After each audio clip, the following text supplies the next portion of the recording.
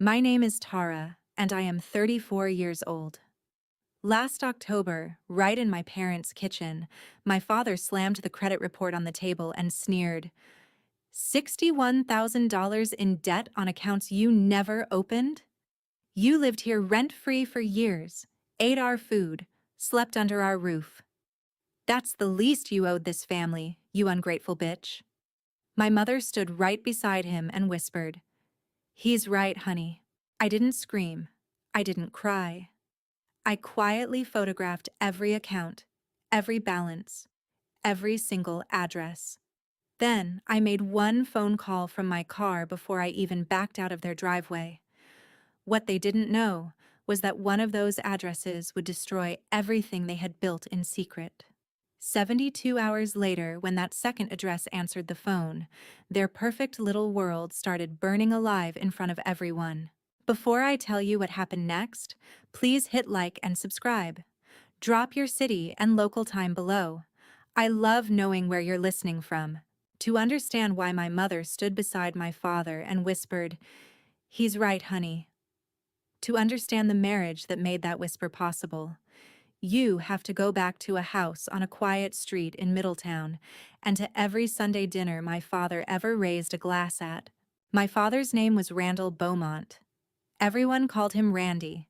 He was 66 last October, retired for 5 years from a bourbon distribution company where he had spent nearly 40 years selling small-batch Kentucky spirits to restaurants and hotel bars across the state.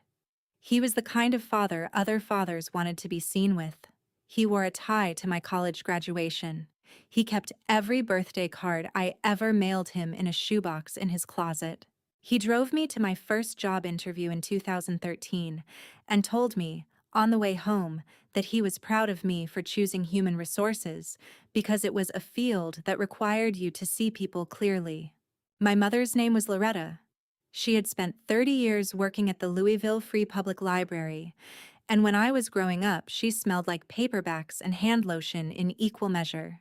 She had retired in 2019, quietly, without a party, because she said parties were for people who liked being looked at. She was 63 last October, and she still wore the same silver hair clips she had worn since I was 12. They had been married for 38 years. For most of my life, I believed I understood their marriage the same way I understood the layout of their house, by memory, by long familiarity, by the certainty of having grown inside it.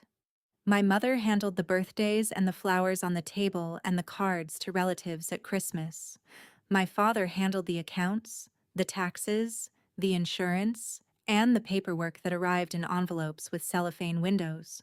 That was the arrangement I had watched them work under for as long as I could remember. Every Sunday they hosted dinner. 29 years running, my mother told me once, without a break. My boyfriend Grant Prescott had been coming to those dinners with me for the last 3 years. Grant was 36, a civil engineer at a firm that designed municipal water systems, and his own parents had divorced when he was 7. He liked my family the way people like a warm room after standing outside. He didn't take it for granted, and he didn't ask too many questions. At the dinner 2 Sundays before everything came apart, my father raised his whiskey glass and said, "To family." He said it the way he always did, quietly, without ceremony. I raised my water glass beside him. Grant raised his. My mother raised her sweet tea. My father looked at Grant across the table and said, "When you two finally settle down, I want first pick of the guest room. I'll pay for the paint." Grant laughed and said, "Sir, we'll be lucky to get past a mortgage first." My father smiled at that. I remember he smiled at that. He said, "Family debt is infinite, Grant. You marry into ours, you inherit the good parts and the hard parts both." My mother smiled beside him and patted his hand. I did not know then that family debt was a phrase my father had been using for 11 years to mean something other than what I understood. I did not know that at that exact dinner, there were 7 credit card accounts open in my name, running quietly through statements I would never see, funding a life I did not know existed. The 8th would be opened 4 months later. That was the last Sunday dinner I ever attended in my parents' kitchen. Grant and I had decided in September that we were going to buy a house. We had been living together in his apartment on Bardstown Road for 18 months, and we had reached the point where the words "our place" had started to sound like a category we were still waiting to enter. There was a craftsman on Everett Avenue in the Highlands, 3 bedrooms, small yard, needed a new roof but had good bones. The listing price was $315,000. We set our mortgage appointment at Ohio Valley Federal Credit Union for the second Wednesday of October. I remember thinking it would be the most stressful morning of that month. Before I tell you about the Wednesday morning, I have to tell you why I never checked my own credit report between the ages of 22 and 34. The reason has a name and a face. His name was Randy Beaumont, and every April he sat me down at the kitchen table with a manila envelope of tax forms, walked me through what I owed and what I was getting back, and asked me to sign the pages he had marked with small yellow tabs. He had been doing this since I graduated from the University of Louisville in 2013. It had started because I couldn't afford an accountant. It had continued because he was good at it, and because it was one of the few things he offered me that felt like fatherhood. Every April before I signed, he would say the same sentence. "Your credit's clean, sweetheart. 780. I'll do the paperwork. Just sign what I send." I never asked to see the report. I never pulled my own. I trusted the number he gave me the way I trusted the temperature on the thermostat. My banking app showed me a FICO score once a month somewhere in the same neighborhood, and that was enough. No account of mine had ever been delinquent. No collector had ever called me. Whatever picture my father was painting of my financial life, it matched the picture I had of it too. I know now that this is exactly what he was counting on.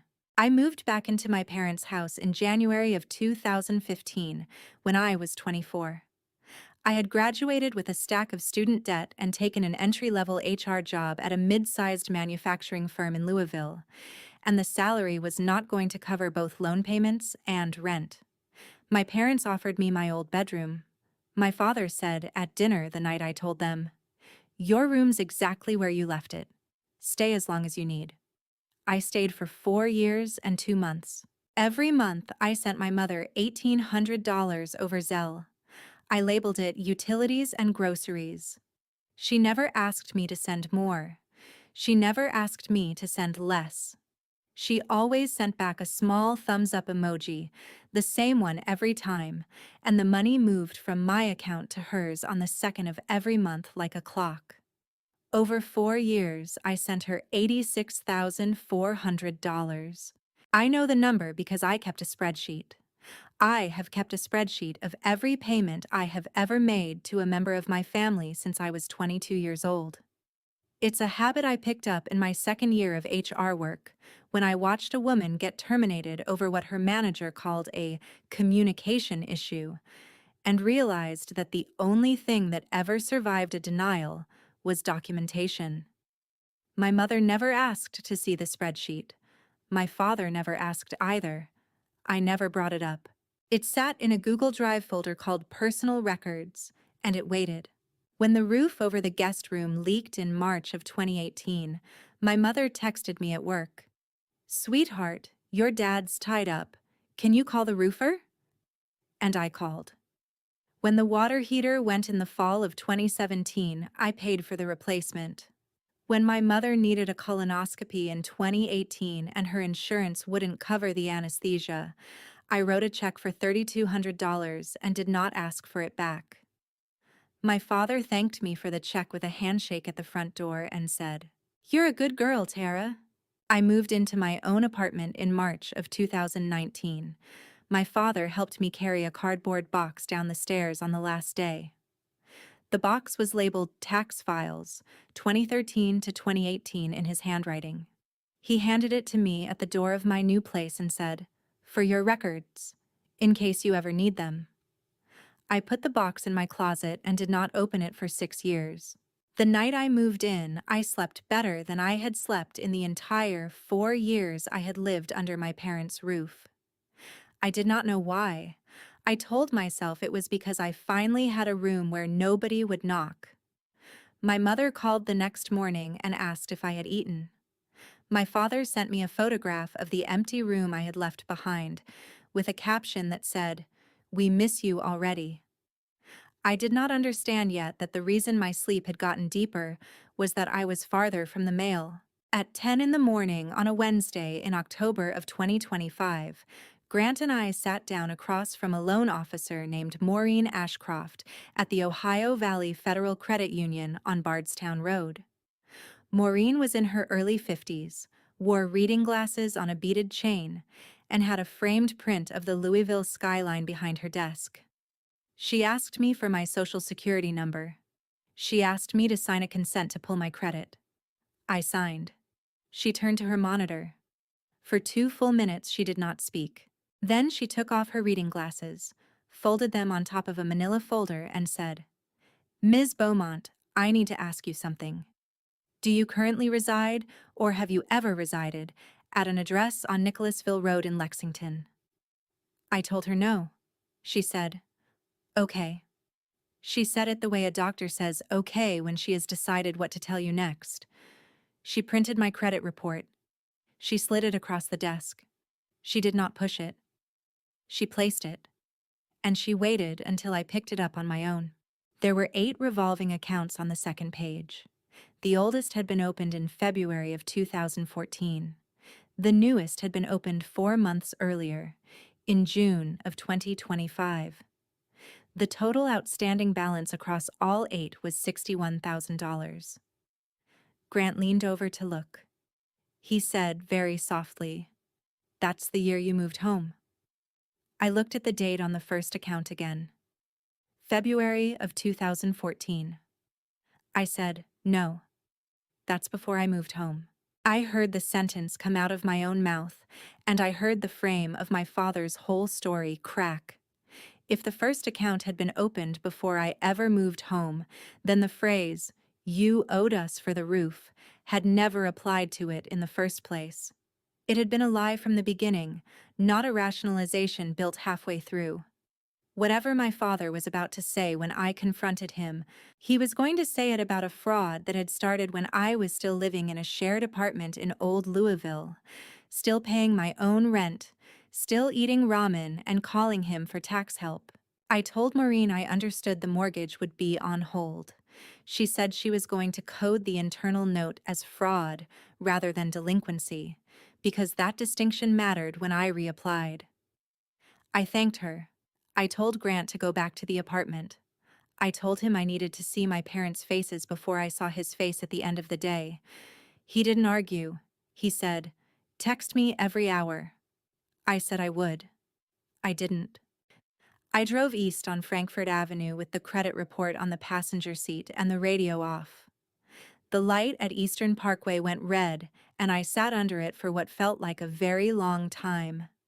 At a stoplight in St. Matthews, I took a screenshot of every page of the report with my phone, backed it up to my iCloud drive, and named the folder October 2025 Evidence. I did that before I stepped inside my parents' house. I did that before I looked either of them in the face. I pulled into their driveway in Middletown at 4 minutes past 3 in the afternoon. My mother's Camry was there. My father's F-150 was there.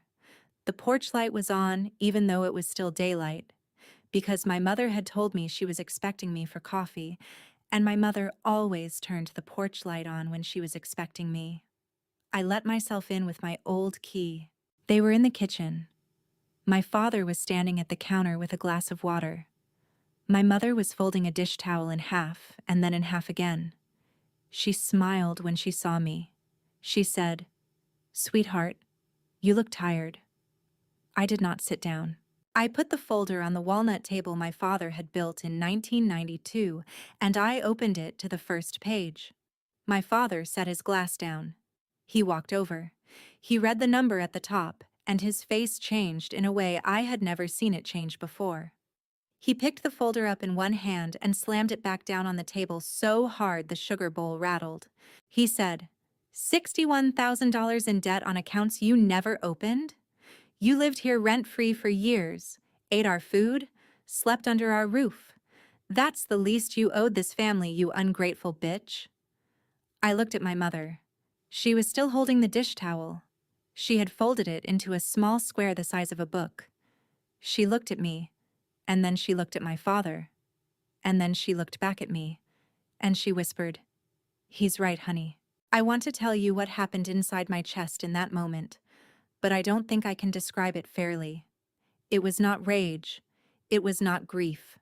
It was the sound of a floor giving way under furniture you had been sitting on your whole life. My father had called me a word he had never called me in 34 years, and my mother had stood beside him and let the word stay in the air. I looked at her for 2 full seconds. Just at her. And I understood that whatever came next was not going to bring her back to me by asking. I took out my phone. I opened the camera.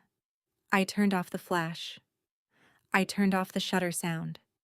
And I began, slowly and methodically, to photograph every page in the folder my father had just slammed onto the table. I photographed each page in landscape and then in portrait, the way I had been trained to photograph documents in HR investigations, so that no future reviewer could argue that the image had been cropped or altered. I did not look up. I did not speak. After about 90 seconds, my father said, "What are you doing?" I said, "Taking pictures, Dad." My mother said, "Sweetheart, please, sit down and talk to us." I said, "I am not staying for dinner, Mom." The kitchen clock read 3:22 when I finished. 52 photographs, every account, every balance, every address. I closed the folder. I did not slide it back to them. I put it in my bag. My mother made a small sound in her throat. My father did not make any sound at all.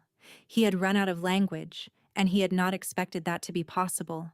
I walked out through the front door and did not close it hard behind me. I sat in my car in their driveway, and I did not turn the key. I opened my laptop on the passenger seat and I logged into the Experian fraud line, and I dialed the number that was printed at the top of the report. My hands were shaking. My voice, when it came out of my mouth, was not shaking. I said, "I need to place a fraud alert on my credit file. All 3 bureaus. Freeze immediately. I have a police report going in tomorrow morning." The representative asked me for the addresses on the accounts. I said, "I have every one of them. I have them in photographs I took less than 5 minutes ago." While I was on the phone, I looked once in the rearview mirror. My mother appeared in the front window and then disappeared. My father did not appear at all. I backed out of the driveway at 3:52 in the afternoon. My father's truck was parked in the same spot it had been for 30 years. Somewhere in that house, my father had already picked up his own phone, and somewhere in Lexington, 78 miles away, a woman named Sabrina was picking up her son from kindergarten. It would be 60 hours before either of them would learn the other one existed. I got back to our apartment a little after 6. Grant had ordered Thai food and set it on the counter without opening it. He looked at me the way you look at a person who has just come home from a hospital room, and he did not ask any questions. He poured me a whiskey. I did not drink it. I opened my laptop and I began a spreadsheet.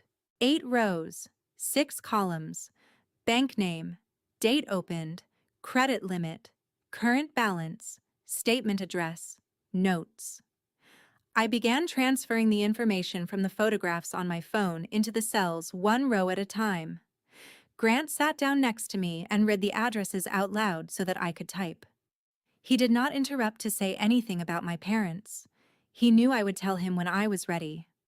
By the time we had filled in all 8 rows, 3 patterns had emerged. 3 of the statement addresses were the same. All 3 were on Nicholasville Road in Lexington. 2 accounts used a post office box in Louisville that I had never heard of. 3 accounts had been set up as paperless from the start, routed to a Gmail address I did not recognize. tarabeaumont.k@gmail.com. I had never opened that account. I had never seen an email from it. I had never received a single statement in the mail from any of the 8 banks in 11 years.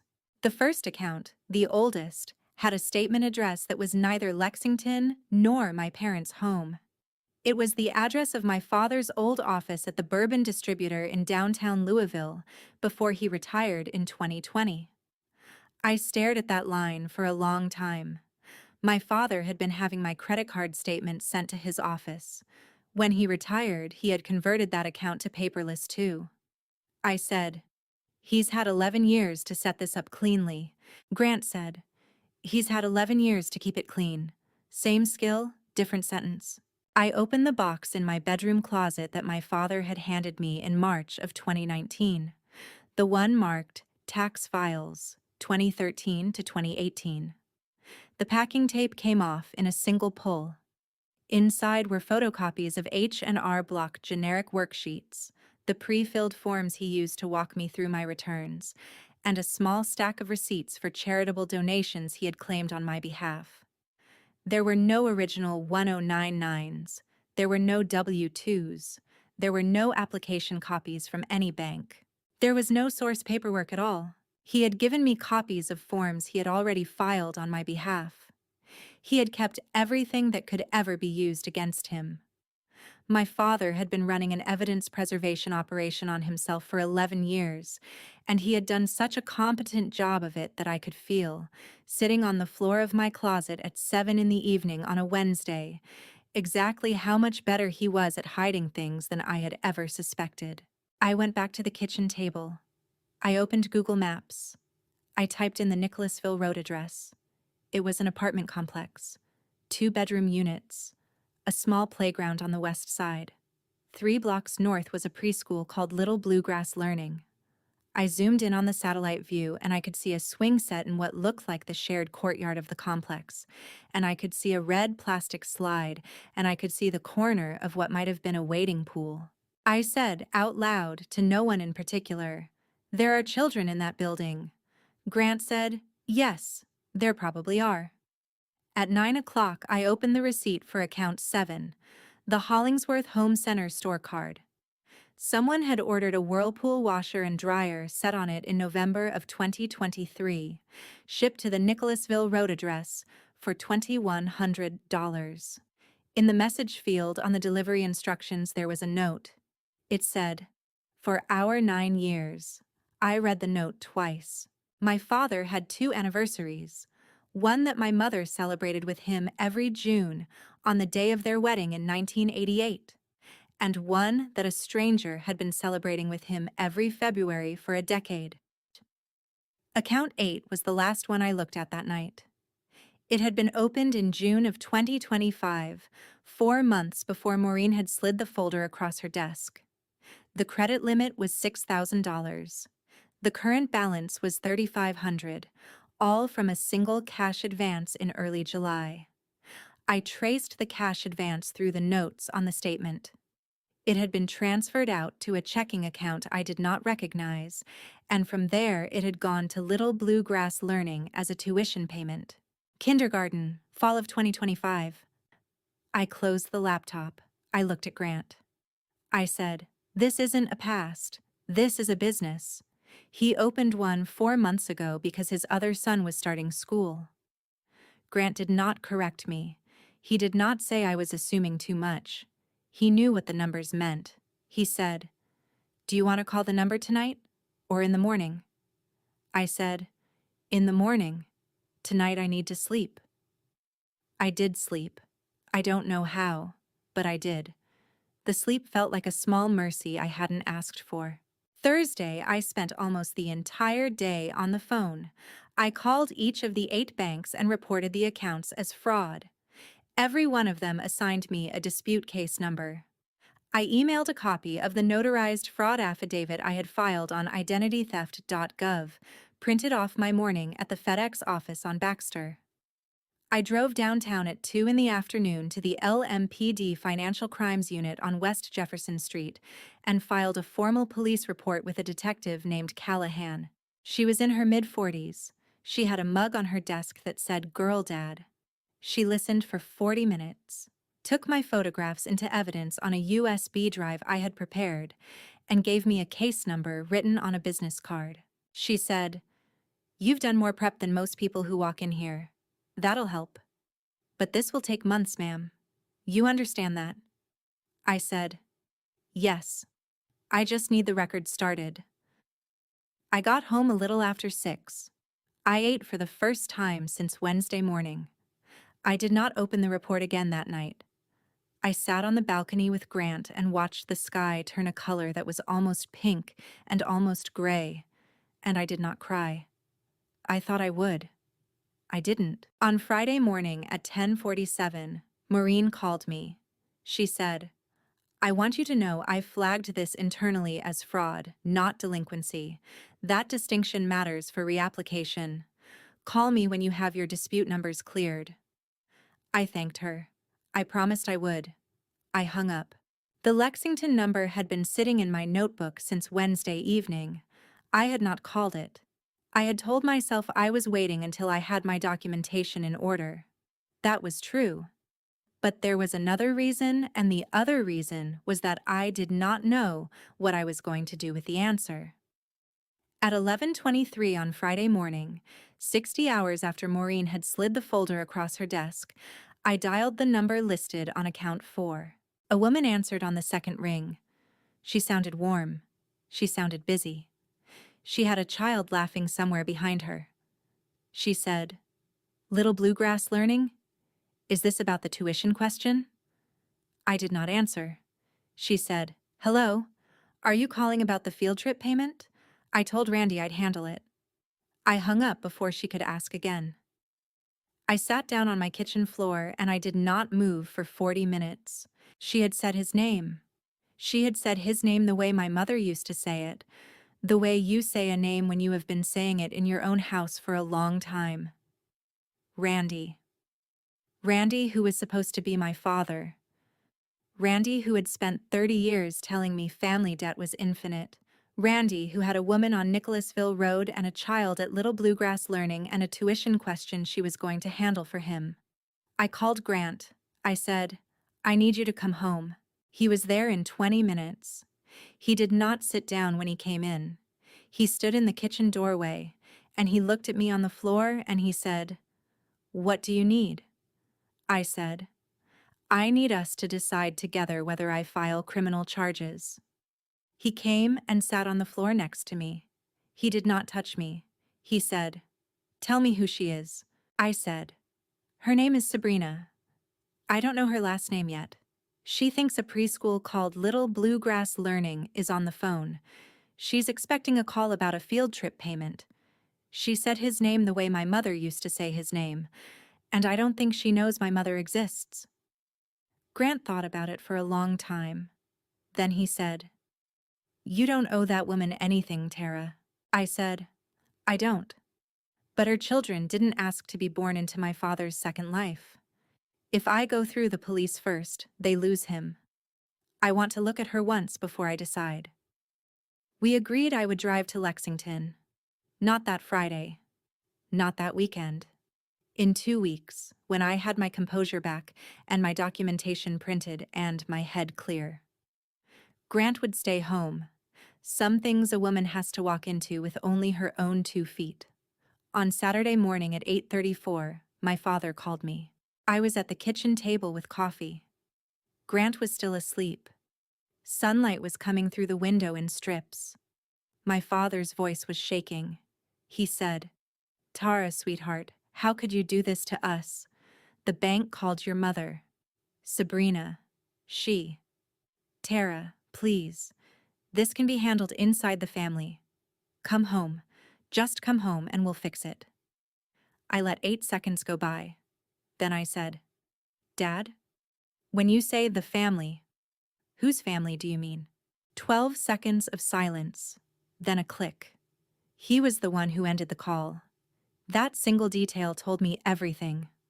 My father had not spent the night preparing an apology. He had spent it preparing a story, and I had just made sure the story would never fit.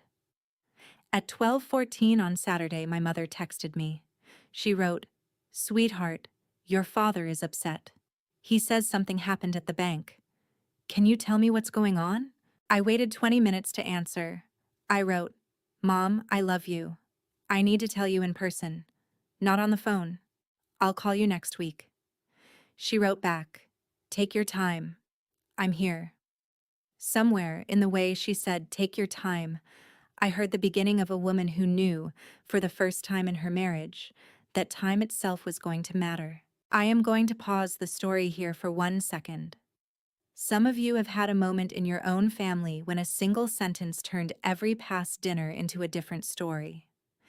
If that happened to you, and you feel like sharing it, leave a first name and a year in the comments. You don't have to explain. Someone reading will understand. For me, the sentence was, "Little bluegrass learning? Is this about the tuition question?" The year was 2025, and I was sitting on my kitchen floor. I waited 2 weeks. In those 2 weeks, I did 3 things. I gathered every piece of paperwork I could pull from the 8 banks under formal request. I contacted a senior counsel at my company, off the record, and asked her hypothetically what a victim of family identity theft should do if she wanted to protect innocent parties in the periphery. She said, "Meet the periphery before you file criminal. Civil covers the harm, criminal collapses the family. Your choice." And I filled a yellow legal pad with 12 questions I wanted to ask a woman I had not yet met. On the last Saturday of October, I drove east on the I-64. 78 miles, 1 hour and 15 minutes. I chose Panera Bread on Nicholasville Road because it was public and cheerful, and no one shouted in Panera Bread. I got there at 10:45. I ordered a coffee I did not drink. I sat by the window and I watched the door. She came in at 11:05 with 2 children. She was 38. She had dark hair pulled back in a low ponytail. She was wearing scrubs, the kind office managers at medical practices wear, and she was holding the hand of a boy who was maybe 6 years old and carrying a girl who was maybe 4. The boy was in a Louisville Cardinals hoodie. The girl had a sippy cup with a chewed straw. Sabrina looked around the dining room and I stood up, and she saw me and she stopped. She said, "You said this was about Randy's business paperwork. I thought maybe an accountant. You're young for that." I said, "Ms. Hollister, I'm not an accountant. I'm Randy Beaumont's daughter." She sat down at the table across from me without letting go of the girl. The boy sat next to her and started tearing pieces off a bagel. Sabrina looked at me for a long time. Then she said, "You have his eyes." That was the first sentence anyone had said to me in 3 weeks that I did not know how to answer. I turned my iPad toward her. I opened the folder with the credit report pages, and I started with account 4, because account 4 was the one with her address on it. She read the page. Then she looked at her son. Then she looked at me. Then she read it again. She said, "He told me you moved to California. He told me you were his daughter from before the divorce, and you didn't want to know him. He said he wrote you a card every year, and you never wrote back." I said, "Ms. Hollister, my father drove me to my first job interview in 2014. He has come to Sunday dinner at my apartment every month since 2019. There was no divorce. There has been no distance. He is not who he told you he was." She was quiet for a long moment. She smoothed her daughter's hair. Then she said, "When did you see him last?" I said, "June, my mother's birthday party, the 19th. She said, "He told me he was in Cincinnati that week." I showed her a photograph on my phone.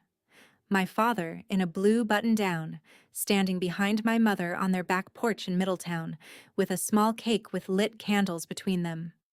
Sabrina looked at the photograph for a very long time. Then she said one word.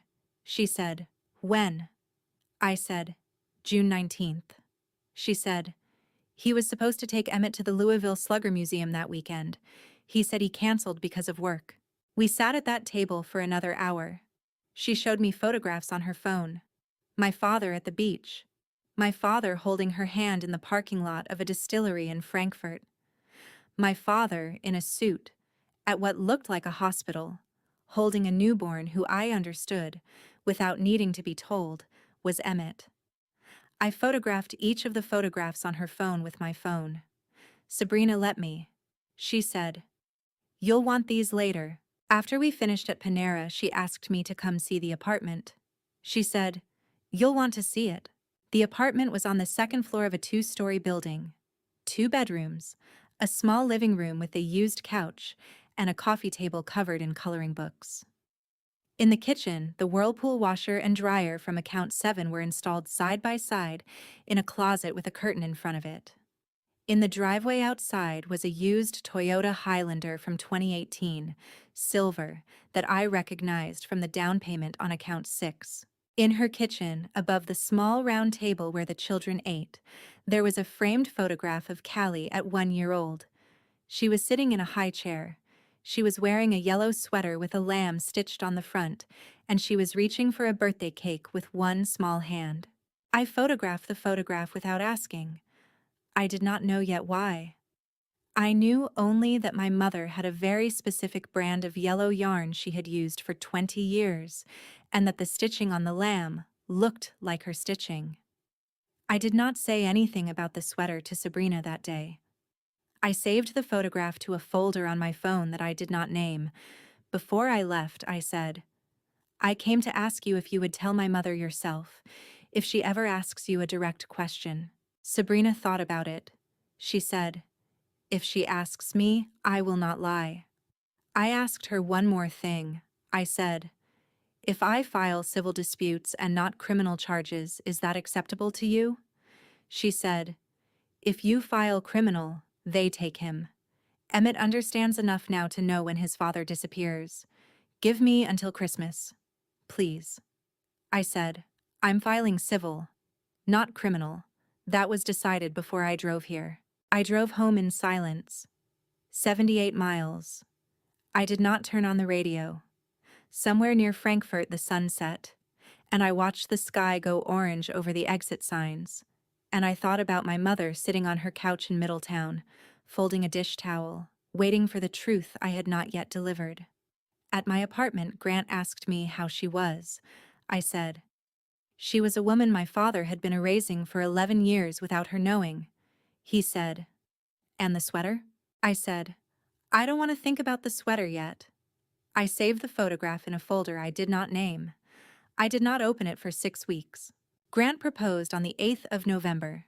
He did it on the back porch of the apartment. No ring first. Just a question. He said, "I don't need a ring first. I need you to know I'm not going anywhere. Yes?" I said yes. I did not tell my mother until the following Friday. When I did, over text, her only reply was, "I'd like to meet you for dinner. Just us, wherever you feel safe." I picked Cheesecake Factory on Shelbyville Road. I picked it because it was public and full of noise, and no one was going to overhear anything I said. We met at 7. My mother wore a navy sweater I had watched her fold on the ironing board for 15 years. She ordered a side salad and did not eat half of it. We talked about the weather. We talked about a book she was reading. We talked about the way the Cheesecake Factory always had too much on the menu, and how she had never once, in her whole life, been able to decide what to order without holding up the table. Halfway through the meal, she said, "I know something is very wrong. I have been waiting for you to be ready." I said, "I'm ready tonight, but not here. Come back to my place, and bring your jacket. We may sit on the balcony." She left the rest of her salad. On the ride to my apartment, she asked me only one question. She said, "Is your father okay?" I said, "He is not sick, Mom. But he is not okay either. And neither will you be. I'm sorry." I made her a cup of chamomile tea. She sat on the couch. Her hands were folded in her lap. I set my laptop on the coffee table between us, and I opened the folder of photographs and I began, one at a time, with the 8 accounts. She let me get through the first 6 without speaking. Then she said, "I need to say something before you show me the rest." She stood up. She walked to the balcony door and looked out through the glass. It was a Louisville November evening, 45 degrees. She stood there for maybe 20 seconds without speaking. Then she came back and sat down. She said, "I said, 'He's right, honey.' I said that to you in my own kitchen. I said it because I was trained to. I said it because I have said it to your father in one form or another for 38 years. When I said it that day, I did not know what he was right about. I thought he was right about the rent.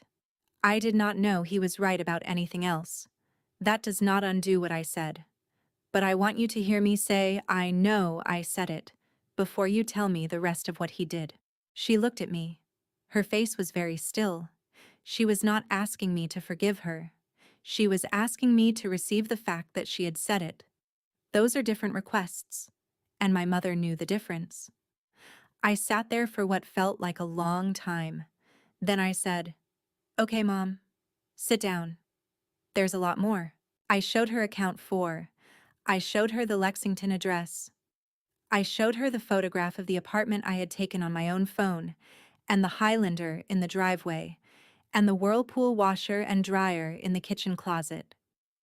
I told her about Sabrina. I told her about a boy named Emmett and a girl named Callie. I told her Sabrina had believed for 11 years that my father was a widower whose only daughter had moved to California and cut him off. My mother did not cry. She looked at the photograph of the yellow sweater on Sabrina's kitchen wall for a long time. Then she said, "Tell me what the little boy looks like." I told her. She read the statement for account 2, from Bluegrass Federal, the one with the recurring rent payment. She read the American Airlines confirmation from February of 2024, 2 tickets from Louisville to Cancun and back, dated the second week of the month. She said, "He called me from what he said was Nashville on February 11th. He told me to be strong for my mother. He was on a beach with a woman." I said, "Yes, Mom, he was." She took off her wedding ring. She set it on the coffee table with the quiet click of a small object placed with intent. She did not put it back on. She stood up. She walked into my kitchen. She poured herself a glass of the bourbon Grant kept above the microwave. She drank it in one motion. I had never seen my mother do that in 34 years. She spent the next 4 days with my Aunt Deborah in Owensboro. She did not tell my father where she was. She turned her phone off. My father called her at 6 in the morning on the Sunday, and she did not answer. It was the longest silence my father had ever received from her, and I do not think he understood, until that Sunday morning, that silence could be a weapon he had taught his own wife how to use. She came back to Louisville on Christmas Eve. She cooked a turkey. She set the table. She put my father at the head of the table where he had always sat. My Aunt Deborah drove up from Owensboro and sat beside her. I did not attend. My mother did not want me to. She wanted to be able to say later that I had not been in the house when she did it. Halfway through dinner, she put a manila envelope beside my father's plate. She did not say anything. She waited until he opened it. Inside the envelope was the initial paperwork from a divorce attorney in Owensboro. My father read the first page. He looked up at her. He said, "Loretta, what is this?" My mother said, "That is the paperwork. My attorney will call you Monday. Deborah will drive me back to Owensboro tonight. Please do not follow. Please do not call me until Monday." He did not follow. He did call her at 6 in the morning on Sunday before Monday came. She did not answer. On the 8th of January, my mother called Sabrina. She had spent the whole first week of the new year drafting what she wanted to say in the brown leather notebook where she had kept the birthdays of 3 generations of the family. She had used the same discipline that she used for birthday cards for 30 years. She called Sabrina at her office. She left a voicemail. She said, "Ms. Hollister, this is Loretta Beaumont. I am Randy Beaumont's wife. I understand you did not know I existed until recently. I would like to meet you when it is possible. I am not calling in anger. I am calling because our children, yours and mine, deserve to know how the truth came out. Sabrina called back at 8:52 that same night. They spoke for 52 minutes. When my mother hung up, she came into my kitchen and sat down and said, "I would like to meet her in person. I would like to bring her something." I said, "Okay, Mom." We drove to Lexington on the 17th of January. Sabrina had a friend watching her kids. My mother met her at a bench in Jacobson Park, near a small pond, in the middle of the afternoon. I stayed in the car. They sat on the bench for 2 hours. I do not know most of what they said. I know only that my mother came back to the car with her hands in her pockets and asked me to drive her the 4 blocks to Sabrina's apartment. Inside the apartment, in the light, my mother unwrapped a small package wrapped in brown paper. She had made it in December, in the 4 days she spent at my Aunt Deborah's house. It was a yellow lamb sweater in an adult size. Same pattern, same yarn. She had matched it from memory. She said to Sabrina, "I made this in December, when I could not sleep. My hands know what to do when my heart does not. It is not an apology, because I owe you none. It is an acknowledgement, because I do." Sabrina held the sweater. Then she walked to the wall over her kitchen table and pointed to the framed photograph of Callie at 1 year old. She said, "Then you made this one too." My mother walked over to the photograph. She looked at the stitching for a long time. She counted the stitches. She looked at the color of the yarn. She looked at the shape of the lamb. She said, "I made this in March of 2022. Randy told me it was for a coworker's granddaughter turning 1. He said her name was." She paused. Sabrina said, "Callie." My mother said, "He said her name was Chloe." Sabrina began to cry then. She cried the way a mother learns to cry, which is quietly, without waking her children. My mother put one hand on her shoulder and did not say anything. That was the moment I stopped waiting for anyone in my family to apologize. Some truths are cleaner than sorry. After a while, Sabrina pulled a small green notebook out of a drawer in her kitchen and slid it across the counter to me. She said, "For your dispute, for your credit report. He owes you first." Inside the notebook, in pencil, were 41 dated entries going back to the summer of 2023. Dates my father had said he was at conferences. Restaurants in Louisville he had put receipts for in his coat pockets and forgotten about. Names of streets he had mentioned in his sleep. My father had a rhythm, and Sabrina had known before any of us. She had not been sure. She had been writing it down while she waited to be sure. She said, "My mother taught me to write things down when I do not want to believe." My mother said, "So did mine." We drove home in the dark. Somewhere near the exit for Frankfurt, my mother spoke for the first time since Lexington. She said, "When you were 7, you brought home a raccoon with a hurt paw. I told you the raccoon could not stay. You cried for an hour. And then you asked me to help you carry it back to the woods. I have thought about that today, Tara. Your father is not a raccoon. He is not the animal you nurse back to health. He is the woods." I understood then that my mother had been paying attention my whole life. I had spent 34 years thinking she was quiet because she had nothing to say. She was quiet because she had been watching for the day one of us would finally need her to say the thing out loud. She filed for divorce on the 3rd of February. The petition was drafted in Owensboro and filed at Jefferson County Family Court. My father was served the papers at his consulting office at 2:15 on a Tuesday afternoon. He signed uncontested within 3 weeks. The 8 civil disputes moved through their own timelines. Between the police report, the notarized affidavits, the application copies that had my father's handwriting on them where mine should have been, and the corroborating notebook from Sabrina, none of the accounts survived the review process. By the middle of March, every one of them had been declared fraudulent. The balances transferred to my father, some voluntarily, some by judgment lien. He would spend the next 15 years paying back the debt he had once told me I owed him. My father had finally learned what a receipt was for. The credit bureaus updated my report in the last week of March. My score, which had dropped into the low 500s during the dispute period, climbed back to 720 by early April. I reapplied for the Everett Avenue house on the 15th. The mortgage was approved on the 23rd. We closed on the 28th of April. My father moved out of the Middletown house on the 15th of March. He signed a lease on a one-bedroom studio near Middletown. He unpacked alone. My mother had already moved her clothes and her sewing basket and her brown leather notebook into my Aunt Deborah's spare room in Owensboro, where she stayed until the day we closed on Everett Avenue. My father's brother, my Uncle Wesley, called him on the second Sunday in March.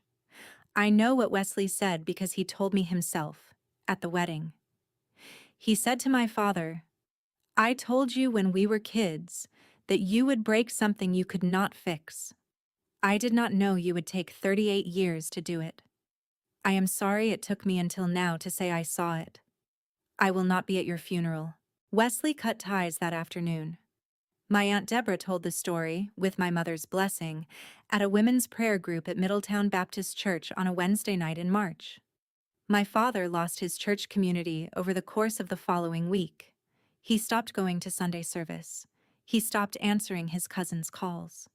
Bourbon Circle, the consulting firm where he had been working since retirement, quietly did not renew his contract. I did not celebrate any of that. I do not think you celebrate a man losing his life. I think you notice that a man made the choices that led to it, and you go home and you make dinner with the people who chose you back. The wedding was on the 23rd of May, the Saturday before Memorial Day. It was in the backyard of the house on Everett Avenue. We had 22 guests. Grant's mother flew in from Portland. His college roommate officiated. My mother was there. My Aunt Deborah was there. My Uncle Wesley drove down from Bowling Green and wore his best suit, which was navy blue and slightly too big in the shoulders. Maureen from Ohio Valley Federal Credit Union came, with a bottle of Kentucky honey and a card that said, "Congratulations from someone who is very glad you are here." There was one empty chair in the front row. I put it there on purpose. I did not tell anyone why. Sabrina had told me on the phone in April that she would not come. She said, "This is your day, not mine, and not my children's. Not yet." She said Emmett wanted to write me something, and that she would put it in the mail so it would reach me before the wedding. Emmett's card arrived on the 20th. I did not open it until the morning of the wedding. My mother was helping me with my hair on the second floor of our new house. She was standing behind me at the vanity. I read the card once to myself. Then I read it aloud to her. Emmett had written it in blocky 6-year-old letters in blue crayon. It said, "Mommy said your mommy made me a sweater when I was little. I still have it. Thank you for being nice to my mommy." From Emmett. On the back he had drawn a small sheep with a yellow crayon and a smile that was too big for its face. My mother, who had not cried since December, cried the whole way through it. She said, "I am going to knit that boy another sweater. And this one, I am going to send myself." I said, "Yes, Mom. Send it yourself." She folded the card and put it in her jewelry box, in the drawer where her wedding ring used to live. That was the only place in her house that had been empty long enough to hold something new. The ceremony was at 5 in the afternoon. The light was the color you get in Kentucky in late May, honey-colored, soft on the grass. Grant stood under a small wooden altar he had built out of reclaimed pine from a barn he had helped survey in the fall. My bouquet was wildflowers, not lilies. My mother wore dark blue, not black. She walked me down the aisle of grass to Grant. She held my elbow. She was not shaking. She was smiling the way I had never seen her smile in the house she had lived in for 38 years. Freedom looked like that. It looked exactly like that. I said my vow first. I said, "Grant, I was raised in a house where love was measured in what you owed. You taught me that love was measured in what you chose. I choose you every day, and I will not send you a bill for any of it. He set his back. I do not remember the exact words. I remember the way his voice cracked in the middle and did not stop. When he kissed me, I looked for 1 second over his shoulder at my mother. She was smiling. She was smiling with her whole face. At the reception, my Uncle Wesley stood up with a whiskey glass raised. He said, "To Tara, who taught this family what a receipt was for. To Grant, who married into a family that got smaller and better on the same afternoon. And to Loretta, my sister-in-law of 38 years, who spent the last 6 months earning something no one ever taught her she was allowed to earn, her own voice. To all three of you." Everyone drank. My mother clinked glasses with me across the whole table. She did not clink with anyone else. She reached across the length of it to reach me, and I understood in that reach that a marriage of 38 years can be undone in a single winter and rebuilt into something else by spring, and that the something else does not have to include the person who broke it. The last guests left a little after 10. Grant went inside to put the leftover cake in the refrigerator. My mother had gone to bed in the downstairs bedroom I had painted for her the week before. I walked around the backyard picking up glasses. The string lights were still on. The empty chair in the front row was still there. I sat in it for a minute. Grant came out with 2 glasses of water. He sat in the chair beside me. He said, "You okay?" I said, "I was just thinking about the chair." He said, "Anyone you missed?" I said, "No. I kept it empty so I could see how it felt not to need it filled." I stood up from the chair. I turned off the string lights. I did not look back at it.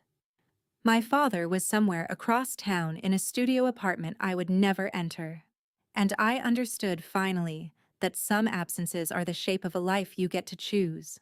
Inside, my mother had left the kitchen light on.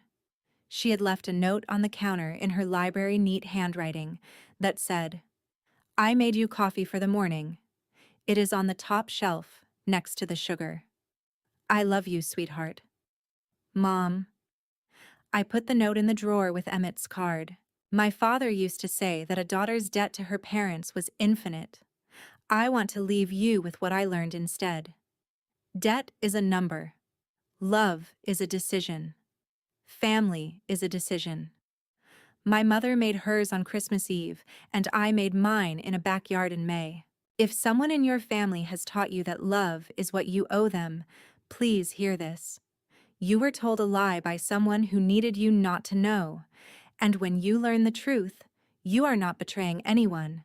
You are finally reading the receipts. If you had to write your own version of the sentence "family is a decision," what would you write? I read every comment on the videos where the story lands like this one.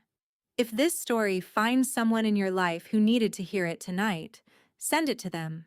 Sometimes the truth travels one message at a time, and if you want the next one, because there is always a next one, you know where the button is. Next Thursday, I will tell you about a woman named Charlotte in Nashville and what she found in her mother's basement 6 weeks after the funeral.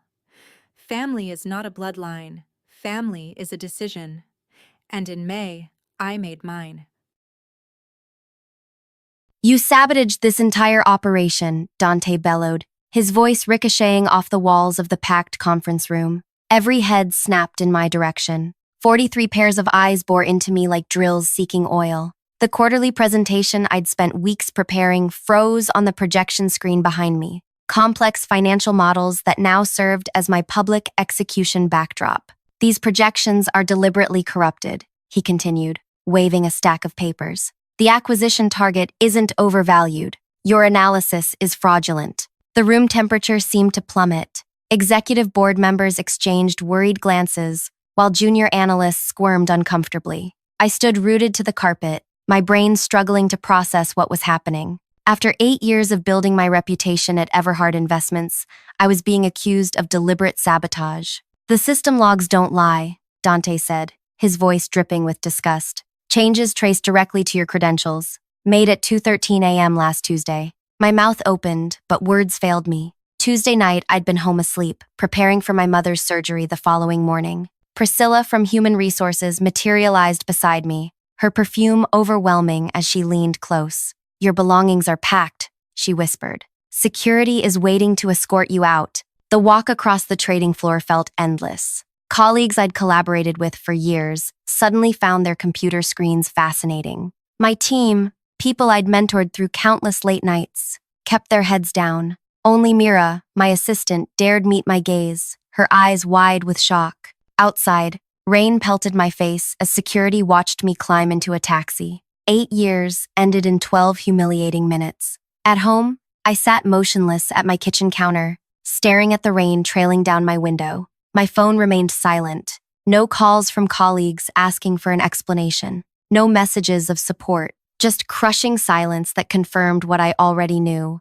I'd been completely erased. By Sunday night, my professional obituary had been written across industry forums. Former classmates sent awkward messages asking what happened. Recruiters who'd been pursuing me last week now ghosted my emails. Then the notifications started. First a trickle, then a flood. By midnight, I had 94 missed calls from Everhart's main switchboard and an email from Preston, the CEO himself. Subject line, urgent. Message. Please call me immediately. Merger in jeopardy. Need to discuss your personnel file. Before I continue with what happened next, if you're enjoying this unbelievable journey of betrayal and vindication, tap that like button and subscribe.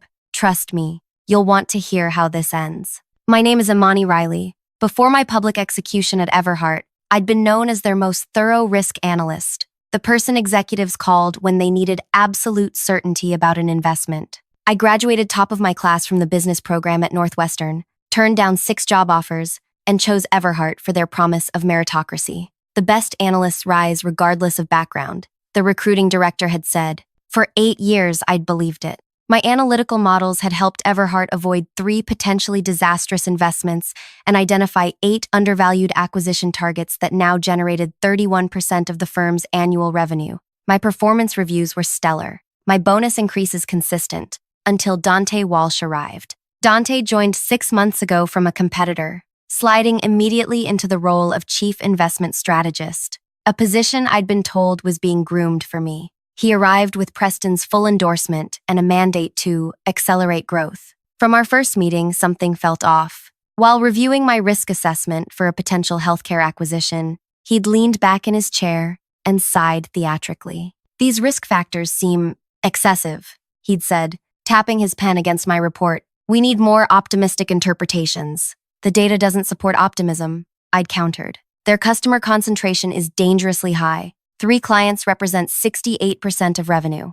"Imani," he'd said, using my first name with artificial familiarity. "Analysis should support strategy, not obstruct it. Preston wants this deal. Make it work." Over the next months, Dante systematically excluded me from strategy meetings. My team was reassigned to his direct reports. My access to certain data systems mysteriously became restricted due to technical issues. When I raised concerns about the Welton acquisition, the billion-dollar deal now in question, Dante had interrupted my presentation to the investment committee. "These projections rely on outdated methodologies," he'd announced. "My team has prepared alternative scenarios showing much stronger growth potential." His alternative scenarios ignored fundamental problems with Welton's market position. Their claimed technology advantage existed only in their marketing materials. Their customer growth had plateaued 3 quarters ago. Their margins were thinning while their competitor acquisition costs decreased. These weren't opinions.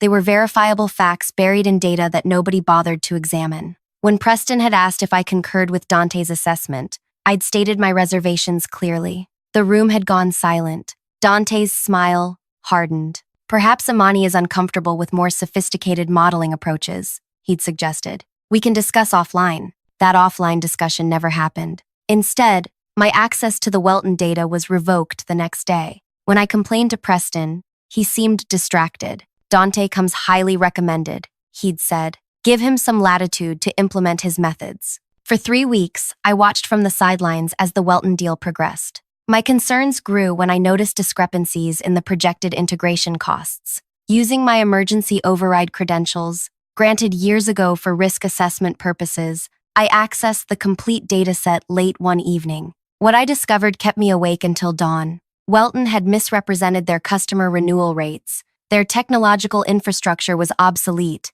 and most alarmingly, their overseas expansion, the crown jewel of their growth story, was burning cash at an unsustainable rate. I compiled my findings into a comprehensive analysis and sent it directly to Preston with Dante copied. The response? Complete silence. Then came the quarterly presentation where Dante accused me of sabotage. Now, staring at Preston's desperate email, I felt something unexpected. Not satisfaction, but a hollow ache. The vindication I'd imagined felt nothing like this. My phone buzzed again. Another call from Everhart's switchboard. Let them wait, I thought. Let them wonder. Let them worry, as I had worried. Outside, the rain intensified, drumming against my windows like impatient fingers. I poured myself a glass of wine and watched lightning illuminate the city skyline. In the brief flashes, I caught my reflection in the window. Tired eyes, slumped shoulders, the posture of someone defeated. But I wasn't defeated.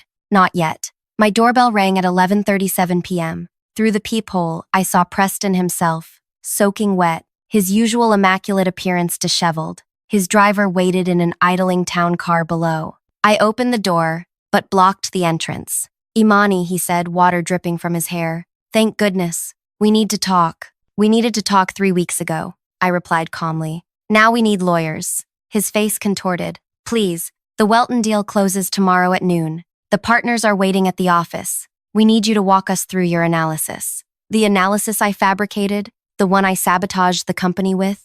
That analysis? We know you didn't fabricate anything, he said, his voice dropping. Someone accessed the system using your credentials. The revelation should have been satisfying. Instead, it burned like acid. And you didn't think to verify before publicly humiliating me? Preston glanced nervously at his watch. Time is critical. The signing ceremony is in 14 hours. If what you found is accurate, it is. Then we're about to make the worst acquisition in the firm's history. I studied the man who had authorized my destruction. His expensive suit clung to him like a wet newspaper. His polished facade had cracked, revealing something I'd never seen before.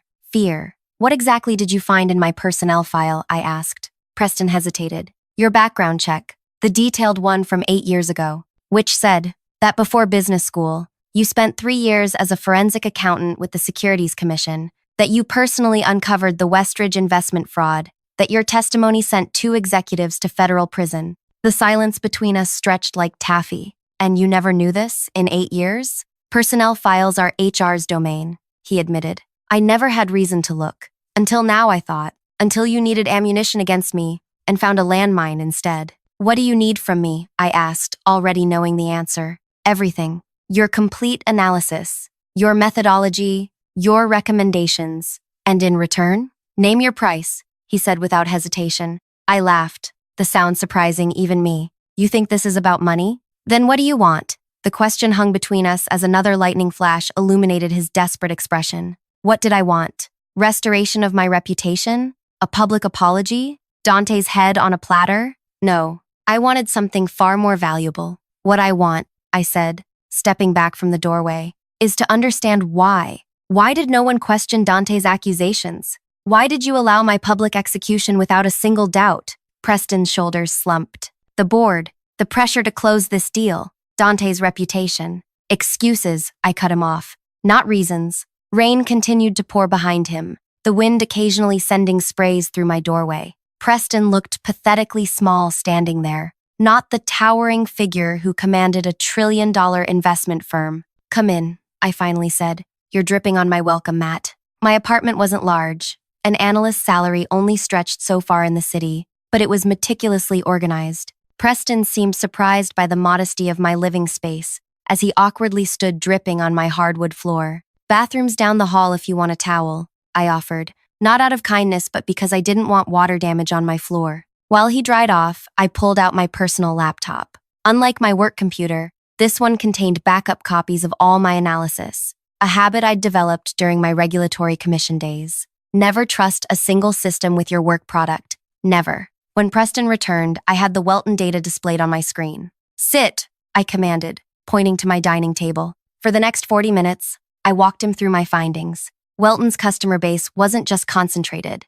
It was shrinking. Their technology platform, advertised as revolutionary, was actually licensed from 3 separate vendors, with contracts expiring next year. Their profit margins in European markets were maintained through accounting practices that, while technically legal, masked alarming trends. How did Dante miss this? Preston whispered, his face ashen. He didn't miss it, I replied. He ignored it. Preston looked up sharply. You're suggesting he knowingly pushed a bad acquisition? I shrugged. I'm presenting facts. Draw your own conclusions. The implications hung heavy between us. If Dante had deliberately championed a disastrous acquisition, the question was why. Incompetence seemed unlikely given his track record, which left more troubling possibilities. We need you back at the office. Now, Preston said, checking his watch again. The partners are waiting. You fired me, remember? Very publicly. We'll announce it was an internal misunderstanding. I laughed. A misunderstanding? You accused me of corporate sabotage in front of the entire investment team. That requires more than a dismissive wave of the hand. Preston's jaw tightened. What do you propose? I'll come with you right now, but I want 3 things. First, complete system access restored immediately. Second, I want to present my findings directly to the partners. No intermediaries, no Dante filtering my analysis. Third, when this is over, we discuss my future at Everhart on my terms. He nodded without hesitation. Done. 30 minutes later, we arrived at Everhart's headquarters. The normally bustling trading floor was eerily quiet at 1 a.m., with only security lighting illuminating the space. In the main conference room, 7 people waited around the massive table, all 5 managing partners, the head of legal, and Elise, the chief compliance officer. Notably absent was Dante. Where is he? I asked as we entered. Julian, the senior partner, answered. Unreachable. His phone goes straight to voicemail. An uneasy feeling settled in my stomach. Check the airport, I said, and freeze his access credentials immediately. Elise raised an eyebrow but reached for her phone. Let's not jump to conclusions, Preston cautioned. Like you did with me? I countered, connecting my laptop to the projection system. For the next 2 hours, I presented my complete analysis of Welton. The partners' expressions shifted from skepticism to concern to outright alarm. By the time I finished, Julian had loosened his tie, and Warren, the most conservative partner, had unfastened his collar button, the equivalent of a primal scream in partner body language. If we sign this deal, I concluded, Everhart will be acquiring approximately $260 million in undisclosed liabilities, technology that needs complete replacement within 18 months, and a customer base that's already exploring alternative vendors.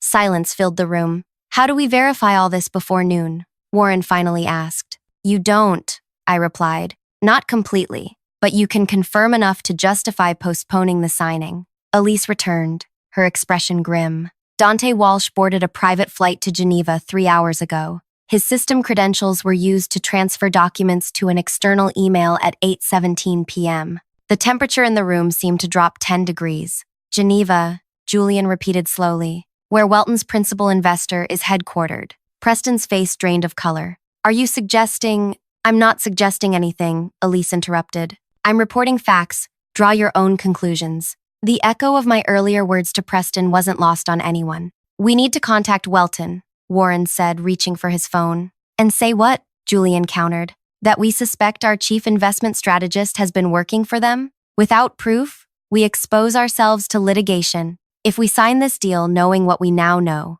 I interjected, every person in this room could face regulatory action, possibly criminal charges. That got their attention. These were people who navigated complex financial risks daily, but personal legal exposure was a different matter entirely. What do you recommend? Preston asked me directly. All eyes turned my way. The irony wasn't lost on me. Less than 72 hours after being escorted from the building in disgrace, I was now the person they turned to for salvation. Cancel tomorrow's signing, citing the need for additional due diligence based on new information. Launch an internal investigation into the approval process. Hire an independent accounting firm to verify my findings. Welton will sue for breach, the legal head warned. Let them, I replied. Discovery works both ways. And I suspect they'll back down quickly once they realize we've identified the accounting irregularities. Julian nodded slowly. It's our best option. By 4 a.m., the decision was made.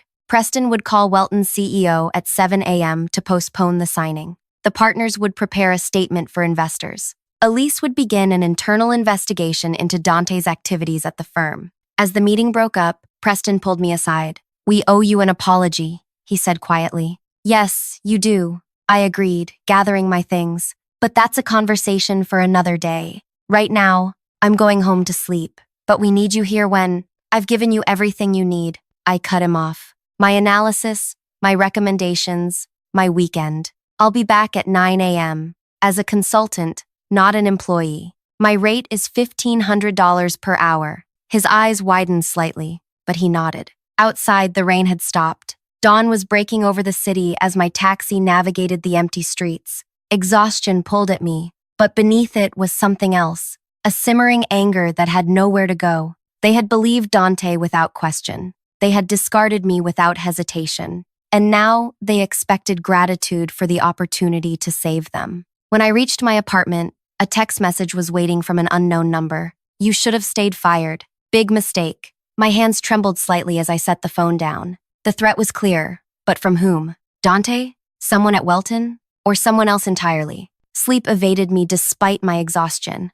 By 8:30 a.m., I was showered, dressed, and heading back to Everhart. The trading floor buzzed with rumors as I crossed toward the executive suite. Analysts whispered behind their monitors. A few brave souls nodded acknowledgement. Mira intercepted me at the elevator. "Everyone's saying the Welton deal is off," she whispered, falling into step beside me. "And that Dante cleaned out his office last night. Is that what they're saying?" I kept my expression neutral. "They're also saying you're back." Her eyes searched mine. "Are you?" The elevator doors opened. That remains to be seen. Preston was waiting in the conference room along with Julian and Elise. Their expressions told me everything I needed to know before they spoke. "Welton threatened to sue for specific performance," Preston said without preamble. "Their lawyers delivered this an hour ago." He slid a document across the table. "A formal notice demanding Everhart honor the acquisition agreement or face litigation for damages exceeding $300 million. They claim we're manufacturing 11th-hour concerns to renegotiate the price," Julian added. I scanned the document, noting the aggressive language. "This is a bluff. They know we found something." "Perhaps," Elise said carefully, "but we have another problem. The transaction committee minutes don't show your objections to the deal. According to the official record, you signed off on the acquisition." My blood ran cold. "That's impossible." I voiced concerns directly to Preston and the committee. "The minutes show your concerns were addressed to everyone's satisfaction," Elise continued. "Your electronic signature appears on the final recommendation." "I never signed anything." My voice rose despite my efforts to remain calm. "We believe you," Preston said quickly. "But that's the documentary record we're dealing with. Records that would be discoverable in litigation." The implications crashed over me like a wave. Not only had Dante framed me for sabotage, but he had also falsified my approval of the very deal I had opposed. If Everhart backed out now, the doctored records would make it appear that I had suddenly changed my position without justification. "Who has access to the minute system?" I asked. "Committee members, the recording secretary, and system administrators," Elise replied. "And Dante?" She nodded reluctantly. "As chief investment strategist, yes." The room fell silent as we all processed what this meant. Everhart was trapped. Proceed with a disastrous acquisition, or face litigation with falsified internal records undermining their position. "There's another option," I said finally. "But you won't like it." Julian leaned forward. "We're listening. Complete the acquisition as planned." Preston's jaw dropped. "After everything you just showed us?" "Complete it," I continued, "but with modifications to the purchase agreement that give us protection based on specific representations about their financial condition." "They'll never agree to last-minute changes," the legal head objected. "They will if the alternative is us walking away entirely and them explaining to their investors why the deal collapsed." I turned to Preston. "But I need something from you first." "Name it," he said immediately. "Complete system access. Every database, every record, every email." Preston exchanged glances with Julian. "Why?" "Because I don't believe Dante acted alone," I said quietly. "And before we move forward, I need to know exactly what we're dealing with." Elise frowned. "That would give you access to highly confidential information across the entire firm." "Yes," I agreed. "It would." The silence stretched as the implications sank in. I was asking for unprecedented access, the kind that could expose every skeleton in Everhart's closet. You have 4 hours until the signing ceremony, I reminded them. Decide quickly. Julian stood up. Give her the access. Julian, Elise protested. Do it, he said firmly. If there's any chance of salvaging this situation, we need to know what we're up against. As they filed out to make arrangements, Preston lingered behind. Why are you helping us? He asked quietly. After what we did to you? I met his gaze steadily. Who said I'm helping you? 4 hours. That's how long I had to unravel years of potential corruption while navigating a minefield of legal liabilities. The temporary workstation they'd set up for me hummed with 3 monitors displaying different datasets, email archives, transaction records, and system logs stretching back 5 years. We've given you administrative access, the IT director explained nervously. Every keystroke is being recorded for compliance purposes. I nodded without looking up. I'd expect nothing less. As soon as he left, I began methodically constructing search queries across multiple databases. Standard audit procedures would have started with recent communications,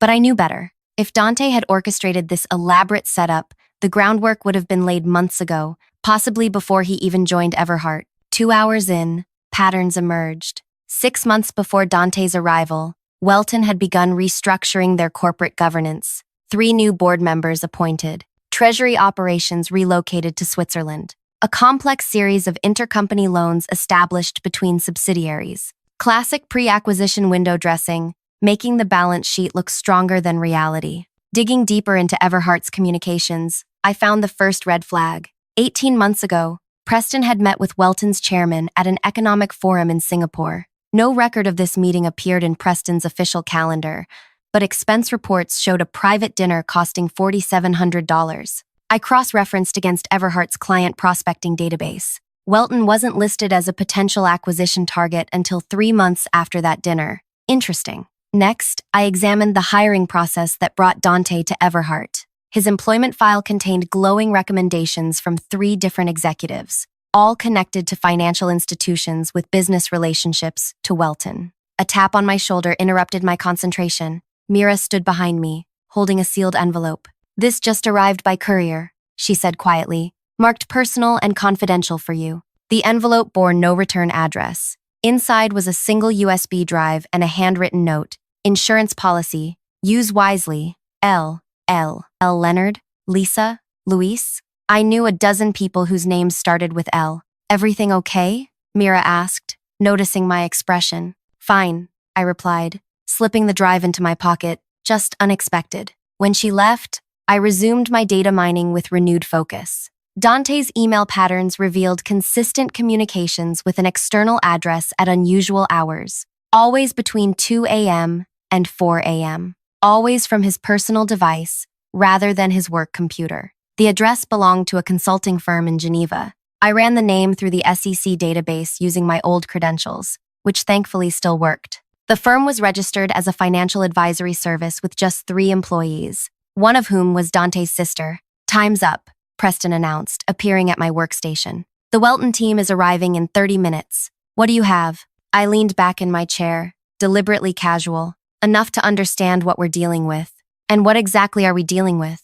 A conspiracy involving at least 4 people at Everhart, potentially including members of senior management. Preston's face tightened. That's an extraordinary claim. With extraordinary evidence to support it, I countered. But we don't have time to review it all now. You need to decide whether to proceed with the signing. Based on your recommendation? I smiled thinly. I don't work here anymore, remember? I'm just a consultant providing analysis. His jaw flexed with frustration. Imani, people's careers, their livelihoods, hang in the balance. What should we do? Proceed with the signing, I said, but insist on additional representation clauses regarding their customer retention rates and technology ownership. That's it? He looked skeptical. For now, I replied. The rest comes later. The signing ceremony proceeded with excruciating politeness. Welton's executives, dressed in identical navy suits, maintained pleasant smiles even as Everhart's legal team introduced last-minute additions to the agreement. Simply standard language, Julian explained smoothly, formalizing the representations you've already made about customer retention. Welton's CEO hesitated, glancing at their chief counsel. A whispered consultation followed before he nodded agreement. Of course. We stand behind our reported figures. I watched from the back of the room, noting which executives appeared nervous and which remained calm. The Welton CFO kept checking his watch. Their head of strategy couldn't stop adjusting his tie. But their CEO maintained perfect composure, either supremely confident or completely unaware of the house of cards he presided over. After signatures were exchanged and congratulatory handshakes completed, champagne appeared. I declined a glass and slipped out unnoticed. In the elevator, I plugged the mysterious USB drive into my phone. It contained hundreds of audio files, recordings of phone calls between Dante and various Welton executives dating back nearly 2 years. Call after call detailing how to structure the acquisition to conceal Welton's actual financial condition.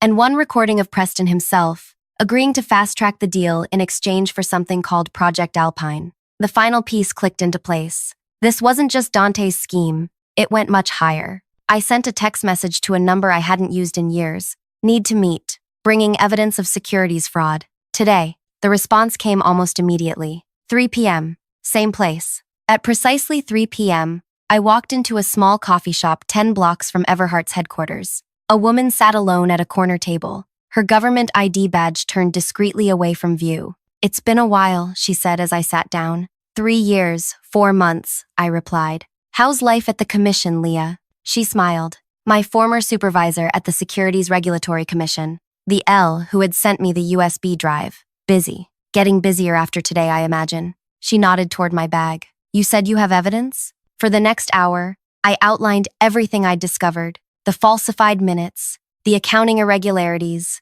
the secret meetings, the recorded calls. Leah took minimal notes, her expression growing grimmer with each revelation. "This is extensive," she said finally. "Coordinated securities fraud across multiple organizations, involving the CEO of one of the country's largest investment firms," I added. She studied me carefully. "Why come to me directly? Why not take this to Everhart's board?" "Because the board chairman sits on Welton's advisory council. The whole system is compromised." Leah nodded slowly. "What do you want out of this, Imani?" "Justice," I replied simply. "That's never the only answer," she pressed. "What else?" I considered the question carefully. "Protection for the innocent employees who had nothing to do with this, and a public clearing of my name. That's it? No financial demands? No revenge?" "The truth is revenge enough," I said quietly. 2 weeks later, I watched from my apartment as federal agents entered Everhart's headquarters. Preston was escorted out first, followed by Julian and 3 Welton executives. News helicopters circled overhead, capturing the scene for the evening broadcasts. My phone buzzed with a text from Leah. "Indictments unsealed. 32 counts. Well done." I poured myself a glass of wine and settled onto my couch as the financial news anchor broke into regular programming. Breaking news. The Securities Commission has announced charges against 7 executives in what they're calling one of the most sophisticated financial fraud schemes in recent history. The complaint alleges that executives at Everhart Investments conspired with Welton Technologies to conceal financial irregularities ahead of a billion-dollar acquisition. My doorbell rang. Outside stood Elise, Everhart's compliance officer, looking exhausted. "May I come in?" she asked. I stepped aside to let her enter. "The board has appointed me interim CEO," she said without preamble. "We're cooperating fully with the investigation." "Congratulations," I replied. "Tough first week. The board wants you back," she continued, "as chief risk officer, reporting directly to me. Complete autonomy, double your previous salary, and a public statement clearing your name." I smiled. "Is that all?" "They're prepared to offer equity partnership as well," she added. "First non-executive partner in the firm's history. And if I say no?" Elise sighed. "Then we'll struggle to survive this. The firm needs someone with unquestionable integrity to help rebuild trust. The partners know it's you or no one." I walked to my window, looking out at the city skyline. "I want something else. Name it. A complete restructuring of the risk management division, new compliance protocols requiring multiple independent verifications before major transactions, and a whistleblower protection program with real teeth." "That's ambitious," she said carefully. "It's necessary," I countered. "And non-negotiable." Elise studied me for a long moment before nodding.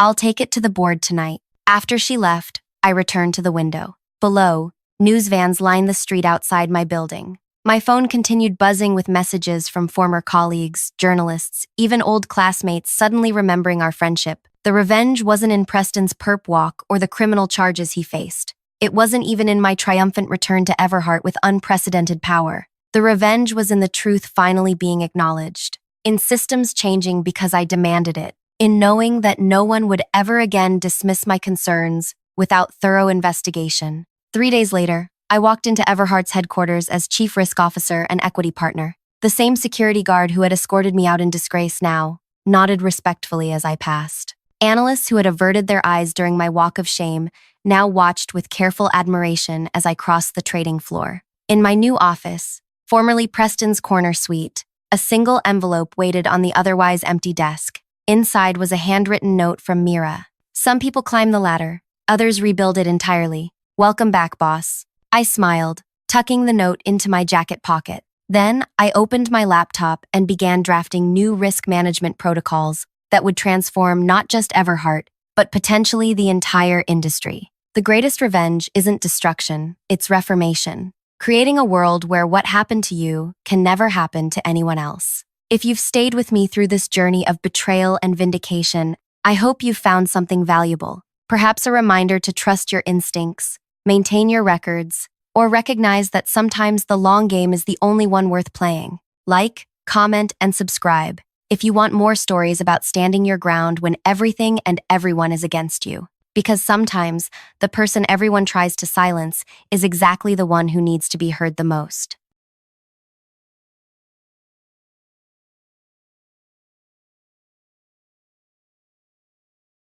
The heat hit me first, a wall of scorching air that stole my breath as I yanked open the heavy metal door. The storage room was dark except for the emergency light casting an eerie red glow across metal shelves stacked with supplies. That's when I saw her, Penelope, crumpled against the far wall, her uniform soaked through with sweat, hair plastered to her forehead. "Penny?" I whispered, rushing toward her. Her eyes fluttered open, cracked lips parting. "Vera?" Her voice was a dry rasp. "Water, please." The digital thermometer on the wall read 104 degrees Fahrenheit. In July, with no ventilation, the storage room had become an oven. I touched her arm, her skin burned against my fingertips. "How long have you been in here?" I asked, already pulling my water bottle from my bag. She gulped greedily, water spilling down her chin. "Since yesterday afternoon, after the meeting." My stomach clenched. 17 hours trapped in sweltering heat. "I found something," she whispered, eyes darting to the door. "In the safety reports, when I showed Kent Alvarez, regional manager, the man who'd given me a final warning last week for questioning overtime policies. He told me to double-check some inventory." She continued, said he'd be right back. Then, click. Her fingers weakly mimicked a key turning. I screamed until my voice gave out. I helped her stand, her legs buckling beneath her. The guard wouldn't arrive for another hour. Management had implemented a strict policy: no unauthorized personnel in office areas outside working hours.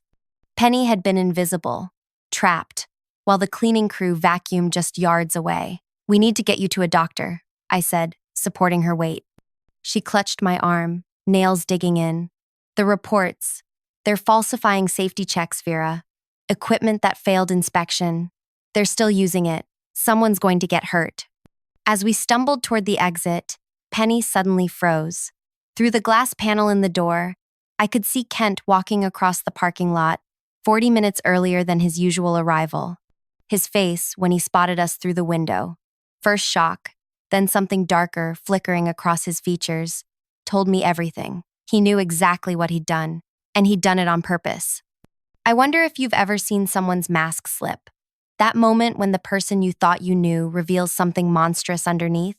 If you have, let me know in the comments. And if you want to hear how this nightmare at work ended, make sure you're subscribed and hit that like button.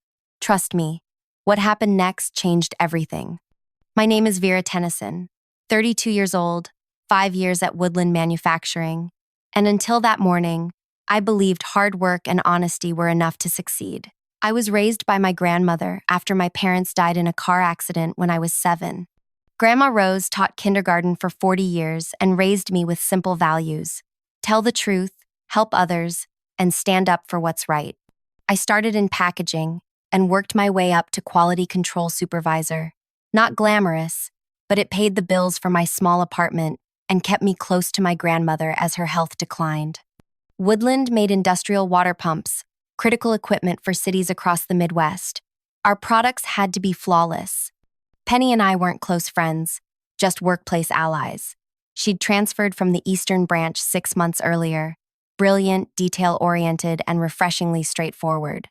While other coworkers avoided management scrutiny by keeping their heads down, Penny asked questions. She studied manuals, memorized safety protocols, and suggested improvements. Management hated her for it. "They're waiting for me to quit," she'd told me during lunch break 3 weeks before the incident. "But my son starts college next year. I need this job." I remember thinking she was paranoid, until that morning when I found her locked in what could have become her tomb. Kent's face hardened as he strode through the door. All business now, the momentary shock replaced with controlled anger. "What are you doing here so early, Vera? And why is Penelope out of the storage area?" The casualness of his question made my skin crawl. "She was locked in overnight," I said, still supporting Penny's weight.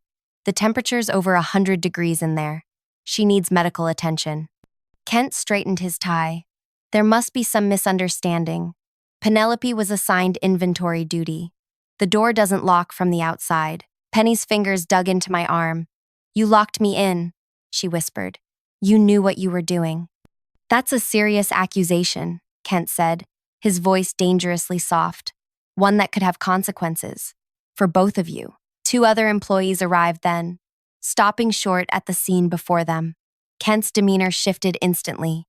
"Penelope isn't feeling well," he announced loudly. "Vera, please take her to urgent care. Company policy requires an incident report. I'll have it ready when you return." I helped Penny to my car, the weight of Kent's stare burning into my back. The urgent care doctor didn't bother hiding his concern. Severe dehydration, heat exhaustion that could have progressed to heat stroke. Another few hours. He shook his head. "How exactly did this happen?" While Penny received IV fluids, I called her son, Drake, a high school senior with his mother's serious eyes. When he arrived, his face crumpled at the sight of his mother in a hospital bed. "Mom works so hard," he told me in the hallway. "Since Dad left, it's been just us. She takes every overtime shift they offer." When Penny was stable enough to talk, she told us everything. The irregularities she'd found in the safety inspection reports, equipment that had failed critical tests but received passing marks, maintenance schedules altered, her meeting with Kent where he'd suggested she was confused about the regulations. "He knew exactly what he was doing," she said, voice stronger now. "Putting me in that room was a message. We need to report this," I insisted. Penny's laugh was bitter. "To who?" "Regional Director Preston is Kent's brother-in-law. HR reports directly to them. The last person who filed a complaint was transferred to night shift until they quit." Drake took his mother's hand. "Mom, you can't go back there." Her eyes met mine, and I saw the decision form. "I won't." We returned to Woodland that afternoon with resignation letters. Kent accepted them with a thin smile that didn't reach his eyes. "Unfortunate you both feel this way," he said smoothly. "But perhaps it's for the best. Small towns have small memories, but word does travel about. Difficult employees." As we walked to our cars for the last time, Penny turned to me. "Thank you. If you hadn't come in early today." "Don't." I cut her off, unable to contemplate the alternative. "What will you do now?" she asked. I hadn't thought that far ahead. My grandmother needed her medications. I had rent due in 2 weeks. "I'll find something," I said with more confidence than I felt. Kent's parting threat proved prophetic. Within days, the rejections began. Positions I was qualified for suddenly filled before interviews. Applications mysteriously lost. One potential employer actually winced when he saw my resume. "You worked at Woodland?" he asked, already closing my file. Penny faced similar obstacles. After 3 weeks of rejections, she and Drake moved in with her sister 2 states away. "It's not right," she told me during our goodbye call. "They're going to hurt someone, Vera. Those pumps go into hospitals, nursing homes, schools. I'd been living on ramen and picking up delivery gigs to make rent. Grandma Rose had raised me to believe in justice, but justice seemed in short supply. What can we do? I asked. No one will listen. Someone will, Penny replied. We just need to make them hear us. After we hung up, I sat in my darkening apartment, fury building inside me. Kent and the others had calculated exactly how much power they held in our small town. They'd weaponized our need for jobs, our community connections, our limited options, and they'd nearly killed Penny to silence her. That night, I made a decision. If they wanted to play with people's lives, they'd learn that some people fight back. I opened my laptop and began to research. The annual Midwest Industrial Safety Conference was 6 weeks away. Woodland Manufacturing would host the event, showcasing their commitment to safety with state inspectors, industry leaders, and regulators in attendance. Kent was scheduled as the keynote speaker.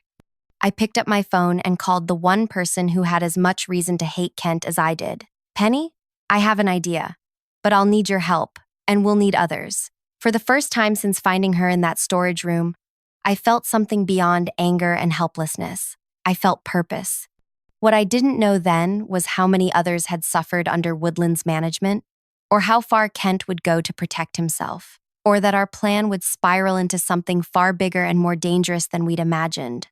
I also didn't know that someone inside Woodland was watching our every move, ready to destroy us before we could expose the truth. The first hint that we weren't alone in our fight came 3 days later. I was delivering pizzas, my third shift that week, when the customer opened her door and gasped, "You're Vera Tennyson," she said, eyes wide. I nodded warily, used to small-town recognition, but suspicious now. I'm Zola. I worked at Woodland for 8 years. Accounting department. She glanced over her shoulder before pulling me inside. You need to know something. You and Penelope weren't the first. In her kitchen, Zola showed me a notebook filled with dates, names, and incidents. I started keeping track 3 years ago, after the acquisition. I scanned the pages, ice spreading through my veins. 13 employees who'd raised safety concerns, all systematically isolated, harassed, or placed in dangerous situations until they quit. One had suffered chemical burns in a storage accident remarkably similar to Penny's. Why didn't anyone report this? I asked. Zola's smile was sad. To who? The local paper's owner plays golf with Preston. The county inspector's daughter got a management position at Woodland right out of college. They've built their fortress carefully. Why are you showing me this? Because you're still fighting, she said simply. And you're not the only one. We've been waiting for the right moment. My phone chimed with another delivery reminder. As I stood to leave, Zola pressed a flash drive into my hand. Financial records, she whispered. Where the money's really going instead of equipment maintenance. Be careful who sees this. As I drove to my next delivery, my mind raced. We weren't just seeking justice for Penny anymore.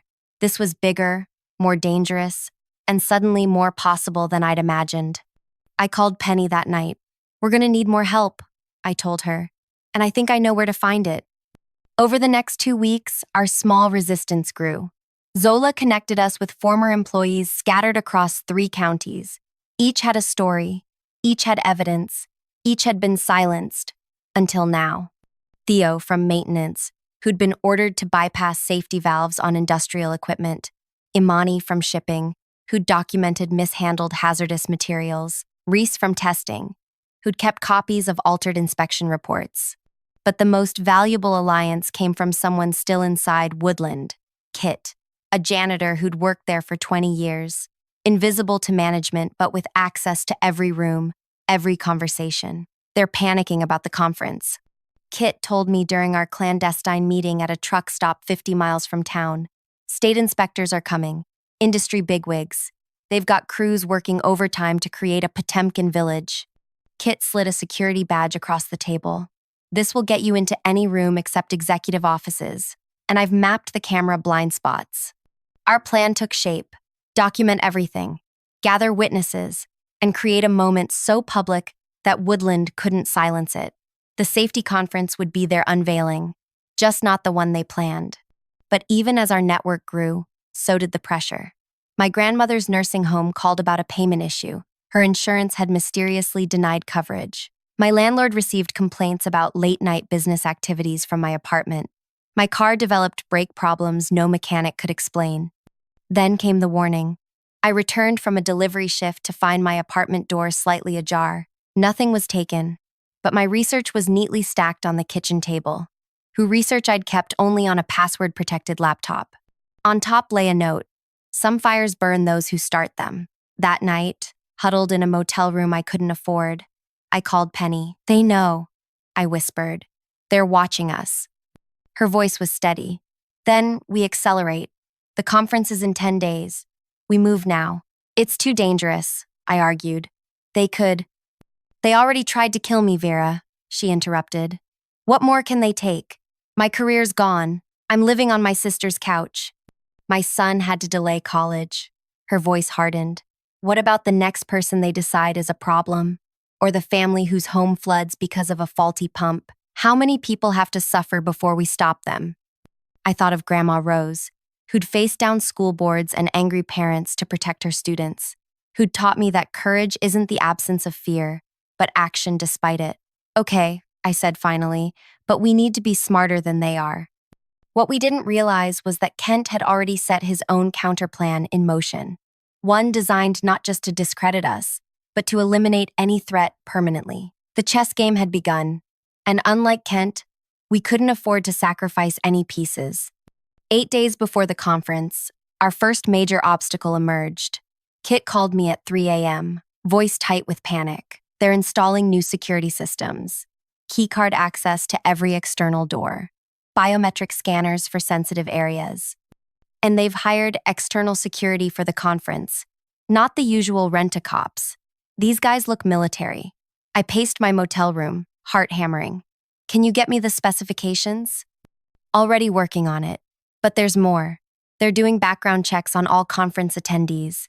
Anyone with Woodland connections in the last 5 years is being flagged. Our original plan, having our witnesses attend as industry representatives, was disintegrating. We'll adapt, I said, projecting confidence I didn't feel. Keep your head down, don't risk your position. After hanging up, I stared at the wall where I'd taped our timeline. Red markers slashed through each passing day, counting down to the conference. Our window was narrowing. I called an emergency meeting at Zola's cabin outside town, the only place we could gather without surveillance. 14 former employees crammed into her living room, faces drawn with exhaustion and worry. Theo, a burly maintenance worker with calloused hands, spoke first. My cousin works for the security company they hired. These guys don't mess around. If we try to force our way in, we won't, I interrupted. We'll be smarter. Imani leaned forward, her braids swinging. I've been monitoring their conference preparations. They're transforming the place, fresh paint, new equipment, temporary walls hiding the problematic areas. The presentation will showcase their state-of-the-art safety protocols. Reese, a former testing specialist, snorted. Safety protocols they've never actually implemented. What about the evidence? I asked Zola. The financial records? The falsified reports? Compiled and ready, she confirmed. But without access to the conference, the room fell silent. Weeks of planning, evidence gathering, and risk-taking, all potentially wasted. Then Penny spoke from the video call on my laptop. She couldn't risk returning to town, but her voice filled the room. What's the one thing they can't control on conference day? We looked at each other blankly. The weather, she said simply. Outside, thunder rumbled as if on cue. July in the Midwest meant scorching temperatures, but also violent storms that could arise without warning. The building's climate control, I said slowly, understanding dawning. If it failed during the conference. Theo's eyes widened. The backup generators only cover emergency lighting and critical operations, not air conditioning. With outdoor temperatures forecasted at 95 degrees that day, Penny continued, and hundreds of bodies in an enclosed space. The temperature would soar, Reese finished. Just like that storage room. A plan began forming, elegant in its simplicity, devastating in its symbolism. Make them feel what Penny felt. Create conditions they couldn't ignore or control. They hurt people by making them invisible. I said quietly. We'll make the invisible impossible to ignore. For the first time since we started, I saw genuine hope in their faces. But as we dispersed that night, none of us noticed the dark sedan parked half a mile down the road, its occupant speaking quietly into a phone. The next morning, I woke to frantic knocking. Reese stood at my motel door, face ashen. They got Kit, he said. Anonymous tip about stolen company property. Police searched his apartment this morning. My blood turned to ice. Did they find anything? No, Kit's too smart. But they fired him on the spot. And the message is clear. They're picking us off one by one. The loss of our inside connection was devastating. Without Kit, we had no eyes inside Woodland, no access to secure areas. Worse, Kent now knew exactly who was helping us. That afternoon, my grandmother called from the nursing home, her voice weak and confused. Vera, the nurse says I'm being transferred to a different facility. Tomorrow. Transferred to where? Someplace 3 hours away. They say my insurance changed. Pure rage flooded my system. They were targeting my grandmother, a frail 84-year-old woman, to get to me. I called the nursing home administrator, who apologetically confirmed the transfer. The authorization came directly from her insurance provider. Nothing we can do. The insurance company stonewalled me with bureaucratic excuses. By evening, I was sitting in my car outside Woodland Manufacturing, watching employees leave for the day, wondering which window belonged to Kent's office. My phone rang. Zola, don't do anything stupid, she said without preamble. We've got another way. They're going after my grandmother. I hissed. I know, and we'll fix it. But not by confronting Kent directly. That's exactly what he wants. You losing control, making threats he can use against you. She was right. But the knowledge did nothing to cool my rage. Come to my place, she insisted. Now. At Zola's cabin, I found Imani huddled over a laptop with a young man I didn't recognize. This is my brother, Leo, Imani explained. He works in health insurance software, and he has interesting news about your grandmother's policy change. However, Leo adjusted his glasses. The transfer authorization didn't come through normal channels. Someone accessed the system using administrative credentials and manually flagged her file. Can you reverse it? I asked. Already done, he said with a tight smile. And I've locked it from further changes while making it look like a system error. Your grandmother stays where she is. Relief washed over me, followed immediately by fresh worry. They'll just try something else. Which is why we're moving up our timeline, Zola said. The conference is 6 days away, but we make our move tomorrow. Tomorrow? I echoed. We're not ready. We don't have a choice, Imani said softly. Kent's not just trying to stop us now. He's sending a message about what happens to people who challenge him. And we need to send our own message, Zola added, starting with the most important piece of our plan. She handed me a sealed envelope. Your grandmother's transfer might have been stopped, but others won't be so lucky. Inside is a bus ticket to Millridge, 3 hours away. Someone's waiting to meet you there. Who? Someone who can finally make people listen.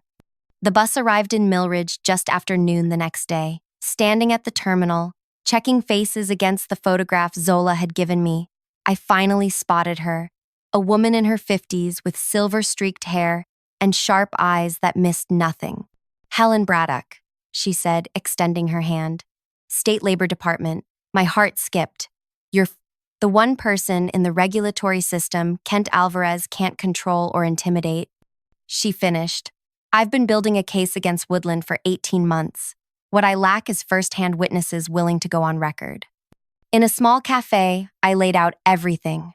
Penny's imprisonment, the falsified safety reports, the systematic elimination of whistleblowers, the defective equipment being shipped to hospitals and schools. Helen listened without interruption, taking meticulous notes. This matches my findings, she said finally. But testimony isn't enough. We need irrefutable evidence. We have documents, I said. Financial records showing money diverted from safety upgrades, altered inspection reports. And how did you obtain these documents? She asked pointedly. I hesitated, understanding the problem. Evidence gathered illegally might be inadmissible. I thought so, Helen said. Here's the reality. I can open a formal investigation, but Woodland will have time to cover their tracks. Their lawyers will tie us up for years while they continue operating. My heart sank. So we've risked everything for nothing? I didn't say that. A hint of steel entered her voice. The safety conference creates a unique opportunity. If violations were observed by outside witnesses, particularly state inspectors already present for the conference, that would change everything. The inspectors will only see what Woodland wants them to see, I argued. They've transformed the facility. Unless something forced them to look deeper. Helen leaned forward. Tell me about this plan your group has developed. I hesitated, then decided to trust her. I outlined our strategy to disable the climate control during the conference, forcing attendees to experience conditions similar to what Penny endured. Helen nodded slowly. Symbolic, but potentially effective. However, there's a missing piece. You need to ensure the right people see the right evidence at the right moment. How do we do that without access to the conference? That, Helen said with the first smile I'd seen from her, is where I come in. She slid a conference badge across the table. Chief Inspector, State Industrial Safety Board. I was already attending. Now, I'll be your eyes inside. For the first time in weeks, I felt a flicker of genuine hope. There's something else you should know, Helen added, her expression darkening. Kent Alvarez isn't just creating hostile working conditions. The pumps Woodland manufactures are showing failure rates far above industry standards. 3 hospitals have reported emergency generator flooding from faulty pumps in the past year. The implications hit me like a physical blow. People could die. People already have, Helen corrected grimly. A nursing home in Laketon lost power during a heat wave when their backup generators flooded. 2 residents died before evacuation. I thought of my grandmother, of Penny trapped in that sweltering room. We're not just fighting for justice anymore, I whispered. We're preventing more deaths. Exactly. Helen gathered her notes. Your group has created the perfect opportunity. Now we need to ensure it exposes the full scope of what's happening at Woodland. As we parted, Helen gripped my arm. Be careful, Vera. Kent Alvarez has powerful friends and few scruples. This will get worse before it gets better. I had no idea how prophetic those words would prove. 3 days before the conference, disaster struck. Theo, our maintenance expert who would disable the climate controls, didn't show for our final planning meeting. Calls went straight to voicemail. When Reese drove past his house, police cars filled the driveway. Manufacturing meth, Imani reported after making calls to contacts in law enforcement. They found a lab in his garage. That's impossible, I exploded. Theo wouldn't.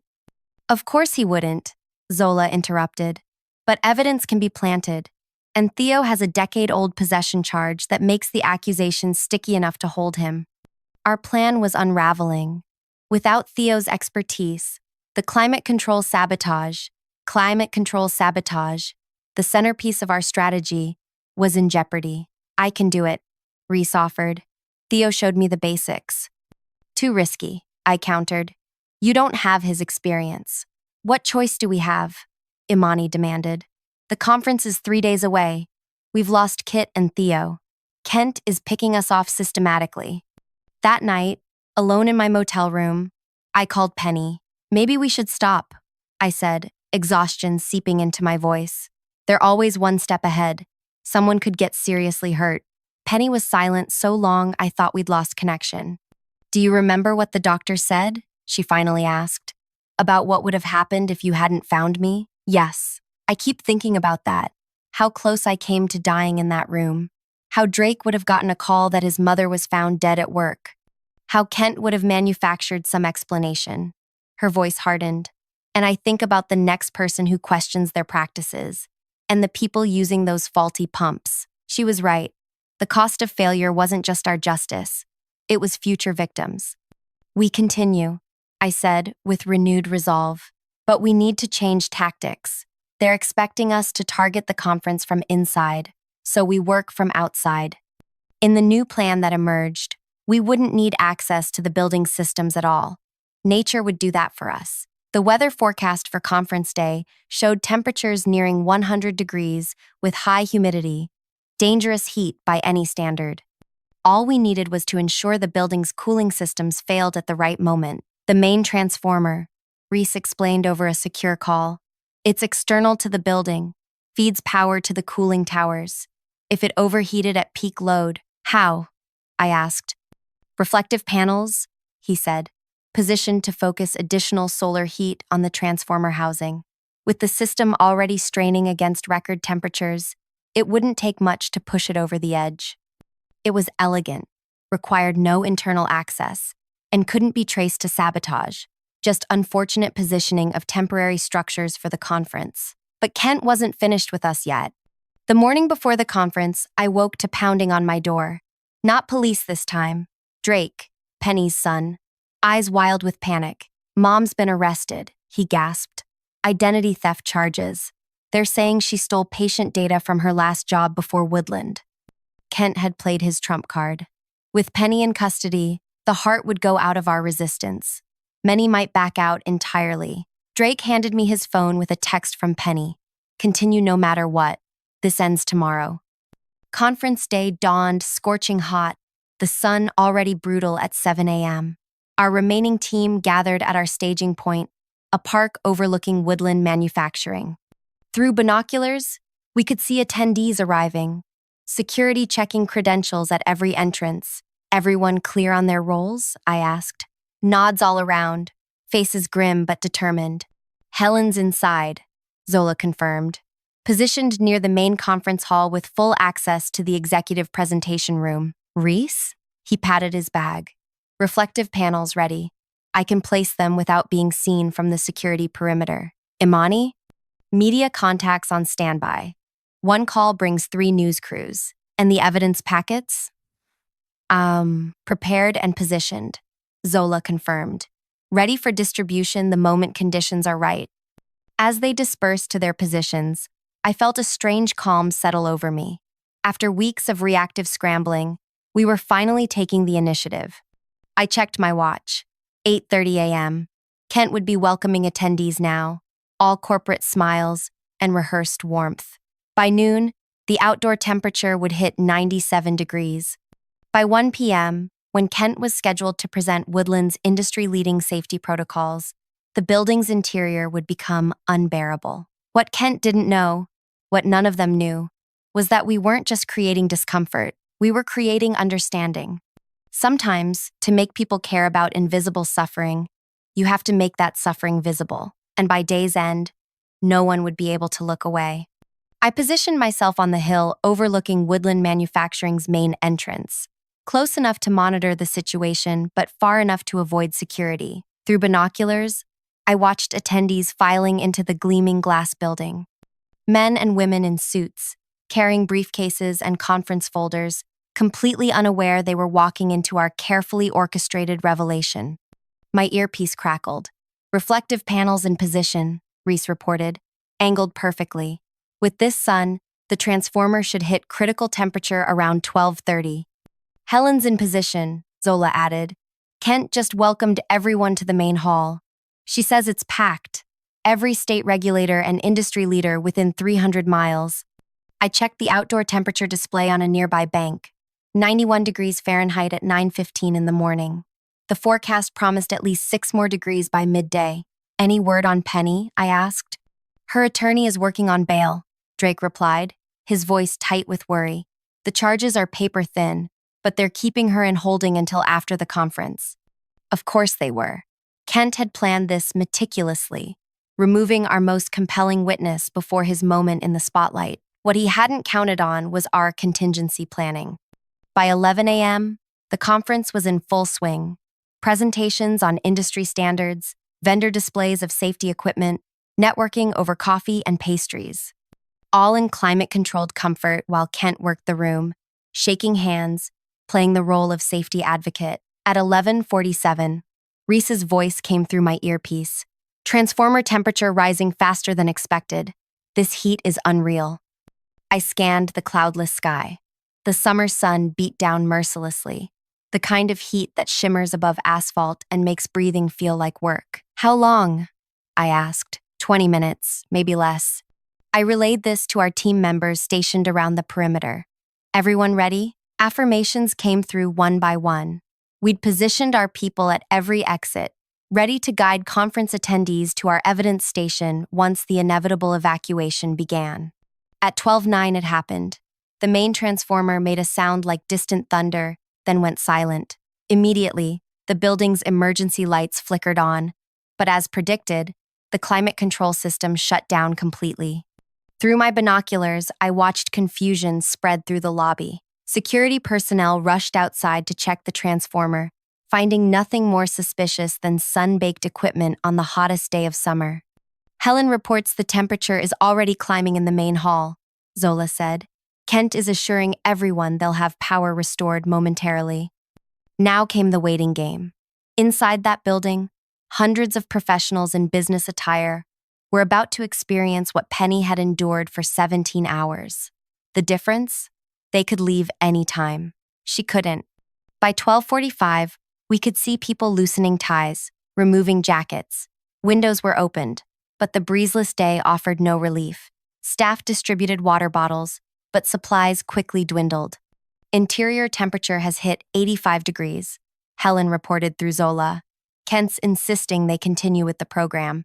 He doesn't want to postpone his keynote. Of course he didn't. The keynote was his crowning achievement, ICC, proof of his leadership to industry peers and superiors. He'd sacrifice comfort rather than surrender his moment. By 1:15, the situation inside deteriorated rapidly.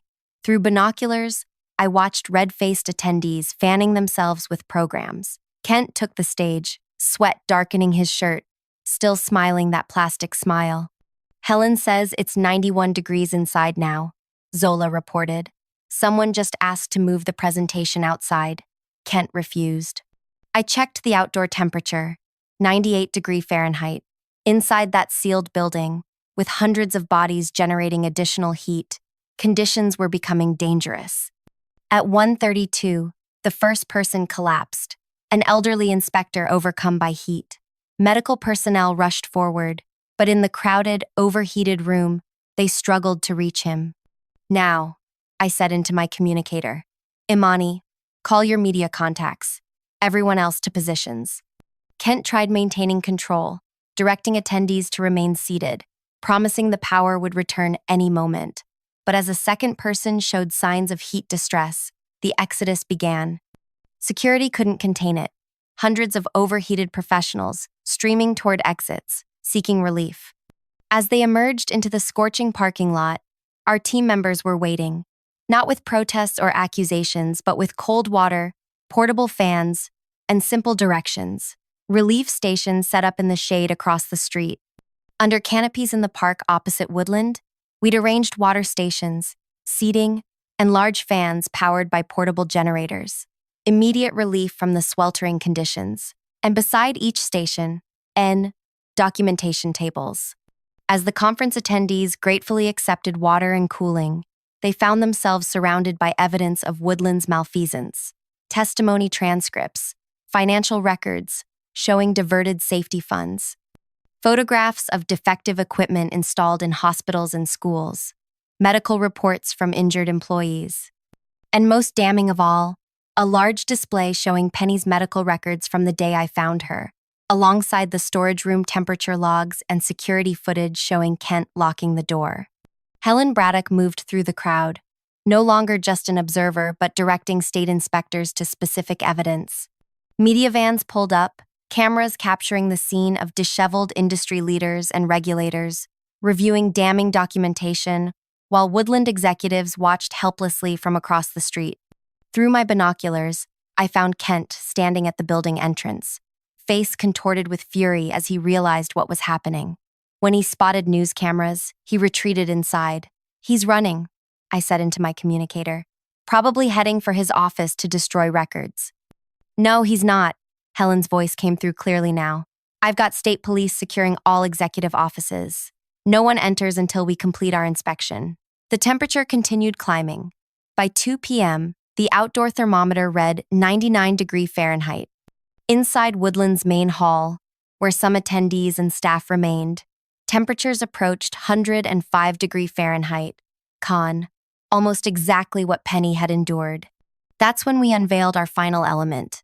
A large screen activated at our relief station, showing a pre-recorded video of Penny, calm, professional, sitting at a desk with documents visible. "My name is Penelope Merritt," her voice rang out over the crowd. "Until recently, I was a quality control specialist at Woodland Manufacturing. What you're experiencing today, this heat, this discomfort, is what I endured for 17 hours after discovering falsified safety reports." The crowd fell silent. Water bottles paused midway to lips, all eyes on the screen. "Woodland Manufacturing has systematically endangered lives by cutting safety measures and silencing employees who speak up," Penny continued. "The equipment they produce protects critical infrastructure: hospitals, nursing homes, schools. When it fails, people die." She held up documents, explaining each one in clear, precise language: the technical violations, the covered-up failures, the retribution against whistleblowers. "The temperature you're feeling right now," she concluded, "is the same temperature I was locked in for discovering these violations. The difference? You can leave. I couldn't. And the people depending on Woodland's equipment can't escape the consequences of their negligence either." As her video ended, the real power of our plan became evident. We hadn't just created discomfort, we'd created understanding. Every person there had physically experienced a fraction of what Penny endured. The heat had made abstract concerns visceral and immediate. Across the street, Woodland executives huddled in panicked conversation. Several state inspectors were already entering the building, Helen Braddock directing them to specific areas we'd identified. My earpiece crackled. "Vera, you need to see this." I turned my binoculars toward the main entrance. A police car had pulled up, and officers were escorting someone inside. Not taking someone away, bringing someone in. My heart leaped. Penny. Her attorney had secured her release. "Let's finish this," I said, descending from my observation point. By the time I crossed to our relief station, the scene had transformed. What began as a simple cooling area was now an impromptu investigation headquarters. State officials interviewed former employees. Inspectors examined documentation. Reporters captured it all. I found Zola directing people to specific evidence stations. The Industrial Safety Board just declared an emergency suspension of operations. She told me, eyes bright with vindication. Helen fast-tracked it. Woodland is shut down pending full investigation. Kent, barricaded in his office, refusing to come out. As if summoned by his name, a commotion erupted at the building entrance. Kent emerged, flanked by security, attempting to push through to his car. His face was flushed, tie askew, the composed executive persona completely shattered. He froze when he saw the media. Then his eyes found me in the crowd. For a moment, we simply stared at each other across the distance. His expression cycled through shock, rage, and finally, fear. That's when Penny stepped into his path. The parking lot fell silent. Here was the woman from the video, the one whose suffering they'd just symbolically shared, standing face to face with the man responsible. Kent recovered quickly, corporate mask sliding back into place. "Penelope, I see the misunderstanding about your identity theft charges has been cleared up." "No misunderstanding, Kent," she replied, voice carrying in the sudden quiet. "Just one more attempt to silence someone who knew too much." "These accusations are groundless," he said loudly, aware of the cameras now trained on him. "Woodland Manufacturing has an exemplary safety record. It's 105 degrees in your conference hall right now." Penny interrupted. "Exactly the temperature you locked me in for 17 hours. How does it feel, Kent? Unbearable after just 3 hours, isn't it?" His composure cracked. "I never locked you anywhere. You're making accusations without proof." "We have the security footage," Helen Braddock said, stepping forward, "and sworn statements from 15 former employees documenting systematic safety violations and retribution against whistleblowers." Kent's eyes darted around, looking for allies, finding none. Even his own security staff had stepped back, creating distance. "My attorney will." "Your attorney will be very busy," Helen cut in. "The state has opened a criminal investigation into willful negligence resulting in death. Those nursing home residents who died when your faulty pumps failed? We have the inspection records showing you shipped that equipment despite failed safety tests." The color drained from Kent's face. This was no longer about workplace harassment or corporate misconduct. This was manslaughter. As state police officers approached him, Kent made one last desperate attempt. This was a setup. They sabotaged the power to create this situation. Helen stepped closer. The transformer overheated due to record temperatures and poor maintenance. Another safety violation we've documented. Your own staff confirmed the maintenance schedule was altered to cut costs. I watched as Kent was escorted to a police car, his carefully constructed world collapsing around him, not with dramatic confrontations or violent retribution, but with something far more powerful. Hafen, the simple, irrefutable exposure of truth.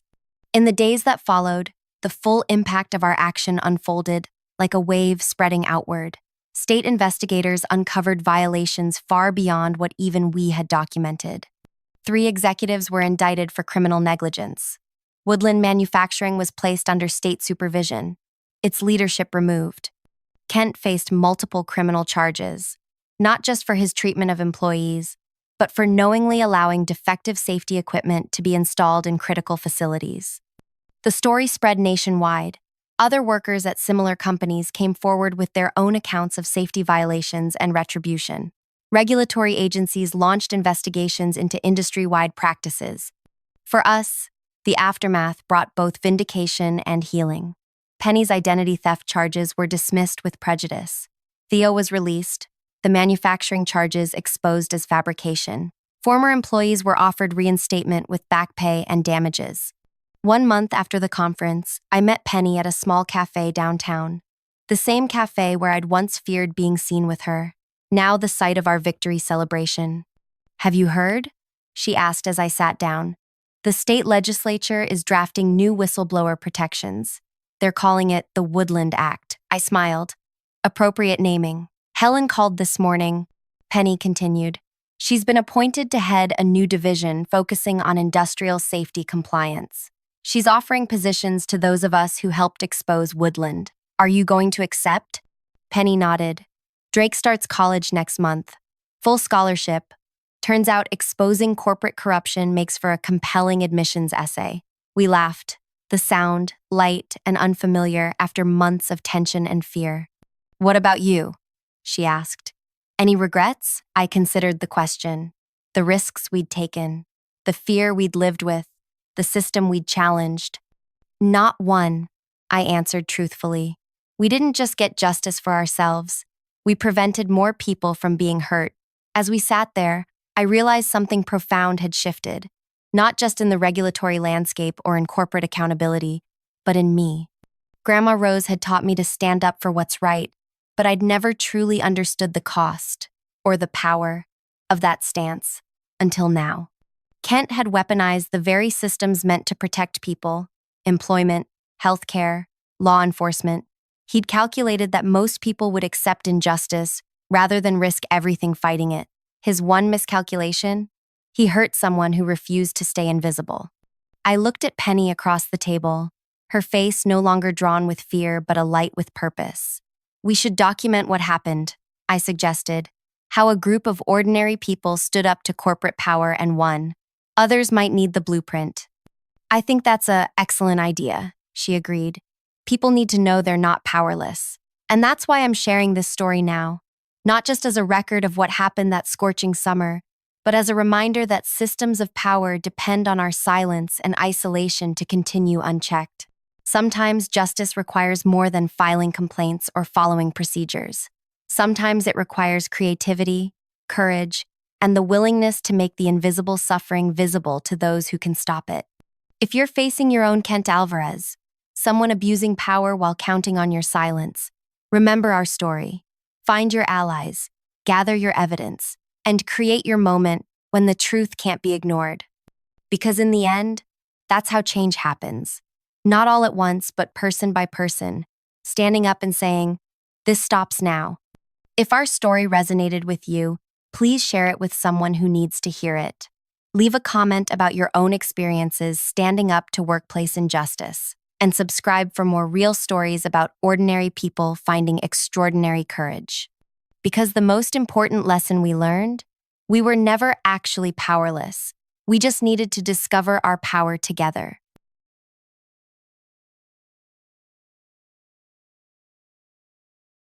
My name is Leora Vale, and I was 23 when the truth finally snapped inside me. It happened in our living room, the one with peeling wallpaper and a fan that clicked every time it turned, a sound I'd grown up hearing, a sound I used to find comforting. That night, it felt like a countdown. My mother didn't ease into it. She never did. She slid a folder across the table and said, with a strange pride in her voice, "We spent 99% of your savings to buy your sister's apartment." The words hit like cold water, but my face didn't move. I just watched her fingers drum on the folder, the same way they used to drum on my report cards when she was disappointed. My sister leaned back on the sofa, crossing her legs like a queen on a throne she didn't earn. She smirked and said, "You don't have a single penny left, Leora." But it was my brother who twisted the knife. Laughing under his breath, he added, "People like you never own anything. You'll spend your whole life renting rooms." I remember the light in the room flickering at that exact moment, an old bulb, half dead, but it felt symbolic, like even the house was tired of their cruelty. And me? I didn't flinch. Instead, I laughed. A quiet, controlled laugh that made all three of them shift uneasily. Because they weren't expecting that reaction. They were waiting for tears, for begging, for the usual silence I gave them. They didn't know I had already withdrawn every important document. They didn't know what those savings actually were. They didn't know what I truly owned. But they were about to. Because the apartment they bought? It never legally belonged to my sister. My mother's smile faltered first. She didn't like unpredictable reactions. She liked control, order, obedience. So when I laughed, she narrowed her eyes and said, "Wipe that smile. You should be grateful your sister finally has stability. You never needed that money anyway." Grateful. For losing everything I worked for. I leaned back in my chair, feeling the faint vibration of the ceiling fan above us, its clicking growing louder, like it was counting down to something they couldn't hear yet. My sister flipped her hair over her shoulder and said, "Honestly, Leora, you should thank us. If that money stayed with you, you'd just waste it." I studied her face. Perfectly done makeup, brand new phone, the silver bracelet she borrowed from me months ago and never returned. She had no idea how transparent her entitlement looked. But my brother, he reclined in his seat with a smugness that had been building for years. "Let her laugh," he said. "Landlords love people like her. Quiet, desperate, always settling for scraps." Quiet, desperate, scraps. Their words echoed inside me, not as wounds, but as confirmation. Confirmation that the people who raised me had never seen me as family, only as a resource. A wallet. A fallback. I tapped the folder my mother pushed toward me, the one holding the apartment papers. The pages inside were thin, off-white, slightly crinkled at the edges. I knew exactly what they said and what was missing. My mother mistook my silence for surrender. She said, almost triumphantly, "The deed is already signed in your sister's name. Everything is settled." I finally looked up. Calm. Steady. Because they still didn't know the one thing that mattered. The deed they signed wasn't valid. My sister let out a confused laugh. "What do you mean it's not valid? Mom signed everything. The agent signed. The bank approved." I slid the folder closer, letting my fingertips rest on the edge. Papers always felt like truth you could touch, and tonight they were exactly that. "You signed the wrong deed," I said softly. My mother straightened immediately. The confidence drained from her posture like someone had pulled a thread. Impossible. I checked every page. She had. Carefully. But she checked the wrong document. I inched the papers out just far enough for them to see the corner of the title. Property Transfer Review, Provisional. Not final. Not legal. Not binding. My sister snatched the top page and flipped through it, her face tightening with every line she didn't understand. "Why does it say review everywhere?" My brother stood abruptly, the chair legs scraping against the floor. "Stop messing with us, Leora. The agent said it was done." I breathed in slowly. The room smelled like dust, old curtains, and that faint lemon cleaner my mother loved. I let the stillness build before I answered. "The agent said it could be done." I paused. With my signature. A silence dropped over the room, thick and uneasy. My mother's voice softened into something dangerously close to fear. Are you saying your signature is required? For this to be legal? I nodded once. My sister swallowed hard. My brother muttered something under his breath. And for the first time in years, I could feel the balance shift, subtle but unmistakable. A tremor in the air, like the house knew justice had finally stepped inside. I folded the papers back neatly and closed the folder. You can't take what legally belongs to me, I said quietly. Not without consequences. Their faces changed, but the real twist was still coming. My mother's voice dropped to a whisper, the kind she used only when she felt cornered. Leora, sweetheart, we thought you'd agree. Your sister needed a place. You've always been the reasonable one. Reasonable, their word for sacrificial. I stood slowly, letting the chair legs glide across the floor instead of scrape. My movements were calm, deliberate. The kind of calm that makes people nervous. My sister finally found her voice. So what now? You're going to ruin everything because of a signature? I looked at her, really looked at her. The girl who got everything without lifting a finger. The girl for whom my parents bent rules, morals, and now my savings. No, I said. I'm going to correct everything. My brother scoffed. By doing what? Backing out? You wouldn't dare. Mom will cut you off completely. I gave him a small smile. She already has. The fan clicked faster now, as if marking the tension pulsing through the room. I walked to the shelf near the window, the one holding dusty photo frames and forgotten trophies, and pulled out a slim black envelope I had hidden months ago. The paper was thick, embossed, unmistakably official. I placed it gently on the table. My mother froze. My sister leaned forward. My brother stepped back. What's that? My sister whispered. I tapped the envelope. Proof of the real purchase I made. My mother's jaw tightened. Real purchase? Leora, what did you do? I met her eyes with the calm she had always mistaken for weakness. While you were trying to give away my savings. I opened the envelope, revealing a set of documents thicker, heavier, far more important than theirs. I bought something none of you know about. Their faces paled. All three at once. Because the stamp on the first page was unmistakable. The moment my sister saw the gold embossed seal, she gasped. My mother pressed a hand to her chest. My brother stepped closer despite himself. Because that seal didn't belong to a bank, or a landlord, or a loan office. It belonged to the housing authority itself. I slid the first page out, thick paper, watermarked, the kind that didn't bend easily. The header read, Full Ownership Certification, Unit 804. My brother frowned. Unit 804? That's not the apartment we tried to buy. No, I said softly. It's the one directly above it. My sister's face flushed. You bought an apartment? With what money? I let out a slow exhale. The truth felt warm in my chest, a small flame I had been sheltering for months. With the savings you thought you stole. My mother shook her head, confused. But we checked your account. It was empty. I nodded. The public account was empty. Then I tapped the document. My actual savings? The ones I worked for? The ones I never told anyone about? Those were in a private investment account. My brother's arrogance cracked. You hid money from us? I tilted my head. You don't hide things from family. You protect them from thieves. A sharp silence cut through the room. My sister grabbed the papers with trembling fingers, flipping through line after line.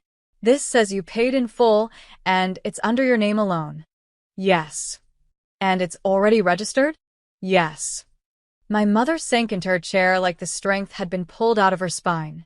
But that wasn't even the part that rattled them most. I placed one more document on the table. The one they didn't see coming. Because Unit 804 wasn't just mine. It controlled something far bigger. My sister stared at the newest document as if it were written in a language she'd never seen. My brother leaned in first, squinting at the heading. Building access authorization? He blinked. My mother frowned. My sister's breath hitched. I sat back down, letting the moment settle like dust floating in a sunbeam. Unit 804, I said quietly, comes with tier-level ownership privileges. My mother shook her head. What privileges? I tapped the page. Control over the building's rental roster, maintenance approvals, and, most importantly, I paused, watching their expressions tighten. Veto power over new occupant registrations. My sister's lips parted. Wait, that means… My brother finished it for her, voice unsteady for the first time all evening. She can decide who gets approved to live in this building, including us. I didn't need to confirm it. The truth was right there in black ink. My mother clutched the table edge. Leora, your sister's application Is pending, I said. Come. controlled. Pending my approval.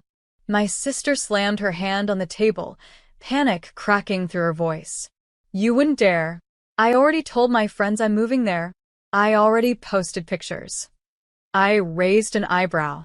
Of an apartment you don't legally own? Her mouth snapped shut. My brother stepped forward, anger and fear wrestling in his eyes. So, you're going to hold this over us? Is that your plan? I looked at him, and for the first time, he couldn't hold my gaze. No, I said softly. I'm going to let the truth do it for me. My sister swallowed hard. My mother whispered, What truth?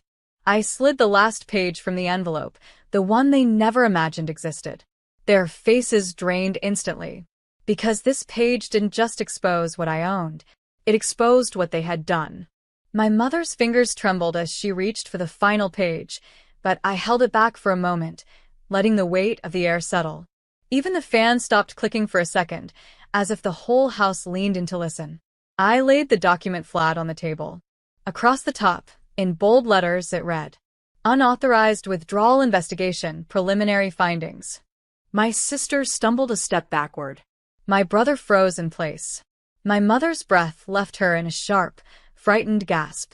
"W, where did you get this?" she whispered. I kept my voice low, steady. From the bank manager. The same one who called me when someone tried to access my locked private account. My sister shook her head violently. We didn't touch your private account. We only took what was in your main one. Exactly, I said. And the bank noticed the attempt to reach the other one. It triggered an automatic review. My brother swallowed hard. Review of what? I turned the page toward them. Of every withdrawal you made under my name. My mother's voice cracked. Leora, we're your family. Family doesn't forge signatures, I said gently. The color drained from her face. My brother stepped forward as if to snatch the paper, but I slid it away, not in anger, just in ownership. The bank concluded the withdrawal used to buy your sister's apartment was unauthorized. Meaning, my sister's knees buckled onto the sofa. Meaning the transaction is frozen? I nodded. Pending my statement. My mother covered her mouth. My brother whispered something like a curse under his breath, but stopped himself. The room felt smaller now. Tighter. Like the walls themselves had turned to listen. I closed the envelope slowly. Tomorrow morning, the housing authority emails me the final decision. My sister's voice broke entirely. What decision? I looked at all three of them, calm, unshaken, finally in a place of quiet truth. Whether your apartment application gets rejected, I paused, or whether the investigation becomes official. Their world tilted. But my final choice? They didn't know it yet. That night, I didn't sleep. Not out of fear, but because for the first time in my life, I finally felt the weight lifting off my shoulders. I sat on the balcony of my small rented room, the cold air brushing my face, the city lights flickering beneath me like a quiet promise. You're almost free. By morning, my inbox held 2 emails. One from the housing authority, one from the bank's fraud department. I got dressed slowly, deliberately, the way people do when they know the day will change everything. When I walked into the living room, my family was already waiting. My mother's eyes were red, my brother restless, my sister shaking. My mother spoke first. Leora, we know we messed up, but please don't ruin your sister's future. I studied her for a long moment. The woman who defended everyone but me. Who assumed my silence meant weakness. who thought I would break instead of bend. I finally sat across from them. I'm not here to ruin anyone, I said softly. I'm here to stop the ruining of me. My sister wiped her tears. So, what did the housing authority say? I opened the email on my phone and turned it toward them. Your application has been rejected. My brother cursed under his breath. My mother covered her mouth. My sister shook her head in disbelief. But there's more. I opened the second email. The fraudulent withdrawal case? They closed it. My mother blinked. Closed? Why? I looked at her, calm, steady, finally grounded in my own voice. Because I told them I wouldn't press charges. My sister broke into sobs, relief, fear, shame, all tangled. My brother stared at me like he was seeing a stranger. My mother whispered, Why show mercy after what we did? I stood, picking up my folder, mine fully mine, and slipped the documents inside. Because I'm done teaching you through pain, I said gently. Now I'm teaching you through consequences. I walked toward the door, pausing only once. When you try to take everything from me, I smiled softly. You helped me see what I already had. The morning light hit my face as I stepped outside, warm, clean, unclaimed. They took my savings. They took my trust. They even tried to take my future. But without knowing it, they taught me how to build one on my own. Everyone gets a 20% raise except you, my boss announced smugly across the table. Your performance doesn't justify it.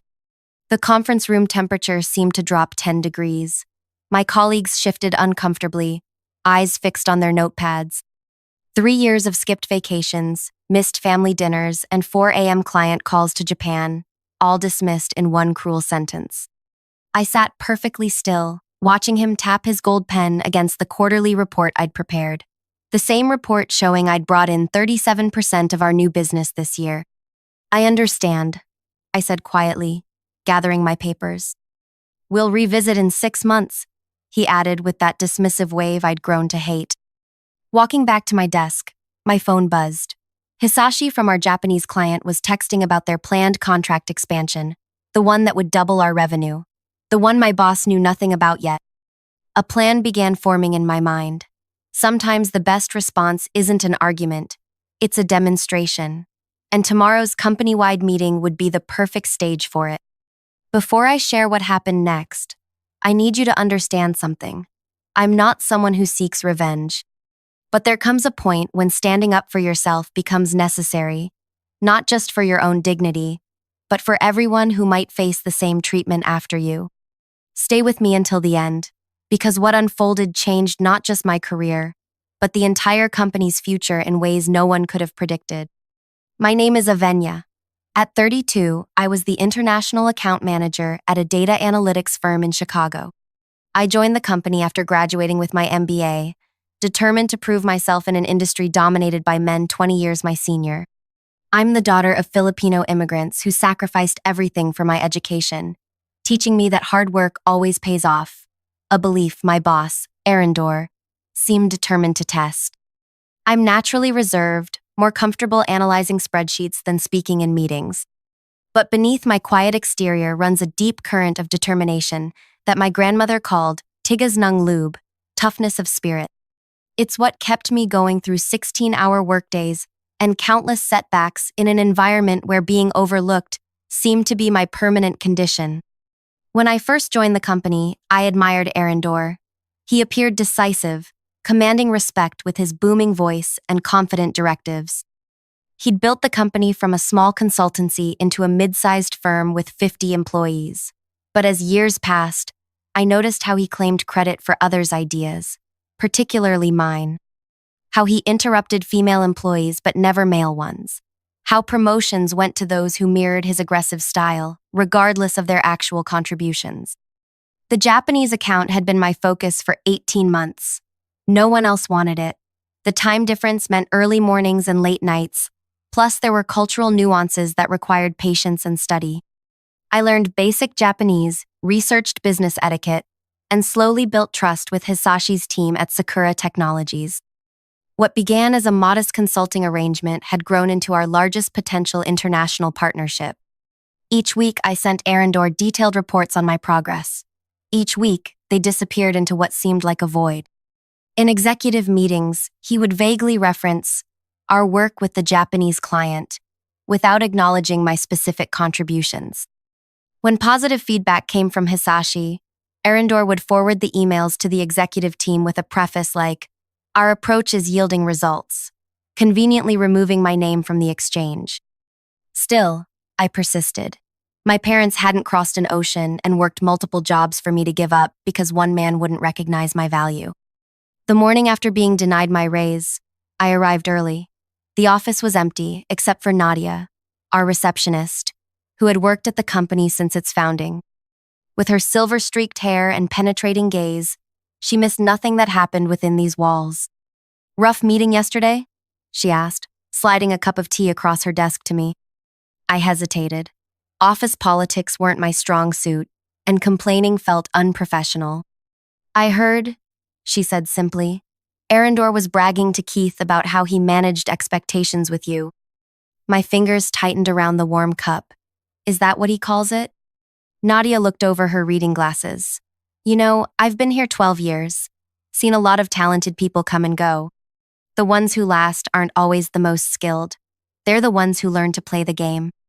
"I'm not interested in games," I said. "I just want my work to speak for itself." "How's that working out for you?" She raised an eyebrow. I had no answer. "The company meeting today," she continued. "Arendor's planning to showcase the Japanese account. 15 slides about his strategy that won them over." My stomach tightened. "How do you know that?" "I proofread his presentations. Been doing it for years." She leaned forward. "Ellie, not once does your name appear." I should have felt angry, but instead, a strange calm settled over me. The situation was so absurd it had crossed into clarity. "What time did Hisashi say he'd call today?" Nadia asked. I checked my calendar. "Around 10:30. He wants to discuss the contract expansion before their board meeting tonight." "Interesting," Nadia said. "The company meeting starts at 10. We exchanged a look of perfect understanding. "I'd better make sure the conference room speaker system is working properly," she said with the ghost of a smile. By 9:55, all 50 employees were filing into our main conference room. I took a seat along the wall rather than at the table, my phone placed visibly beside me. Arendor stood at the front, cycling through his presentation notes while our technical team adjusted the projector. Keith, Arendor's second-in-command and devoted follower, distributed printed copies of the quarterly report, my report, with my name removed from the cover. I watched my colleagues flip through the pages, stopping at the growth charts I had spent weekends perfecting. At exactly 10, Arendor cleared his throat. "Let's get started. First, I want to congratulate everyone on a successful quarter. As you'll see on page 4, our growth has exceeded projections by 12%. He continued for 20 minutes, highlighting achievements across departments. When he reached the international section, he clicked to a slide showing the Japanese flag alongside our company logo. Now for our most exciting development. As many of you know, I've been cultivating a relationship with Sakura Technologies in Tokyo. I felt heat rise in my cheeks as several colleagues glanced my way, then quickly back to their notepads. Through careful, strategic planning, we've positioned ourselves to expand this relationship significantly. My approach has been to demonstrate our value incrementally, building trust through consistent delivery. My approach, my careful relationship building, my 4 a.m. calls and cultural research and language lessons. Arendor continued, "I expect to finalize an expanded contract within the month, potentially doubling our current arrangement." Just as he clicked to the next slide, my phone lit up. The caller ID displayed Hisashi Takeda, Sakura Tech. Perfect timing. I raised my hand slightly. Arendor paused, irritation flashing across his face. "Yes, Avenya?" "I'm sorry to interrupt," I said clearly. "It's Hisashi from Sakura Technologies calling. Should I take it or call back later?" The room fell silent. Arendor's expression flickered between annoyance and panic. "We're in a meeting," he said stiffly. "Of course. I'll message that you're unavailable to discuss the contract expansion. More silence. I could almost hear Arendor calculating the optics of dismissing a call from our biggest potential client in front of the entire company. No, he finally said. Take it, briefly. I answered the phone. Good morning, Hisashi. You're actually on speaker with our whole team during our company meeting. Ah, excellent timing. Hisashi's voice filled the room. I was calling with wonderful news I wanted to share with you first, but now everyone can hear. I caught Arendor's panicked expression. He clearly hadn't expected Hisashi to be so enthusiastic about speaking to me specifically. Our board met early this morning, Hisashi continued. We've decided to increase our contract to $12 million, 3 times the original amount we discussed. Your strategic approach and attention to our specific needs impressed everyone tremendously. The room went completely still. $12 million. It would be the largest contract in our company's history.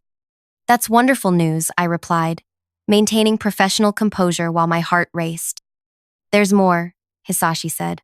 As I mentioned in our private discussions last month, we've been looking for someone to head our new international division based in our Singapore office. The board has officially approved our offer to you. $300,000 annually plus relocation and benefits. We believe your vision aligns perfectly with our expansion goals. I watched Arendor's face drain of color as he gripped the edge of the podium. I'm honored by your offer, I said carefully. This actually comes at an interesting time. I hope that means you'll consider it seriously. Hisashi replied. Oh, and one more thing before I let you return to your meeting. We should mention that the acquisition will be finalized next week. Murmurs broke out across the room. Acquisition? No one had mentioned any acquisition. Acquisition? I asked, though I already suspected what was coming. Yes, our purchase of your company. Didn't your leadership team inform everyone? The paperwork is nearly complete. We're looking forward to restructuring the leadership with your guidance on who truly drives value. The room erupted in hushed conversations and shocked expressions. Arendor stood frozen, his presentation forgotten on the screen behind him. I believe this might be news to some of my colleagues, I said carefully. Perhaps we should discuss the details later today. Of course. I apologize if I've spoken out of turn. Please call me after your meeting to discuss next steps. Have a good day, everyone. The call ended, leaving a deafening silence in the conference room. Arendor cleared his throat. Let's take a 15-minute break, he announced, his voice strained. We'll resume with the marketing update afterward. As people filed out, buzzing with questions, Arendor approached me. My office. Now, he hissed. I followed him down the hallway, aware of eyes watching us go. Inside his office, he closed the door and turned to me. What acquisition? What job offer? What have you been discussing with them without authorization? I maintained my composure. Hisashi reached out to me directly last month about their interest in acquiring a controlling stake in our company. I forwarded you 3 emails about it. I also mentioned their interest in creating an international division during our strategy meeting 2 weeks ago. Arendor's face reddened. I don't recall any of this. I have the email thread saved, along with your replies saying you'd handle it at the executive level. As for the job offer, that was unexpected. I haven't given them an answer. He ran a hand through his hair, processing the implications. This is all moving too fast. We need to slow this down, renegotiate terms. The terms are quite favorable, I said. The valuation is 30% above market rate. I assumed you were pleased with the arrangement. We can't just let them take over. His voice rose. And we certainly can't have them restructuring leadership based on your opinions. I looked at him steadily. Yesterday, you told me my performance didn't justify a raise, despite bringing in nearly 40% of our new business. Today, our largest client offered me a position at 3 times my current salary because of that same performance. Which assessment do you think is more accurate? If you're enjoying this story so far, take a moment to like this video and subscribe to our channel. Click the notification bell so you never miss our weekly stories of workplace justice and sweet, satisfying revenge. Our community thrives on sharing these moments when underestimated people finally get their due, and trust me, you won't want to miss what happens next in Avenya's showdown. Arendor stared at me, his confidence visibly crumbling as the reality of his situation sank in. For the first time since I'd known him, he seemed at a loss for words. "Look," he finally said, lowering his voice to a more conciliatory tone. "Perhaps I was hasty yesterday. We could revisit your compensation package. A 25% raise instead of 20%, effective immediately." I studied the man who had dismissed my contributions for years. Now he was scrambling, attempting to salvage his position with money he'd denied me just 24 hours earlier. "This isn't about the raise anymore, Arendor." "Then what do you want? A promotion? A different title?" "Recognition. Respect. Things you can't suddenly offer when it's convenient." He leaned against his desk, attempting to regain composure. "You don't understand the pressures of running a company like this. Sometimes difficult decisions—" "Save it," I interrupted, surprising myself with my boldness. "For 3 years, I've watched you take credit for others' work, not just mine." Devon developed the algorithm that attracted the Australian clients. Amara created the analytics dashboard everyone praises. Yet somehow, these accomplishments always become leadership initiatives in your presentations. His eyes narrowed. "That's how business works. Everything ultimately reflects my leadership. And now your leadership has led us to an acquisition where the new owners value my input on restructuring." I let that sink in before continuing. "They specifically asked for my assessment of our organizational strengths and weaknesses." The threat wasn't subtle. Arendor's fate potentially rested in my hands. "You wouldn't sabotage your colleagues out of personal vendetta," he said, but uncertainty crept into his voice. "I'd never harm this team. Unlike you, I value everyone's contributions." I moved toward the door. "The meeting's about to resume. Shall we continue pretending nothing has changed?" The remainder of the company meeting was a study in discomfort. Arendor attempted to proceed with the agenda, but questions about the acquisition dominated the discussion. With each inquiry, he deferred vaguely to ongoing negotiations while avoiding eye contact with me. By noon, the office was buzzing with speculation. My colleagues approached me cautiously, probing for information about Sakura Technologies and the potential restructuring. I answered honestly but carefully, conscious that my words carried new weight.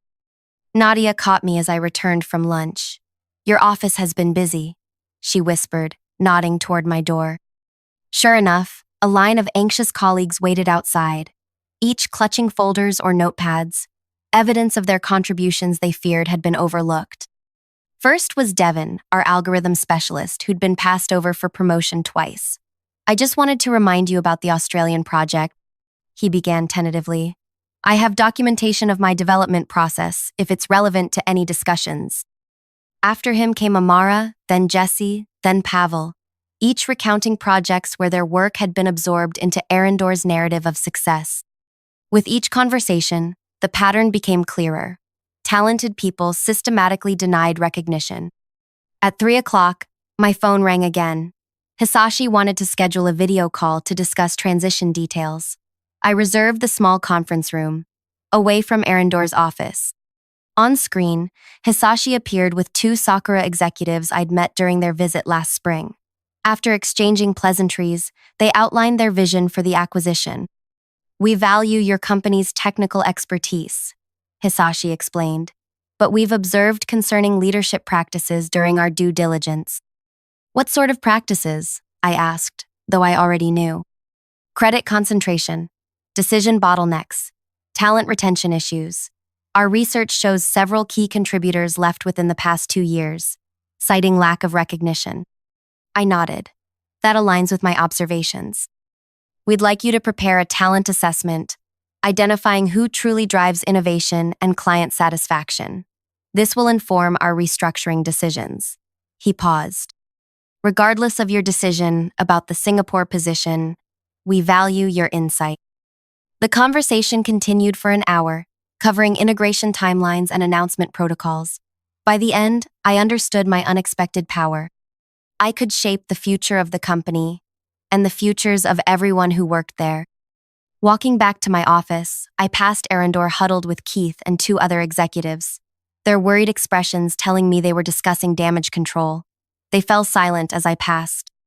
My desk phone rang moments after I sat down. It was Arendor's assistant, requesting my presence in the executive conference room.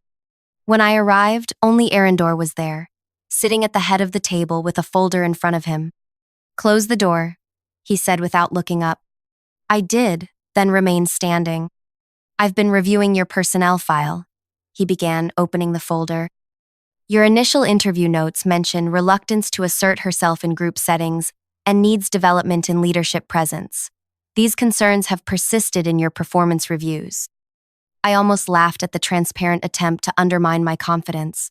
Are those the same reviews where I exceeded every quantitative target? He ignored my question. "The point is, Avenya, you lack the executive presence to guide a restructuring process. Your technical skills are valuable, but you don't understand the nuances of organizational dynamics. Is that why Sakura Technologies offered me an executive position?" His jaw tightened. "They don't know you like I do. They see quarterly results, not day-to-day limitations." "Interesting perspective," I replied. "What exactly did you call me here to discuss?" He closed the folder and leaned forward. "I'm offering you a deal. Support me during this transition. Emphasize my strategic vision to the acquisition team. In return, you'll receive the promotion to senior director you've wanted, plus the raise we discussed earlier." The proposal was so predictable, I almost felt disappointed. And if I decline, then I'll be forced to highlight certain performance inconsistencies in my handover reports. Your judgment calls on the Brazilian market entry, for instance, or your initial reluctance with the Japanese cultural training. Blackmail, thinly veiled as professional feedback. I remained silent, considering my response. "Additionally," he continued, "I've prepared an alternative acquisition proposal for the board, one that maintains our executive structure while still delivering shareholder value. You're assuming the board will choose your leadership over Sakura's offer." "I founded this company," he said, voice rising slightly. "The board respects my vision." I studied him, this man who had built something significant yet couldn't share credit for its success. There was something almost tragic in his desperation. "I'll consider your proposal," I said finally. "You have until tomorrow morning. The board meets at 11. I left without further comment, my mind already sorting through options. Back at my desk, I found a message from Hisashi requesting our talent assessment by the following afternoon. The timing wasn't coincidental. Sakura wanted my input before finalizing their approach with our board. That evening, I stayed late, reviewing 3 years of projects, team compositions, and results. The pattern was unmistakable. Our most successful initiatives came from collaborative teams that Arendor had minimal involvement with, yet he had positioned himself as the architect of each success. At 9, Nadia knocked on my door, coat already on. "Still here? You should rest before tomorrow's chaos." "Almost finished," I said, gesturing to my notes. She lingered in the doorway. "You know, in 12 years, I've kept many secrets for Arendor. Professional discretion and all that." I looked up, sensing she had more to say. "But there's something you should see before you make any decisions." She placed a flash drive on my desk. Board presentation drafts from the last 3 years. Notice how they evolve from initial submission to final version. "How did you get these?" "I format all executive presentations. Always keep backups in case of technical issues." She gave me a meaningful look. "Technical issues happen quite frequently around here." After she left, I plugged in the drive. The files showed a systematic pattern. Initial presentations credited team members by name, while final versions consolidated achievements under executive leadership initiatives. In some cases, entire slides featuring individual contributors were removed. Most damning were the track changes in the documents, with Arendor's user ID explicitly removing names and reassigning credit. One comment on a presentation about the Australian algorithm read, "Remove Devon's name. Position as executive strategy." It was nearly midnight when I finished my analysis. I had what I needed, not just for my own vindication, but for everyone whose contributions had been erased. The next morning, I arrived early, finding an email from Arendor reiterating his offer with additional pressure tactics. I didn't respond. Instead, I prepared 2 documents, my talent assessment for Sakura, and a separate presentation for our board meeting. At 10:30, board members began arriving. I nodded politely as they passed, receiving curious looks in return. They'd all heard about yesterday's revelation, though none addressed it directly. At 10:55, Arendor intercepted me in the hallway. "Your decision?" he demanded. "I'll be presenting my perspective to the board," I said simply. His expression hardened. "Remember what we discussed. Actions have consequences." "They certainly do." The boardroom fell silent as I entered behind Arendor. 12 board members sat around the table, with 3 Sakura representatives joining via video conference. I took a seat against the wall, deliberately positioning myself as an observer rather than a participant. Our board chair, Vivian, called the meeting to order. "As you're all aware, we've received an acquisition offer from Sakura Technologies. We're here to discuss its implications and determine our response." She nodded to Arendor. As CEO, Arendor will present his assessment and recommendation. He stood, projecting confidence as he distributed printed materials. "Thank you, Vivian. While this offer appears attractive on the surface, I have serious concerns about the proposed leadership restructuring. Our success stems from our current organizational structure, a structure I've carefully cultivated." For 30 minutes, he outlined his counterproposal, accepting Sakura's investment but maintaining the existing leadership team. He emphasized stability, continuity, and his personal relationships with key clients. "Questions?" Vivian asked when he finished. "Yes," said one board member. "The Sakura offer specifically mentions concerns about credit concentration and talent retention. Could you address those?" Arendor smiled dismissively. "Creative professionals often desire more recognition than organizational realities allow. Every company balances individual ambitions with cohesive leadership. Our attrition rates are within industry norms." Vivian turned to the video screen. "Hisashi, would you like to respond?" Hisashi nodded. "Our due diligence raised specific concerns about how contributions are recognized and rewarded.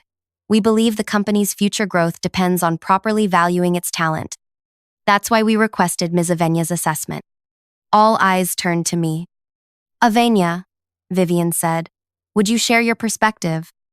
I stood, connecting my laptop to the projector. "I've prepared a brief presentation analyzing our team structure and project outcomes." Arendor's expression shifted from confidence to alarm as my first slide appeared: attribution analysis, project success factors, and credit distribution. For the next 20 minutes, I methodically presented data showing how our most successful projects correlated with collaborative leadership rather than top-down direction. I highlighted team members whose contributions had been systematically obscured in executive presentations. "And finally," I said, reaching my conclusion, "I'd like to address the question of executive credit appropriation." I displayed a series of before and after slides from Nadia's flash drive, showing Arendor's systematic removal of individual contributors' names. These tracked changes document a pattern of credit reassignment that affected at least 17 employees over 3 years. I explained. This pattern correlates directly with our increasing turnover rate among high performers. The room was absolutely still. Arendor stared at me with undisguised hatred. "To be clear," I continued, "I'm not suggesting our technical capabilities are anything but excellent. Our team is exceptional. But their continued motivation depends on a leadership structure that values their contributions." Vivian studied me carefully. "What would you recommend, Avenya?" "A flatter organizational structure with distributed leadership responsibilities, team-based performance metrics rather than individual heroics, and most importantly, transparent attribution of ideas and innovations." I glanced at the video screen, where Hisashi nodded approvingly. "Thank you," Vivian said. "Arendor, would you like to respond?" He stood slowly, his composure visibly strained. These selective examples don't reflect the full context of our operational decisions. Leadership sometimes requires difficult choices about attribution to maintain competitive positioning. I've always acted in the company's best interests. "By taking credit for others' work?" asked a board member. "By presenting a unified executive vision to clients and partners," he countered. The discussion continued for another hour, growing increasingly tense as board members questioned specific instances of credit appropriation. Throughout, Arendor maintained that his actions were standard executive practice, even as evidence mounted against him. Finally, Vivian called for a short break. As people filed out, Arendor approached me, speaking low enough that only I could hear. "You've made a serious mistake. Even if they replace me, your reputation is finished. No one trusts a traitor." I met his gaze calmly. "I'm not the one who betrayed this team, Arendor." When the meeting reconvened, Vivian announced their decision. They would accept Sakura's acquisition offer, including the leadership restructuring provisions. Arendor would transition to an advisory role during integration, with his long-term position to be determined. The following weeks transformed our company. Sakura appointed an interim leadership team that included me as International Strategy Director, a position I accepted instead of the Singapore role, choosing to remain with the team I'd grown to care about. Arendor cleared out his office on a Friday afternoon, avoiding eye contact with everyone. His legacy of intimidation dissolved quickly as people realized they could safely share ideas and claim rightful credit for their work. 3 months after the acquisition, we gathered for our quarterly review. Project teams proudly presented their own achievements, names prominently displayed on slides. Collaboration flourished as fear receded. Our turnover rate dropped to 0. After the meeting, Nadia found me in my new office. Not the corner suite Arendor had occupied, but a glass-walled space in the middle of our work area. "Quite a change," she observed. "People actually smile in the hallways now." "Change was overdue," I said. "I just wish it hadn't required such drama." She shook her head. "Some lessons only come through consequences." Speaking of which, she handed me an industry newsletter, open to a small announcement. Arendor had accepted a strategic advisor position at a struggling startup, several steps down from his former status. "The business world notices how you treat people," Nadia said. "Eventually." That evening, I received an email from Hisashi with our latest client satisfaction scores, the highest in company history. Attached was a performance review praising our culture of recognition and authentic leadership. I forwarded it to the entire team with a simple note: "This belongs to all of us." Because true leadership isn't about claiming credit. It's about creating space for everyone to shine. If this story resonated with you, please take a moment to like, subscribe, and share your thoughts in the comments below. Have you ever had your contributions overlooked or witnessed someone else's work being claimed by a superior? How did you handle it? Our community thrives on these shared experiences of workplace justice and personal growth. Remember, recognition isn't just about ego. It's about creating environments where talent can flourish. Sometimes the most powerful response to being undervalued isn't just walking away, but helping build something better for everyone. Subscribe now for more stories of resilience, redemption, and the sweet satisfaction of earning your rightful place.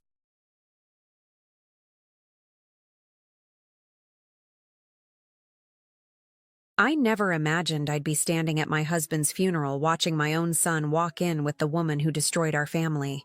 After 32 years of marriage to Robert, I thought I knew pain. I was wrong. The church was filled with familiar faces, colleagues from the investment firm where Robert had worked for decades, neighbors, a few relatives who had flown in. I stood alone at the front, my black dress feeling too tight around my chest, making it hard to breathe. The casket was closed. Robert had been clear about that in his final days. "Mom!" The word cut through the murmured conversations. I turned to see my son Michael standing in the center aisle, his arm linked with a woman I'd seen only in photographs I wasn't supposed to find. Cassandra. Tall, blonde, at least 15 years younger than me. She wore an expensive black dress that hugged her figure in a way that seemed inappropriate for a funeral. But it was the smile on her face that froze my blood.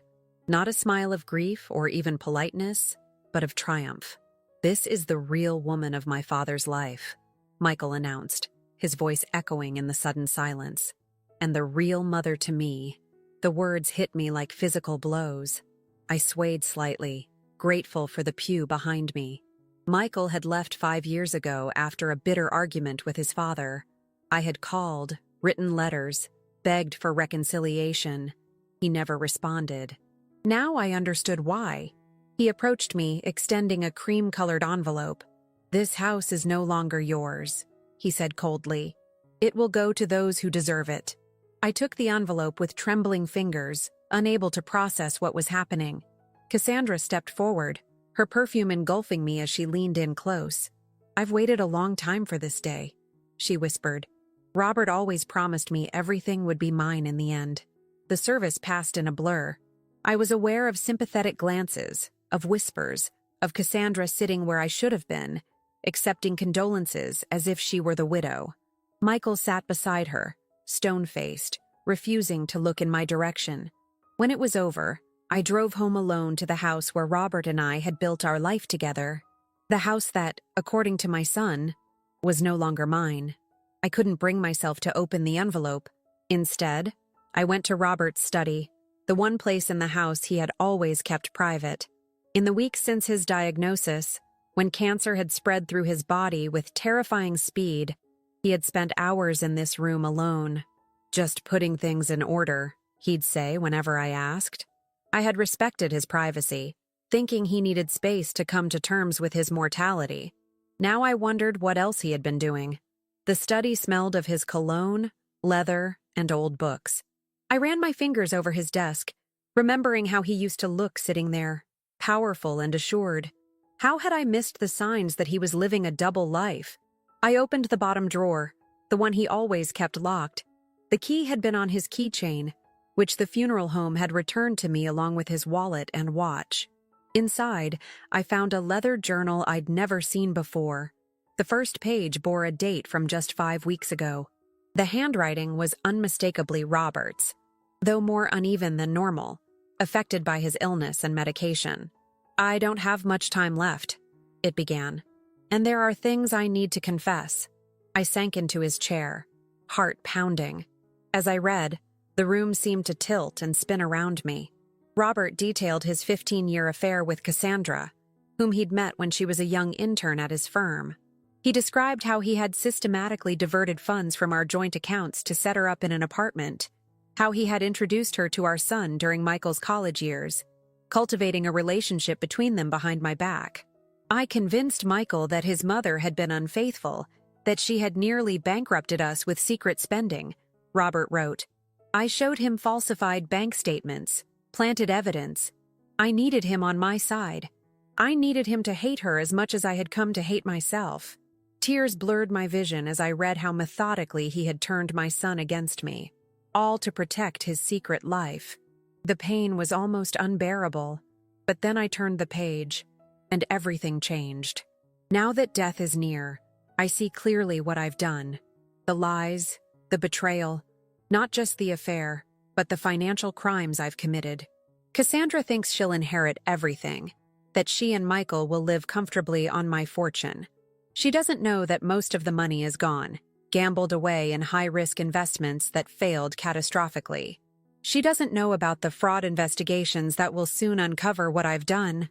I read on, my hands shaking.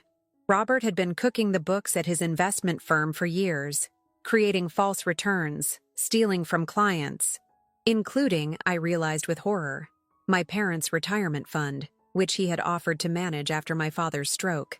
I've written a full confession, the final page read. Not just about the affair, but about the fraud, the embezzlement, all of it.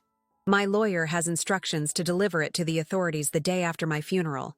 Christine deserves the truth, and Cassandra deserves what's coming to her. As I closed the journal, the doorbell rang. Through the study window, I could see a black car parked in our driveway. My son and Cassandra stood on the porch, suitcases beside them. They were here to claim their inheritance. They were here to take my home. I looked down at the journal in my hands, at the envelope I still hadn't opened, and made a decision. They wanted to destroy me, to erase 32 years of my life. But Robert's final confession had given me something unexpected, the truth, and perhaps, just perhaps, a way to fight back.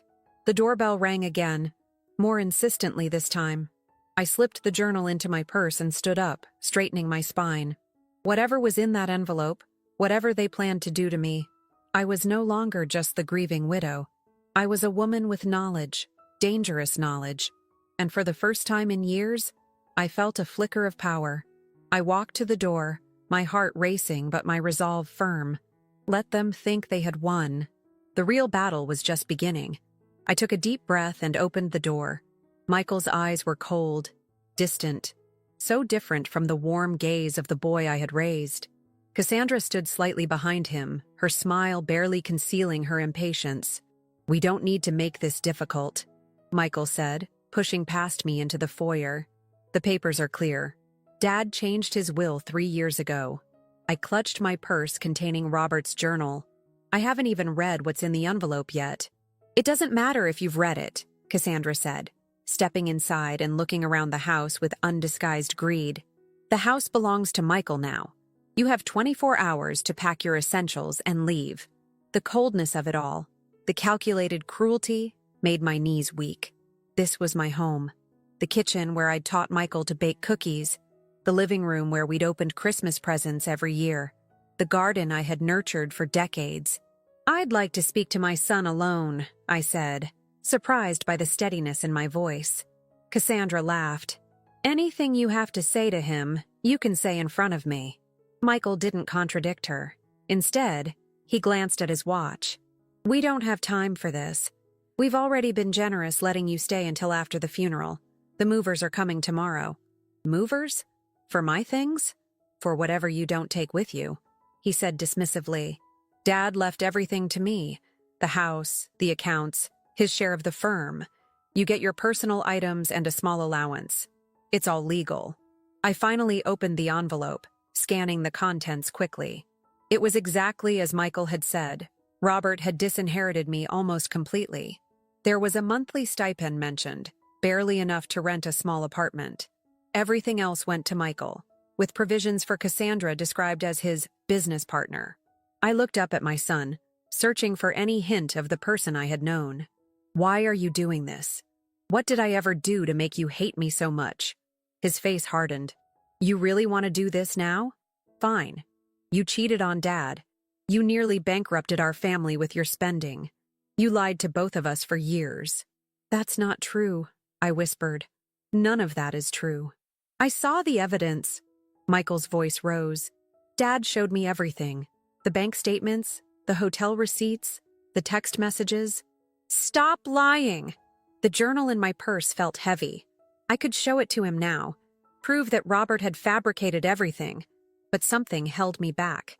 The raw hatred in Michael's eyes told me he wouldn't believe me. Not yet, and Cassandra's presence made me cautious. I needed time to think, to plan. "I'll be out by tomorrow evening," I said quietly. Cassandra smirked. "Smart choice. I'd hate to have to call the police to remove you. Can I at least have access to my bedroom to pack some clothes?" Michael nodded curtly. "Just your personal things. Nothing else." I walked upstairs slowly, feeling their eyes on my back. In our bedroom, my bedroom, I closed the door and leaned against it, finally allowing silent tears to fall. 32 years of marriage, and this was what remained. A suitcase of clothes and a husband's confession that could destroy the lives of everyone involved, including my son. I packed methodically, selecting practical items rather than sentimental ones. Photos of Michael as a child, my mother's pearls, clothes, toiletries. As I worked, my mind raced. Where would I go? What would I do? The small stipend from Robert's will wouldn't sustain me for long, especially if what he'd written about financial problems was true.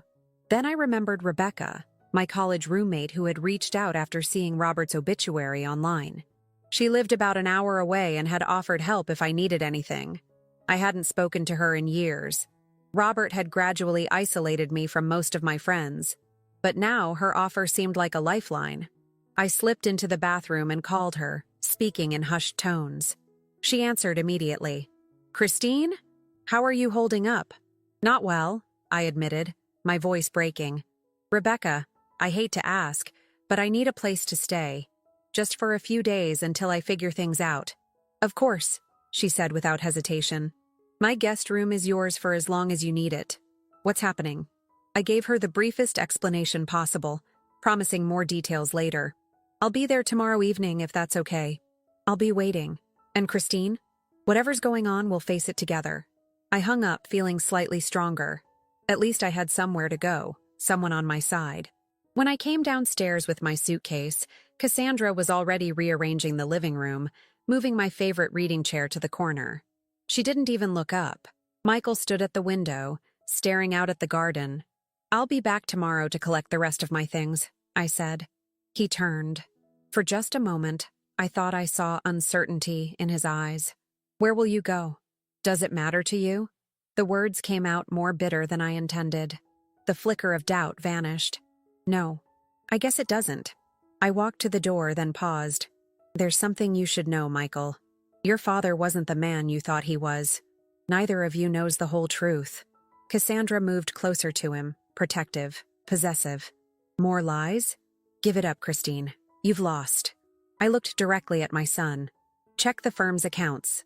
Ask questions. Do it before it's too late." I left before he could respond, walking to my car with as much dignity as I could muster.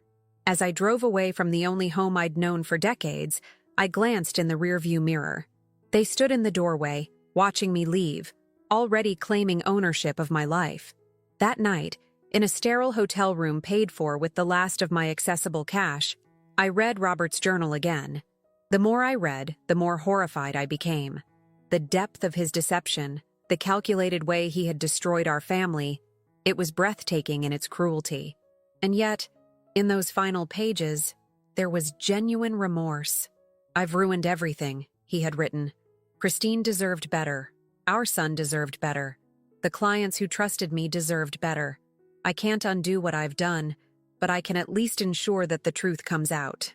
I traced my fingers over his handwriting, remembering the man I had married, wondering when he had changed, or if he had always been capable of such betrayal. The next morning, exhausted from a sleepless night, I checked out of the hotel and headed back to the house to collect the few remaining items I couldn't fit in my first trip. As I pulled into the driveway, I noticed an unfamiliar car parked at the curb. A man in a suit stood on the porch, speaking with Michael, whose face had gone pale. I parked and approached slowly. The man turned toward me, his expression professionally neutral. "Mrs. Harmon?" he asked. "I'm Detective James Wilson. I need to ask you some questions about your husband's business activities." Michael's eyes met mine, wide with shock and the first flickers of fear. Cassandra appeared in the doorway behind him, her confident smile nowhere to be seen. The detective held up a document. "We have a warrant to search these premises in connection with a major fraud investigation. And I'm afraid, Mrs. Harmon, that we'll need you to come with us as well." The ground seemed to shift beneath my feet. This was happening too fast. Robert's confession was supposed to protect me, not implicate me.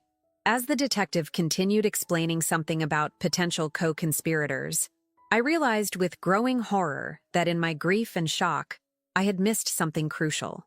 What if Robert's final confession wasn't meant to help me at all? What if it was his last, most devastating betrayal?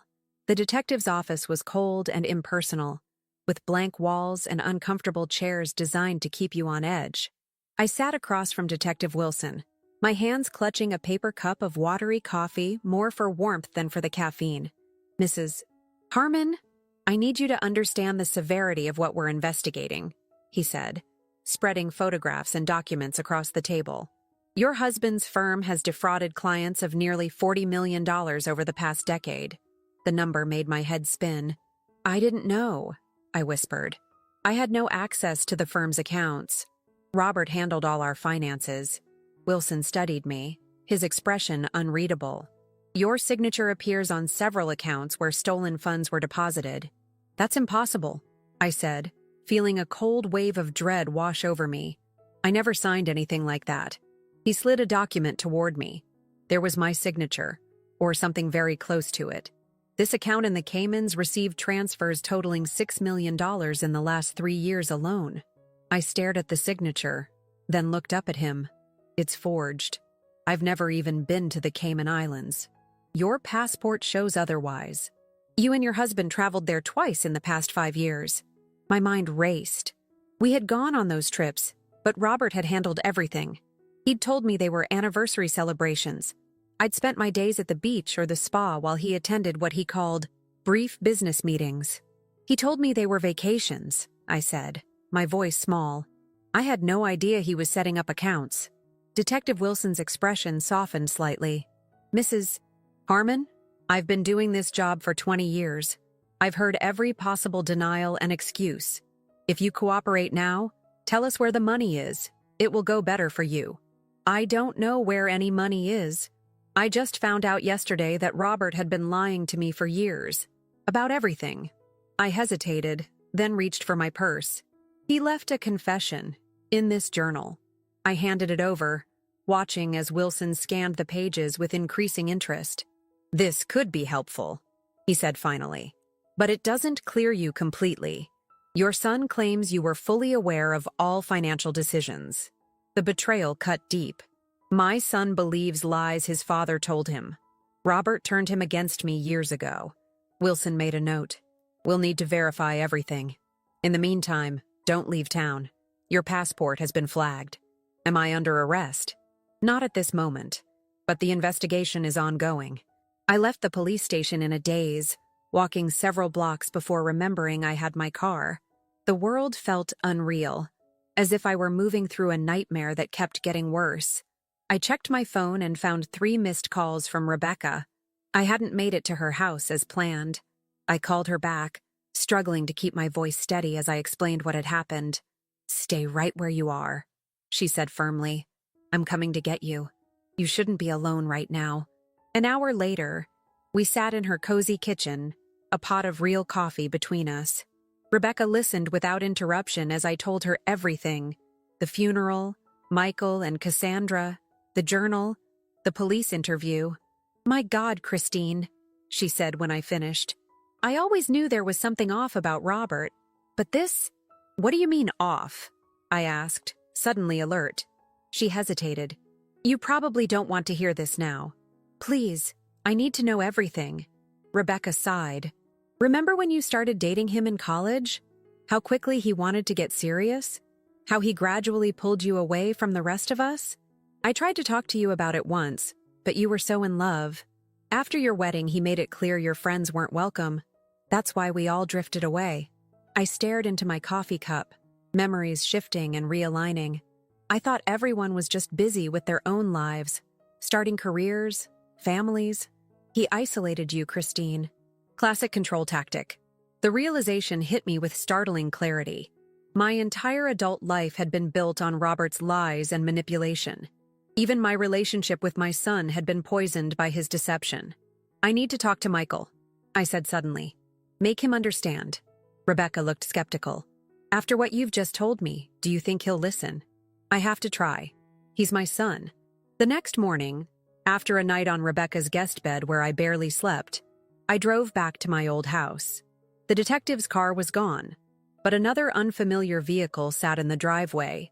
Expensive, sleek, with corporate logos on the door. A man in a tailored suit was just leaving, shaking Michael's hand at the door. I parked and waited until the man drove away before approaching. Michael saw me coming, and his expression hardened. "What are you doing here?" he demanded. "We need to talk," I said. "Without Cassandra.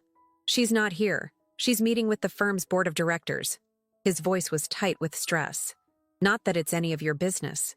The police questioned me yesterday about accounts I never knew existed." Something flickered in his eyes. Doubt, perhaps. "They questioned me too. Apparently, Dad's company is under investigation for fraud. It's worse than that, Michael. Your father confessed to everything in his journal. He stole from clients. He created fake returns. And he set us both up to take the fall if he ever got caught." Michael's face flushed with anger. "That's ridiculous. Dad would never do that. The same dad who told you I cheated on him? Who showed you fake evidence that I'd spent all our money? Who turned you against me with lies?" My voice broke. "He manipulated both of us, Michael. And now he's gone, and we're left to deal with the consequences." For just a moment, I thought I saw a crack in his certainty. Then his phone buzzed. He glanced at it, and his expression changed to one of alarm. "I have to go," he said abruptly. "Michael, please, just read the journal. The police have it now, but I can tell you what it says." I said I have to go. He pushed past me toward his car. Cassandra just texted. The board has frozen all the firm's assets. They're saying Dad embezzled millions. That's what I'm trying to tell you, I called after him. It's all in his confession. He paused, one hand on the car door. This can't be happening, he muttered, more to himself than to me. Then he looked back, his eyes suddenly vulnerable, reminding me of the little boy who used to run to me with his scraped knees and broken toys, trusting me to fix everything. If what you're saying is true, he said slowly, then everything I believed for the past 5 years has been a lie. Yes, I said simply. That's exactly what I'm saying. He seemed about to say more when his phone rang. He answered it, listening intensely. The color drained from his face. I'll be right there, he said, ending the call. He gave me one last look, confusion warring with years of cultivated resentment. That was Cassandra. She's at the police station. They're arresting her as an accomplice. My heart raced. Michael, I can't deal with this right now. He got into his car and slammed the door. As he drove away, I stood in the driveway of what had once been my home, feeling both vindicated and heartbroken. Back at Rebecca's house, I found her in conversation with an elegant older woman I didn't recognize. They both looked up as I entered. Christine, Rebecca said, standing. This is Victoria Winters. She's a forensic accountant who worked with my firm before she retired. I thought she might be able to help. Victoria extended her hand. I've reviewed what Rebecca told me about your situation. If you're willing, I'd like to help you untangle this financial mess. For the first time in days, I felt a glimmer of hope. Can you really do that? I've spent 40 years following money trails, Victoria said with quiet confidence. If there's evidence of your innocence, or of your husband's guilt, I'll find it. Over the next several hours, I provided Victoria with every financial document I could remember, every account number, every property transaction. She took meticulous notes, occasionally asking clarifying questions that made me realize how little I actually knew about our finances. Robert insisted on handling everything, I explained, embarrassment coloring my voice. He said I shouldn't worry about it. Victoria's expression was kind but serious. That's a common tactic among financial abusers. They maintain control by keeping their partners in the dark. The term financial abuse had never occurred to me before, but it fit perfectly with what Robert had done. As evening approached, my phone rang with an unknown number. I answered cautiously. Mrs. Harmon, this is Detective Wilson. We need you to come in again tomorrow morning. We have some new information regarding your husband's case. What kind of information?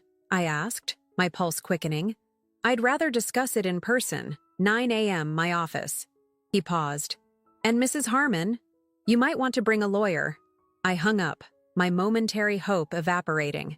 They want me back at the station tomorrow. The detective said I should bring a lawyer. Rebecca and Victoria exchanged glances. My brother is an excellent criminal defense attorney, Victoria said. I can call him tonight. Criminal defense? The words made the situation suddenly, terrifyingly real.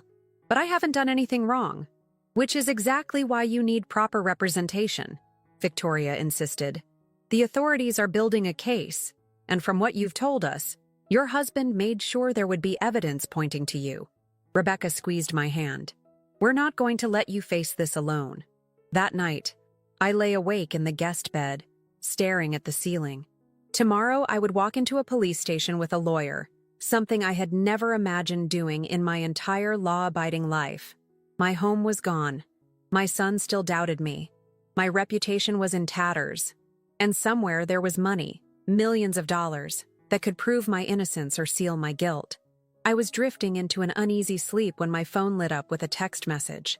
It was from Michael. They've arrested Cassandra. She's saying Dad made her do everything, that she was afraid of him. But she knew about the Cayman accounts, about everything. I don't know what to believe anymore. I sat up, fully awake now, and typed back. I'm meeting with the police tomorrow. I have someone helping me trace the money. Come with me. Let's find the truth together. I waited, watching the screen, my heart in my throat. 3 dots appeared, disappeared, appeared again. Finally, his response came through. I'll be there, but not because I believe you, because I need to know the truth. I sank back against the pillows, a complex mix of emotions washing over me. It wasn't forgiveness or reconciliation, but it was a start. My phone buzzed again. Another text from Michael. There's something else you should know. I found a safe deposit box key in Dad's desk. The box is at First National. I'm going there in the morning before meeting you at the station. A safe deposit box I knew nothing about. What else had Robert hidden? What other secrets would we uncover? As exhaustion finally pulled me toward sleep, one thought kept circling in my mind. Tomorrow, for better or worse, the final pieces of Robert's deception would come to light. I just prayed I would be ready for whatever truths awaited us. The police station looked different in the morning light, less intimidating somehow. Or maybe it was the presence of James Winters, Victoria's brother, walking beside me with quiet confidence. He had arrived at Rebecca's house at 7 that morning, impeccably dressed and thoroughly prepared after a late-night briefing from his sister. "Remember," he said as we approached the entrance, "answer only the questions asked. Don't volunteer information. If you're unsure, look to me before responding." I nodded, grateful for his calm guidance. My own emotions were a tangled mess of anxiety, hope, and dread. Michael had texted an hour earlier. "At the bank now. We'll meet you at the station." Detective Wilson was waiting for us, looking tired but alert. He led us to the same interview room as before, acknowledging James with the wary respect of one professional for another. "Mrs. Harmon," he began once we were seated, "since we last spoke, we've made significant progress in our investigation." James leaned forward slightly. "Before my client answers any questions, I'd like to understand the nature of her involvement in your investigation. Is she a suspect, person of interest, or witness?" Wilson hesitated. "At this point, we're treating Mrs. Harmon as a person of interest. Her level of involvement in her husband's schemes remains unclear." "Then please proceed with that clarity in mind," James said smoothly. Wilson turned his attention back to me. "Mrs. Harmon, Cassandra Jenkins was arrested yesterday. She's been quite forthcoming in exchange for consideration in her own case." My heart raced.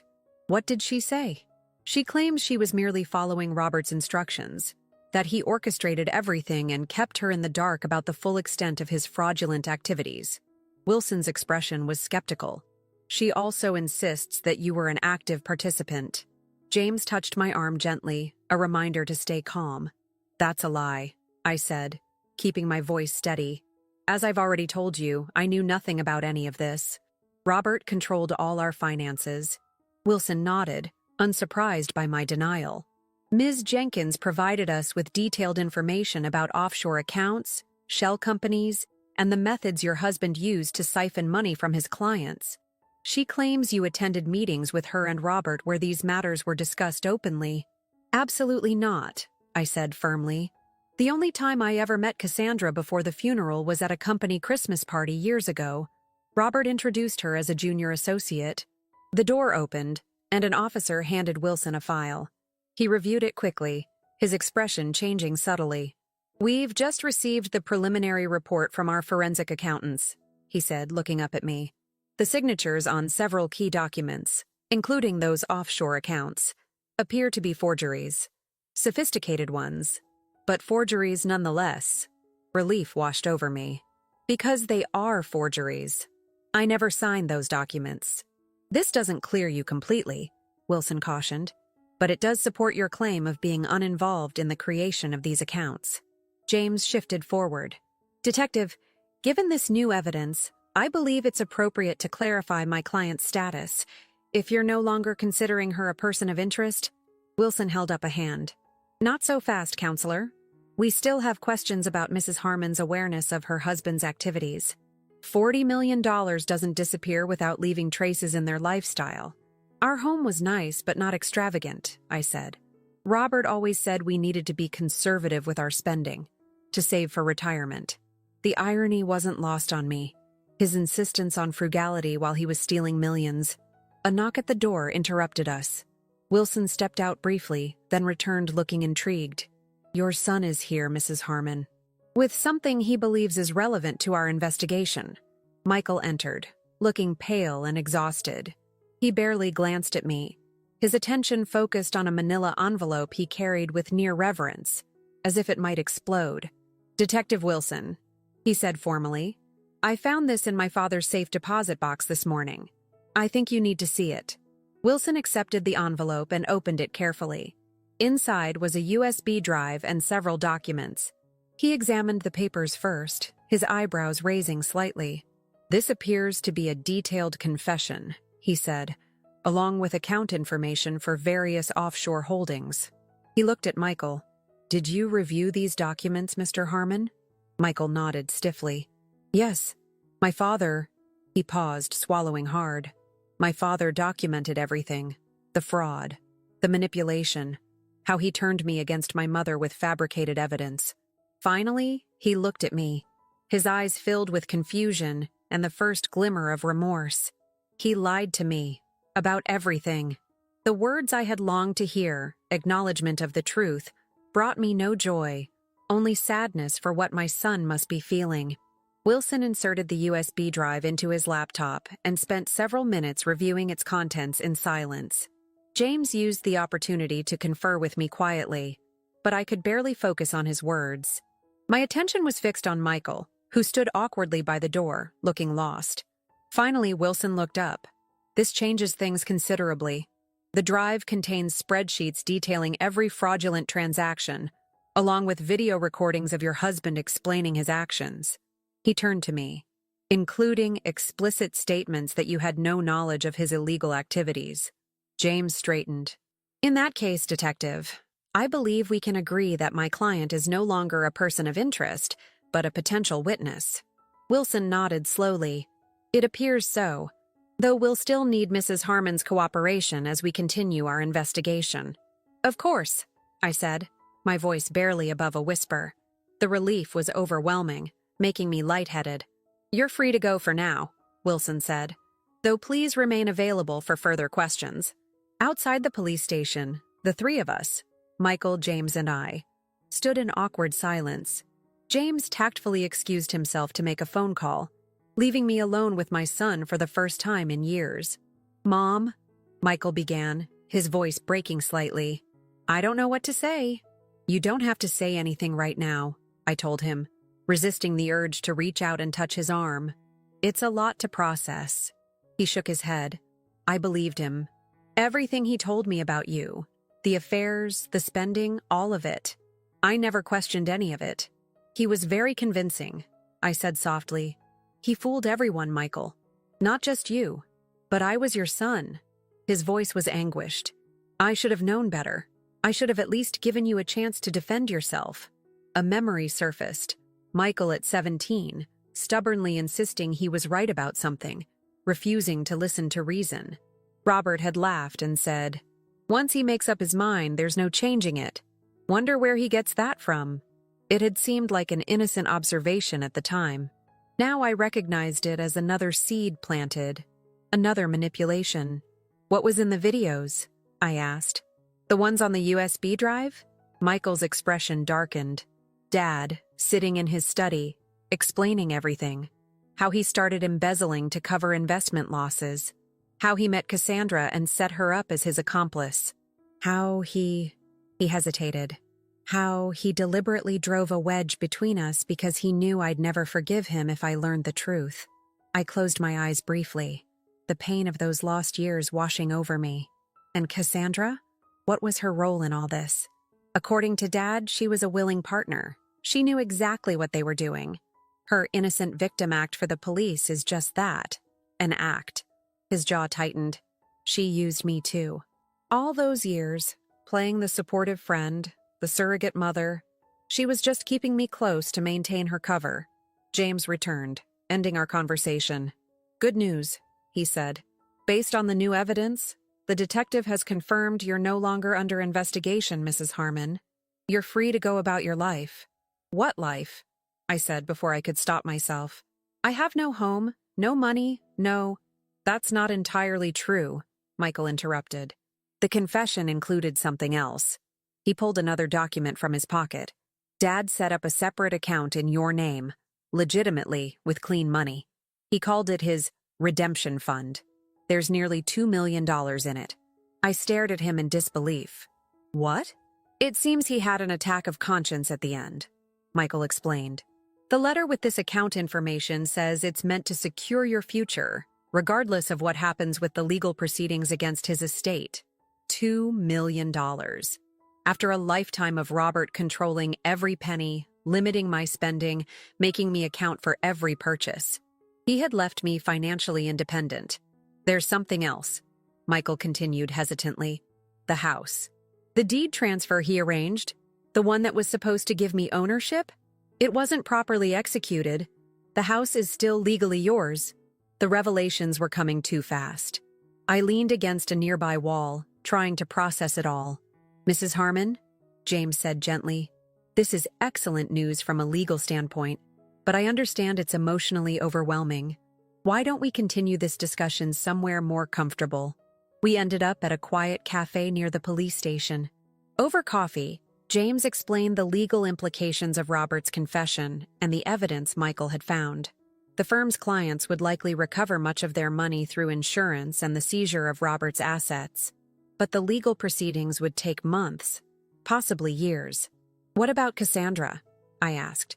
What will happen to her? Based on the evidence your son provided, she'll likely face serious charges, James said. The videos clearly implicate her as a knowing accomplice. Michael stared into his coffee cup. I can't believe I trusted her, that I chose her over. He looked up at me, his eyes filled with regret. I'm so sorry, Mom. The apology, so long awaited, finally unlocked the tears I'd been holding back. I missed you so much, I managed to say through my tears. Every day. Michael reached across the table and took my hand. It was the first physical contact we'd had in 5 years, and it felt both strange and achingly familiar. I don't expect you to forgive me right away, he said. Maybe not ever, but I want to try to make things right. Later that afternoon, I stood in the driveway of my home. My home again, legally and emotionally. Rebecca had driven me there after our meeting with James, offering to stay, but I needed some time alone. The house felt different now. Ghosts of memories, both good and painful, lingered in every room. In Robert's study, Cassandra had left her mark. New artwork on the walls, her belongings scattered across the desk. Michael had mentioned that the police had searched the space thoroughly, taking computers and files as evidence. I walked through slowly, reclaiming my space room by room. In the master bedroom, I found one of Cassandra's dresses hanging in my closet. I removed it carefully and placed it in a box along with her other items I found throughout the house. Whatever she had done, however she had hurt me, I wouldn't stoop to pettiness or revenge. As evening fell, I sat on the back patio, watching the sunset paint the garden in golden light. The garden I had tended for decades, that had nearly been taken from me.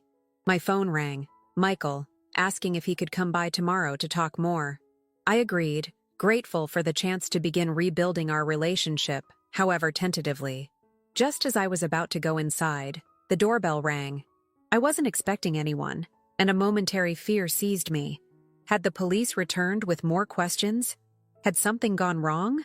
I opened the door to find a young woman I didn't recognize. She was perhaps 30, professionally dressed, with a messenger bag slung over her shoulder and an anxious expression. Mrs. Harmon?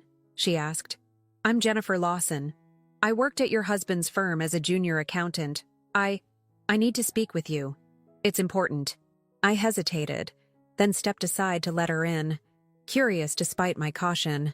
I should have come forward sooner, she said once we were seated in the living room, but I was afraid. Your husband was very intimidating. What is this about, Ms. Lawson? She opened her bag and removed a folder. 6 months ago, I noticed discrepancies in some client accounts. When I brought them to Mr. Harmon's attention, he told me to ignore them. Said it was part of a special investment strategy. She pushed the folder toward me. I kept copies of everything I found. After I heard about the investigation, I took these to the police, but I thought you should have copies too. I opened the folder to find financial statements, transaction records, and internal memos. More evidence of Robert's fraud. But what caught my eye was a name that appeared repeatedly throughout the documents. Martin Gregory, Robert's closest friend and business partner. Mr. Gregory was involved in this too? I asked, stunned. Jennifer nodded grimly. He was the one who handled the actual transfers. Your husband directed everything, but Mr. Gregory executed the transactions. The revelation hit me like a physical blow. Martin, who had sat beside me at the funeral, who had embraced me, telling me how much Robert had loved me, who had offered to help me with any financial matters that arose. Martin, who had called just yesterday, leaving a voicemail expressing concern about the investigation and offering to meet with me to protect Robert's legacy. I looked up at Jennifer, my mind racing. Does Detective Wilson know about this? Yes, but... She hesitated. Mr. Gregory is very well connected. The detective mentioned that building a case against him might be complicated. As I thanked Jennifer for her courage in coming forward, a chilling thought occurred to me. What if Martin discovered that I now had evidence against him? What would he do to protect himself? The sense of security I had just begun to feel crumbled around me. Robert's betrayal had been devastating, but at least it was over. Now I realized that the danger might not be in the past at all. It might be very much present and closing in. After Jennifer left, I called Detective Wilson immediately, my hands shaking as I held the phone. Mrs. Harmon? He answered, sounding tired. What can I do for you? Jennifer Lawson just came to see me, I said without preamble. She brought documents implicating Martin Gregory in Robert's fraud scheme. There was a long pause. I was planning to discuss that with you tomorrow. Ms. Lawson came to us a few days ago. Why didn't you tell me earlier? Martin called me yesterday, wanting to meet. If I had agreed, I couldn't finish the thought. Mrs. Harmon, Christine, Wilson said, his tone gentler than I'd heard before. We're monitoring Gregory closely. He doesn't know how much evidence we have against him, but you're right to be cautious. Don't meet with him under any circumstances. After hanging up, I called Michael, then Rebecca and Victoria. Within an hour, they had all arrived at my house, along with James, who insisted on coming when his sister explained the situation. This changes our approach, James said as we gathered in the living room. Martin Gregory is not just any business associate. He's one of the most influential men in the financial community. Taking him down won't be simple. But the evidence, Michael began. Evidence can be disputed, witnesses discredited, James interrupted. Especially when the accused has friends in high places. Victoria nodded grimly. Gregory sits on the boards of 3 major banks and has contributed heavily to several political campaigns. He'll have resources to fight this. So what do? I asked. Just let him get away with it? No, James said firmly. We build a case so strong that even his connections can't save him, but that means we need to be strategic. We spent hours reviewing Jennifer's documents, along with the evidence from the safe deposit box. The picture that emerged was disturbing. Martin hadn't just assisted Robert. In many ways, he had been the architect of the entire scheme. Robert's confession had conveniently minimized Martin's role. One last act of loyalty to his oldest friend. Around midnight, as everyone was preparing to leave, my phone rang. The screen showed unknown caller, but something told me to answer. Hello? Christine? It's Cassandra. Her voice was barely above a whisper. I don't have much time. They're letting me make one call before they transfer me. I gestured frantically to the others to listen. What do you want? To warn you. Martin knows about the safe deposit box. He knows what was in it. He's coming for you. A chill ran down my spine. Why are you telling me this? There was a bitter laugh on the other end. Because Robert lied to me too. He promised we'd be together, that we'd have everything. Instead, he set me up to take the fall alongside him. Martin was his real partner, not me. She paused. I was just a convenient distraction. For both of us, I said quietly. Look, I'm not asking for forgiveness. What I did, to you, to Michael, I can't undo that. But Martin Gregory is dangerous. More dangerous than Robert ever was. What do you mean? The money that's missing? The 40 million? That's just what's been discovered so far. The real number is closer to 70 million. And most of it is with Martin. He'll do anything to keep it. A voice in the background told her to wrap it up. Be careful, Christine, she said hurriedly. Check the garden shed. Back wall, behind the toolbox. The line went dead. We stared at each other in stunned silence. Then Michael was on his feet. The shed. We need to check it now. We found it exactly where Cassandra had said. A waterproof container hidden in a hollow space behind the large toolbox that had stood in the same spot for as long as I could remember. Inside were USB drives, documents, and a handwritten letter from Robert addressed to me.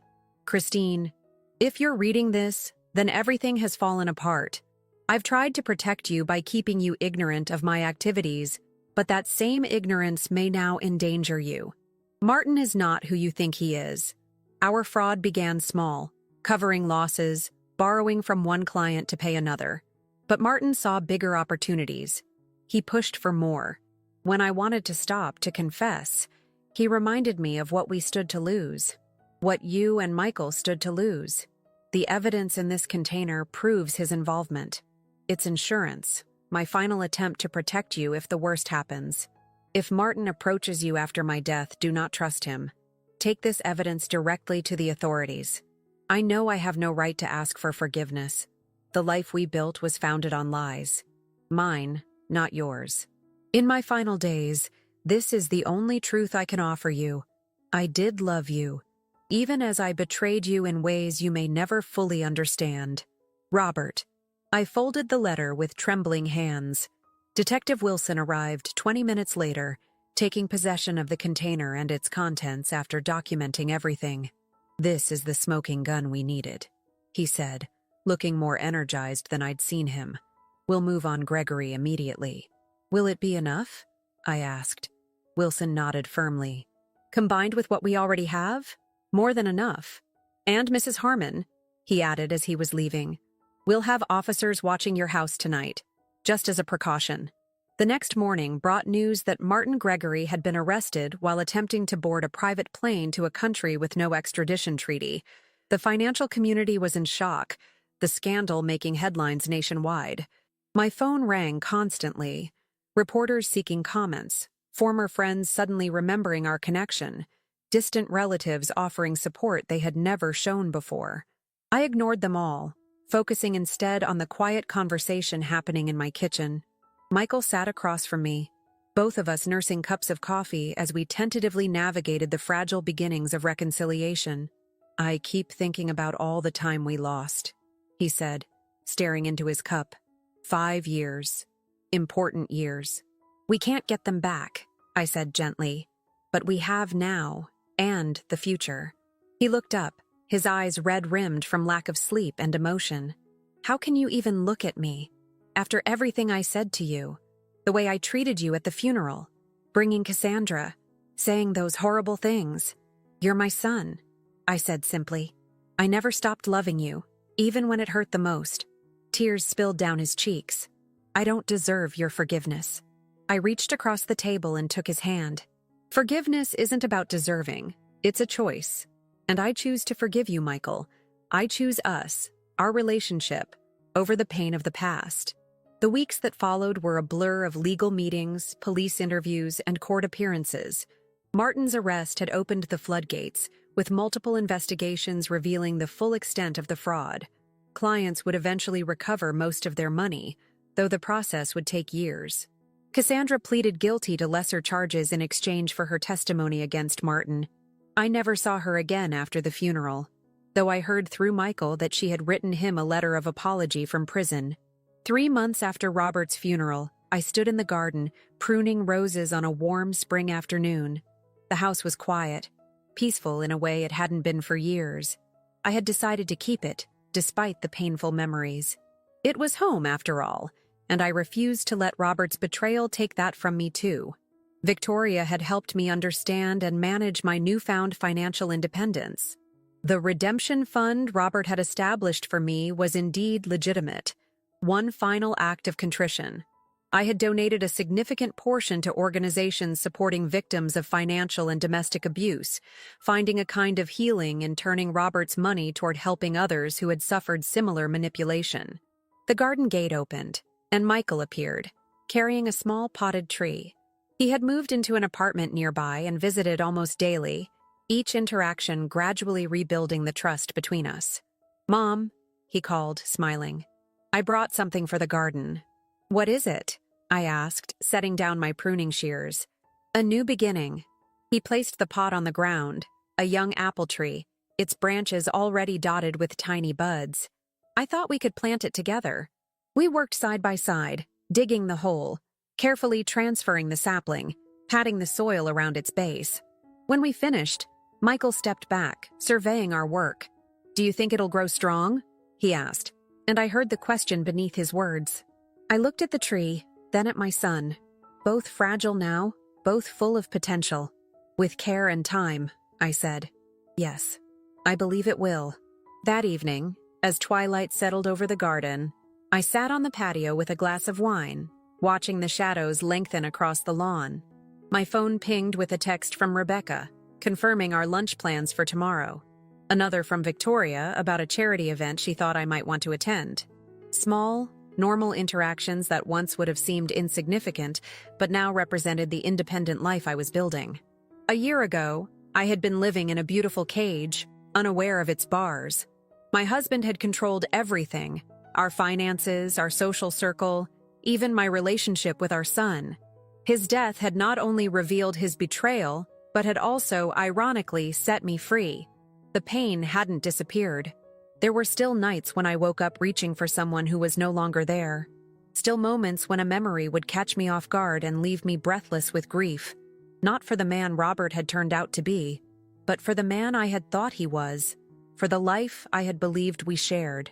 Yet alongside the pain, something new had blossomed. Strength I hadn't known I possessed. Independence I had never been allowed to develop. Relationships based on mutual respect rather than manipulation and control.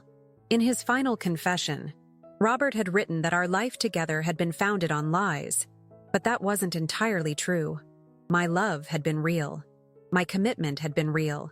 My resilience, emerging now from the ashes of betrayal, was the most real thing of all. As darkness fell completely, I stood and walked to the newly planted apple tree, its slender form barely visible in the gathering night. I touched a branch gently, feeling the smoothness of new growth beneath my fingers. "A new beginning," I whispered, echoing Michael's words. The old life was gone, its foundations revealed as corrupt and false. But from its ruins, I was building something authentic and strong, a life truly my own, at last. I turned back toward the house, its windows glowing with welcoming light.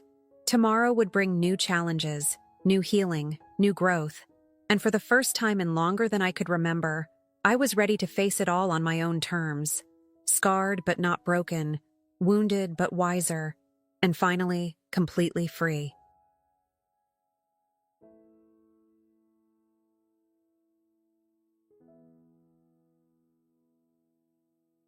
Silly girl. That's what my lawyer said after reading the papers my sister forged.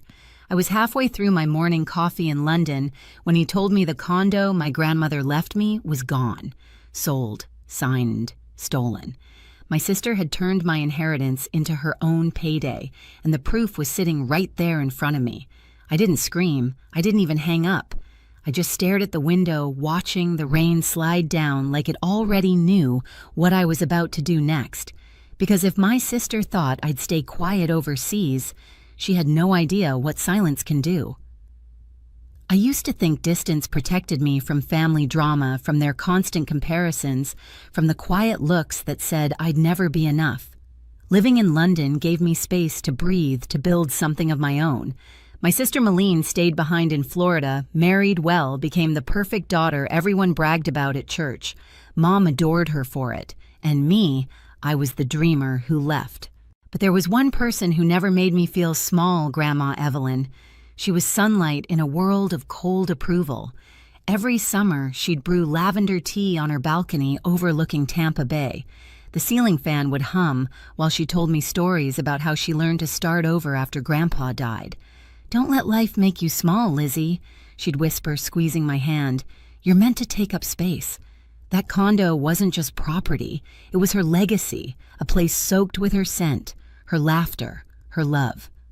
When she passed, she left me the deed, handwritten and signed with her soft cursive. It was her way of saying, "I see you, even if no one else does," After the funeral, Malene handled everything: the flowers, the paperwork, the estate meetings. She looked so composed in her cream dress, greeting relatives like a hostess instead of a grieving granddaughter. I thought she was being responsible. Turns out she was rearranging more than roses. Mom used to sigh over the phone. "You should be more like your sister. She has her life together." I'd bite my tongue, sip my coffee, and let the comments slide. I learned early that fighting for fairness in our family was like yelling into a hurricane. So when my lawyer called that morning, when he said the condo had already been sold, I felt something inside me shift. The shock was cold, precise, almost surgical. For a moment, I imagined Malene signing the papers with that polished smile of hers, the one she wore when she wanted everyone to believe she knew best. I opened my laptop, scrolling through the photos on my phone until I found one of Grandma and me on that same balcony. Her hand rested on mine. The sunlight caught the silver watch she always wore. My throat tightened. That condo was more than walls and keys. It was proof that someone once believed I was enough. And now my sister had turned it into cash. The drizzle outside grew heavier, tapping against the window like a warning. I closed my eyes and whispered to no one. "Grandma, I'm sorry. I should have protected what you gave me." Then my phone buzzed again, a new email from my lawyer. Subject line: inconsistencies found. My heart stilled, because deep down I already knew who was behind them. Douglas's voice carried across the crackling line. "Elizabeth, there's something off about these documents," he said. "The notary stamps don't match and the signature looks rehearsed." I pushed my chair back, staring at the screen in disbelief. "Rehearsed?" I asked, though I already knew the answer. He hesitated, then exhaled. "Silly girl," he muttered softly, not at me, but at whoever thought they could get away with this. "Your sister must have forged it." Those two words, "silly girl," cut deeper than he meant them to. They stuck in my head, repeating themselves until the meaning twisted. To him, it was an observation. To me, it was a challenge. My sister thought I was too naive, too distant, too trusting to notice.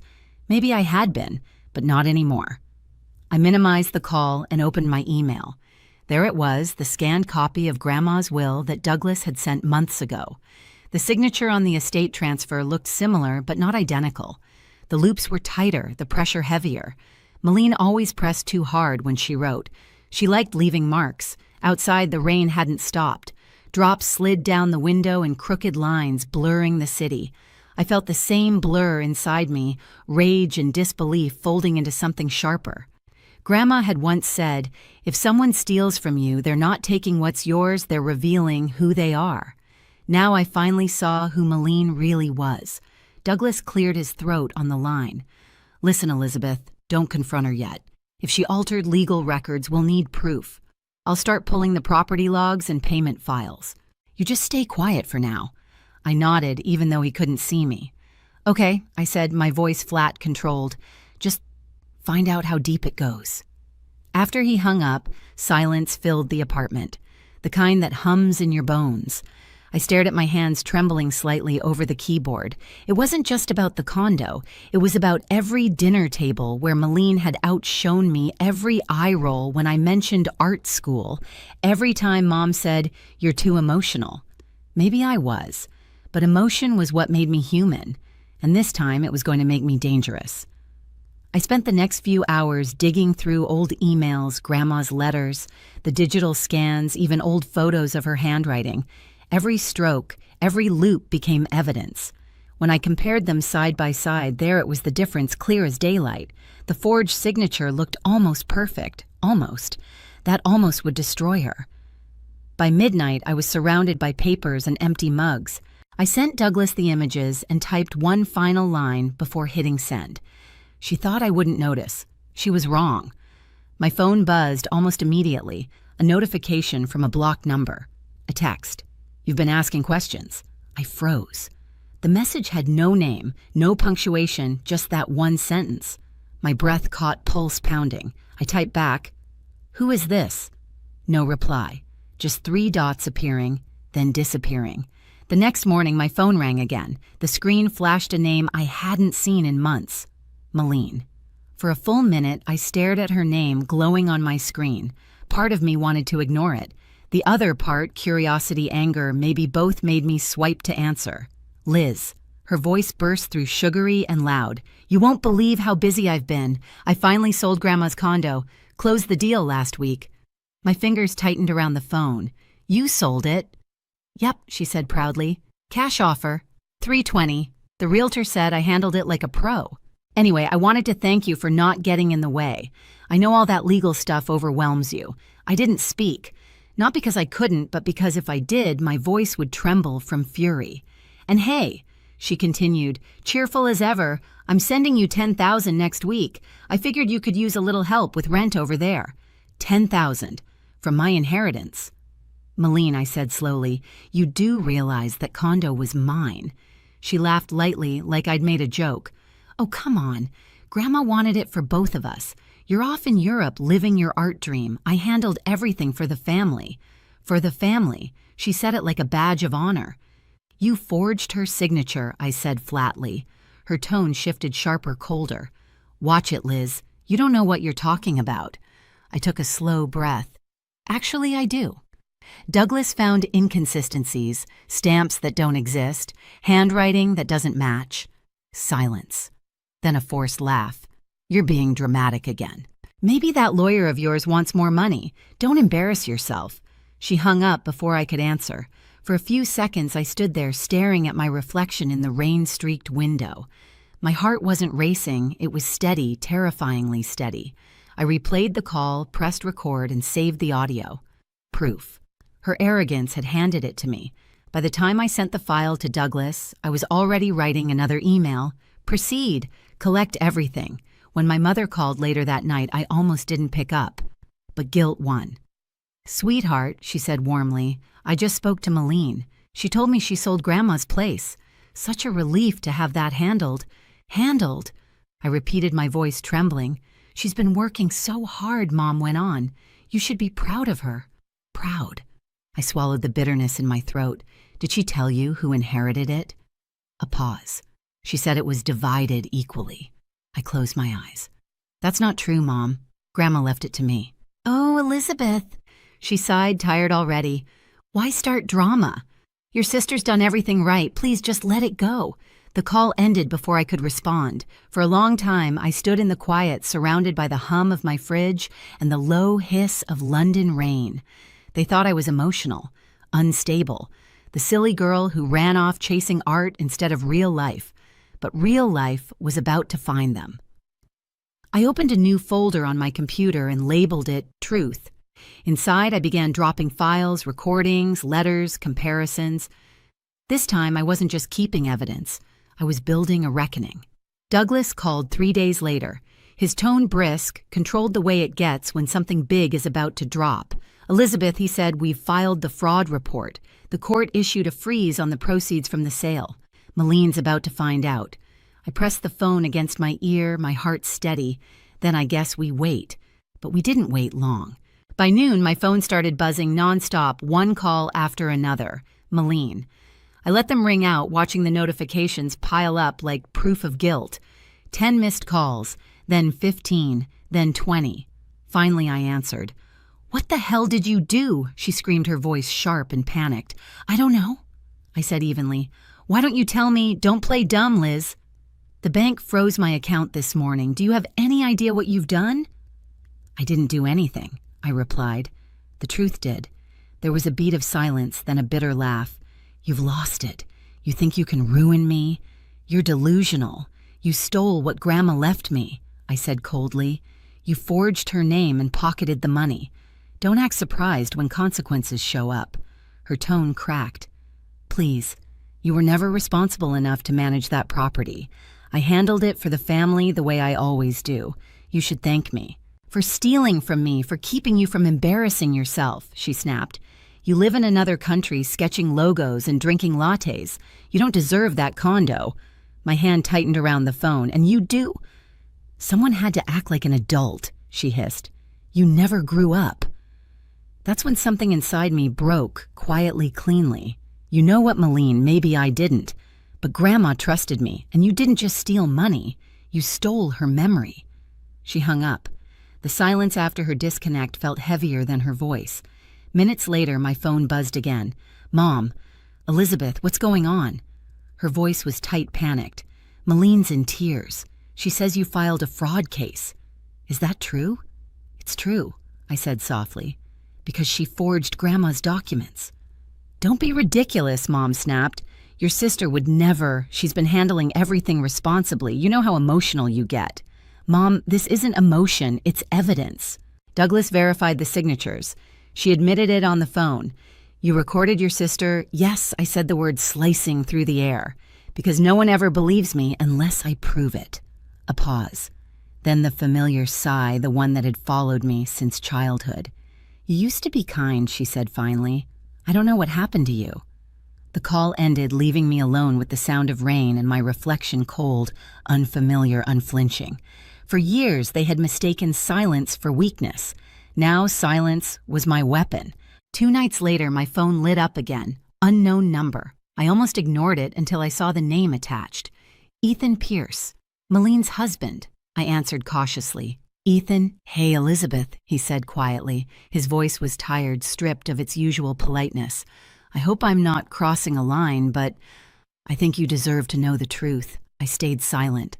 "I didn't know what she'd done," he continued. "She told me you'd given up your claim. I didn't ask questions, but after everything blew up, the frozen account, the bank calls, I started checking things myself. And," he exhaled, "she forged it, Elizabeth. The will, the notary, everything. She said you wouldn't notice from overseas. I confronted her yesterday. She broke down, said she deserved it more. She spent part of the money on a new house. It's gone." The world went quiet around me. "And you're telling me this now because I can't keep lying for her. I'll testify if it goes to court." For a moment, I couldn't breathe. Then, "Thank you." "You don't have to thank me," he said softly. "You were right all along." When the call ended, I sat in silence, staring at the rain-streaked glass. A strange calm washed over me. Not joy, not triumph, just clarity. Douglas called the next morning. "Ethan's cooperating," he said. "We've got enough to press forward. The buyers are testifying too. If we move now, it's airtight." "Do it," I said. Hours later, Malene's lawyer reached out. They wanted to settle. "She's offering $150,000, Douglas explained, "if you drop the case and let the sale stand." I laughed bitter and low. "Half the value of what she stole." "No." "She's desperate," he said. "But if we go to trial, her side will claim Grandma wasn't of sound mind when she wrote the will. It'll be ugly." "I don't care," I said. "I'm done keeping peace at my own expense." He paused. "You sound just like your grandmother." That hurt in the best way possible. That night I couldn't sleep. I opened the last email Grandma had ever sent me. Her words glowed against the dark screen. "If I ever leave you, something, no, it's not charity. It's a promise.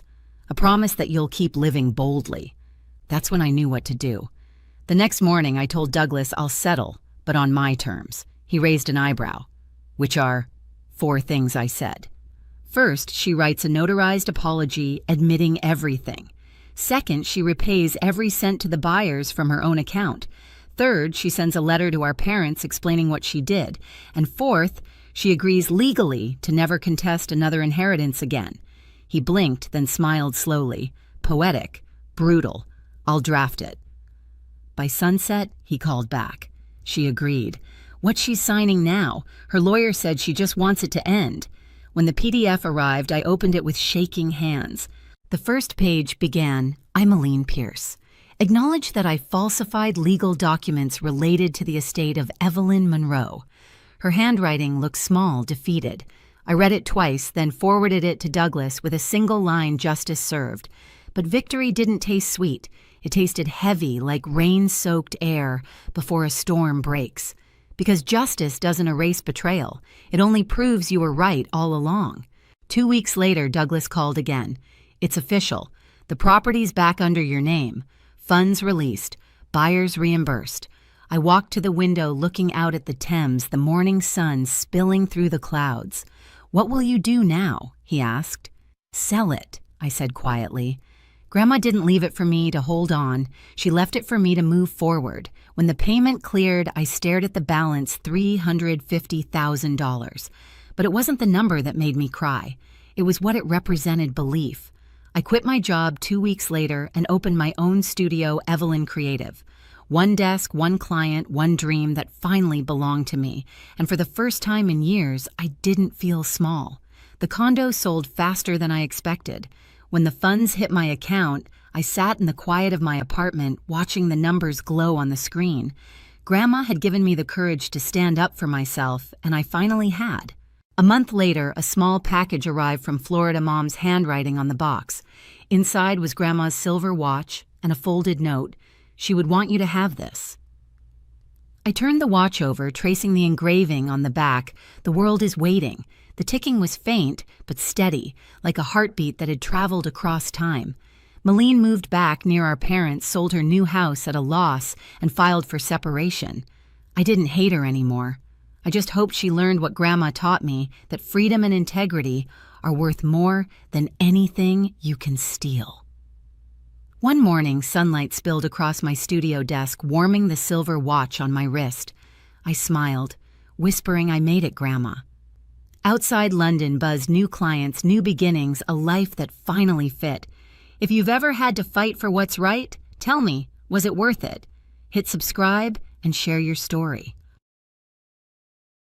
Your project timelines have been consistently problematic, and client feedback indicates dissatisfaction with your creative direction. I sat across from Nate, my pulse quickening as he flipped through my performance review with practiced disappointment. The conference room felt smaller than usual, the glass walls suddenly too transparent as colleagues glanced in while passing. 6 months of exhausting work reduced to a series of alleged failures. I'm particularly concerned about the West Side campaign, he continued, not looking up from his papers. The execution lacked the innovation we expect. My mouth went dry. The West Side campaign had doubled their customer engagement, something the client had personally called to thank me for last week, but they specifically mentioned, I started.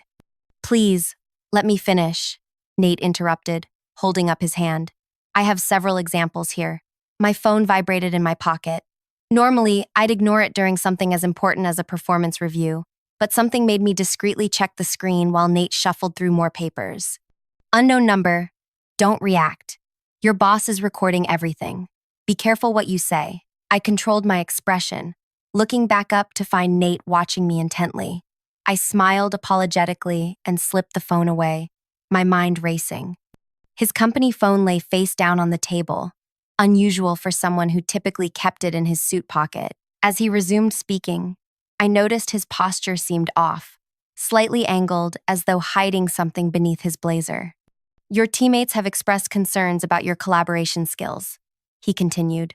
Would you like to share your thoughts on your relationships with other designers? The question hung in the air, oddly specific. Fishing for criticism of my colleagues? I remembered the text and chose my words carefully. I value everyone on the team, I said blandly. We all bring different strengths. Nate's mouth tightened almost imperceptibly. He shifted in his chair, and I caught a glimpse of something small and black beneath his jacket. Let's discuss Alex's recent presentation. You seemed displeased. Another trap. Alex had presented my concept without attribution after Nate reassigned my project to him last minute. I thought Alex did an excellent job with the presentation, I said evenly, ignoring the heat rising in my neck. Nate's eyes narrowed briefly before he checked his watch. I need to step out for a moment. Please review these improvement metrics while I'm gone. He slid a folder across the table and left, closing the door behind him. The silence pressed against my ears. I waited 3 seconds, then 5 before moving. Something about the plant on the credenza had caught my eye, a tiny reflection where there shouldn't be one. I approached cautiously and discovered a small black recording device nestled among the leaves, its red light blinking steadily. My heart hammered against my ribs. Why was he recording me secretly? And who had sent that warning text? A soft click came from the door handle. I barely made it back to my seat before Nate returned, a fresh coffee in hand. Now, where were we? He asked, settling back into his chair. Ah, yes, your performance improvement plan. I'll need you to sign this acknowledgement that we've discussed your areas of concern. He slid a document toward me, dense with text highlighting supposed failures and mediocre results, none of which reflected reality. This wasn't just an unfair review. It was a paper trail designed to push me out. As I stared at the signature line, a chilling realization washed over me. I wasn't the first, and I wouldn't be the last, unless someone stopped him. If you're enjoying this story so far, please take a second to like this video and subscribe to the channel. Trust me, you'll want to know what happens next. My name is Tess Everhart, and until 6 months ago, I was known for my innovative approach to visual storytelling. I'd built a reputation in the design world through dedication and creativity, talents that caught Nate Pike's attention when he recruited me to breathe new life into his struggling design group. The first 2 weeks were everything I'd hoped for. My new colleagues welcomed me warmly, particularly Olivia, who had been with the company for 5 years.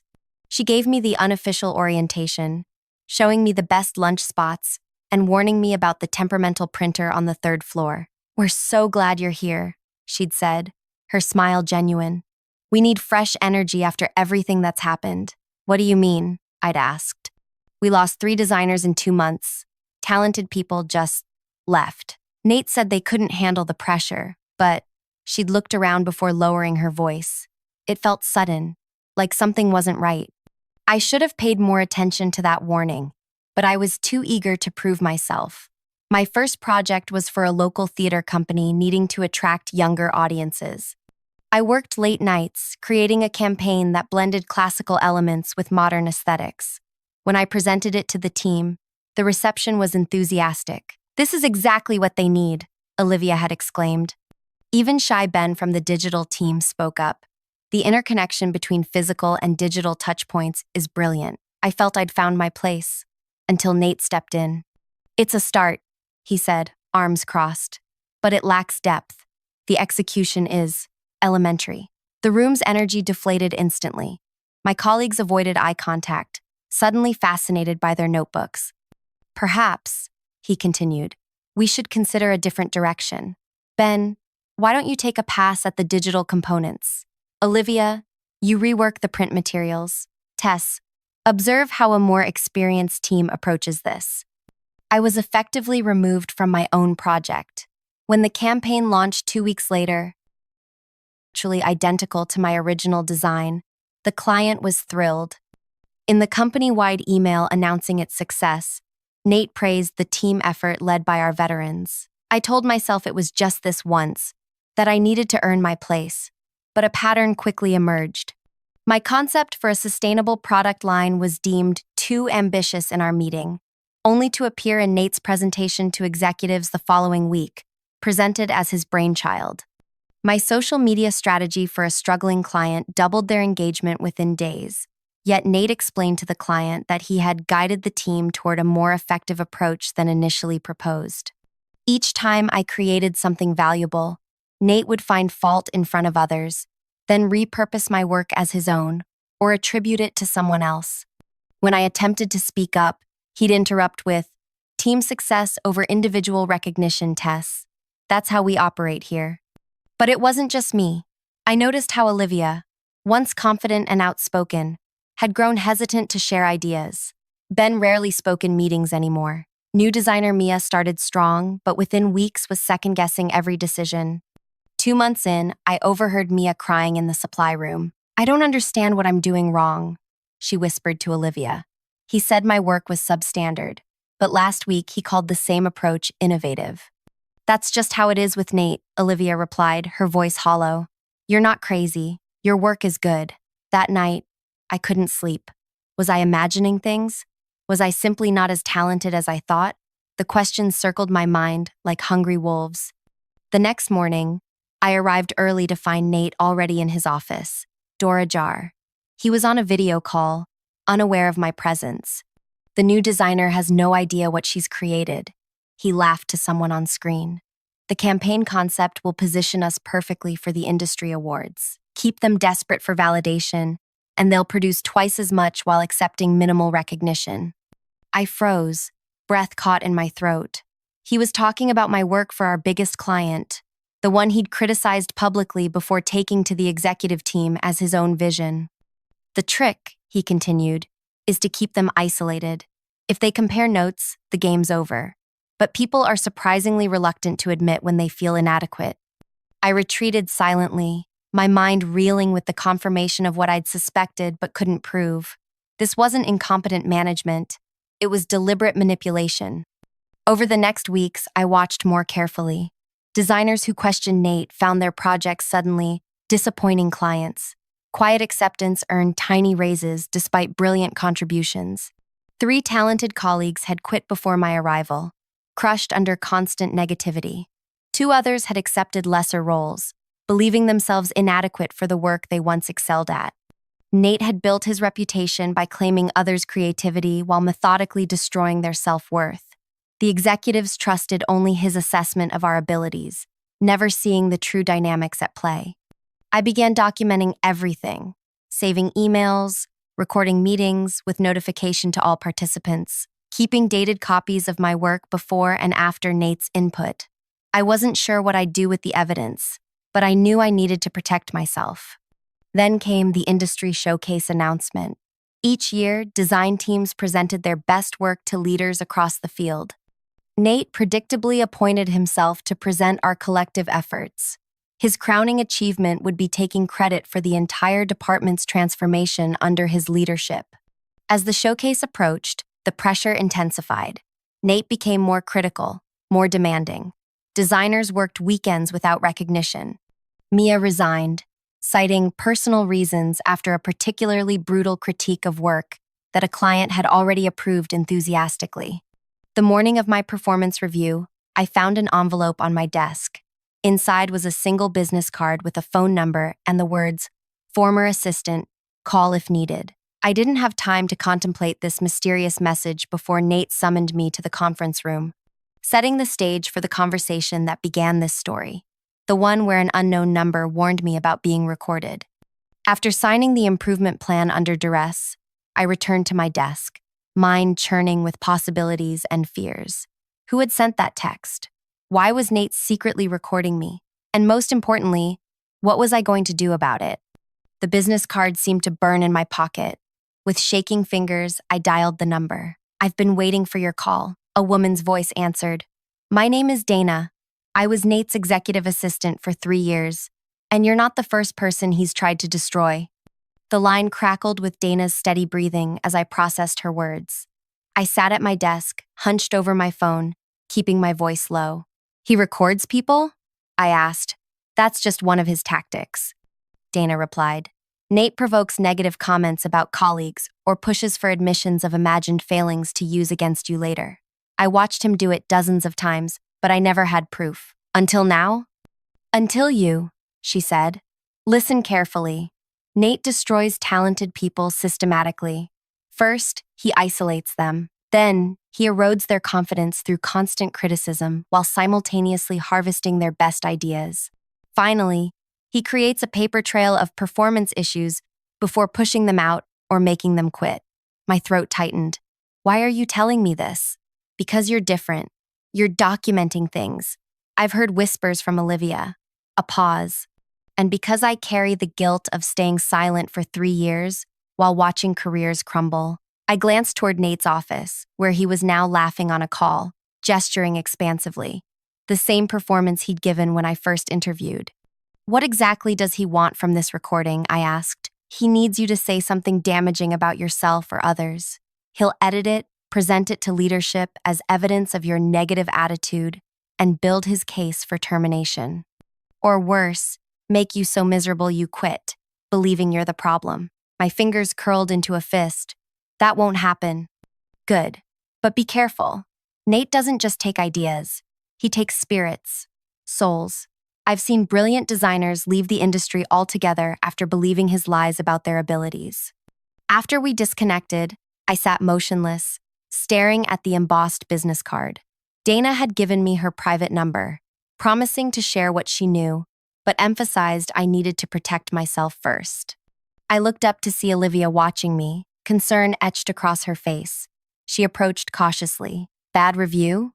she asked quietly. "Apparently, I'm on thin ice," I replied, studying her reaction. Something flickered behind her eyes.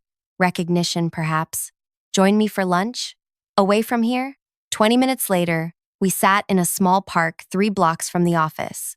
Olivia unwrapped her sandwich but didn't eat. I shouldn't say anything, she began, picking at the bread crust. But watching what's happening to you, it's like seeing history repeat itself. With you? She nodded, eyes downcast. I was like you once. Ambitious, confident, full of ideas. Nate hired me personally, called me a rare talent. Her laugh held no humor. 6 months in, I couldn't make a design decision without second-guessing myself 20 times. What happened? The Clarion Project. My concept won us the account, our biggest ever. During development, Nate criticized every element publicly, while privately sending my original designs to the client. At the launch party, he accepted an industry award for innovation, while I stood in the background, believing I'd contributed nothing of value. My heart sank. Why did you stay? By then, I believed no one else would hire me. She finally met my gaze. That's his real genius, Tess. He doesn't just steal your work. He convinces you it wasn't good in the first place. Back at the office, I found Ben waiting by my desk, nervously adjusting his glasses.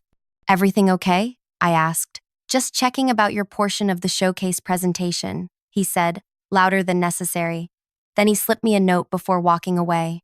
The paper read, Nate asked me to report back on your attitude after your review. Not the first time. Be careful.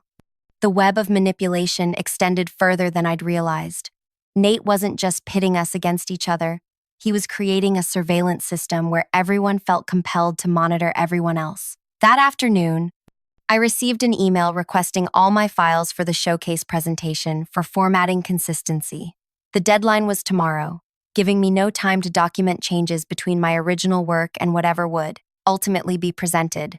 I forwarded the email to my personal account before replying that I'd deliver everything by morning. Then I worked late into the night, creating 2 versions, one for Nate and a secured backup of my original designs. The next morning, Nate called an emergency team meeting.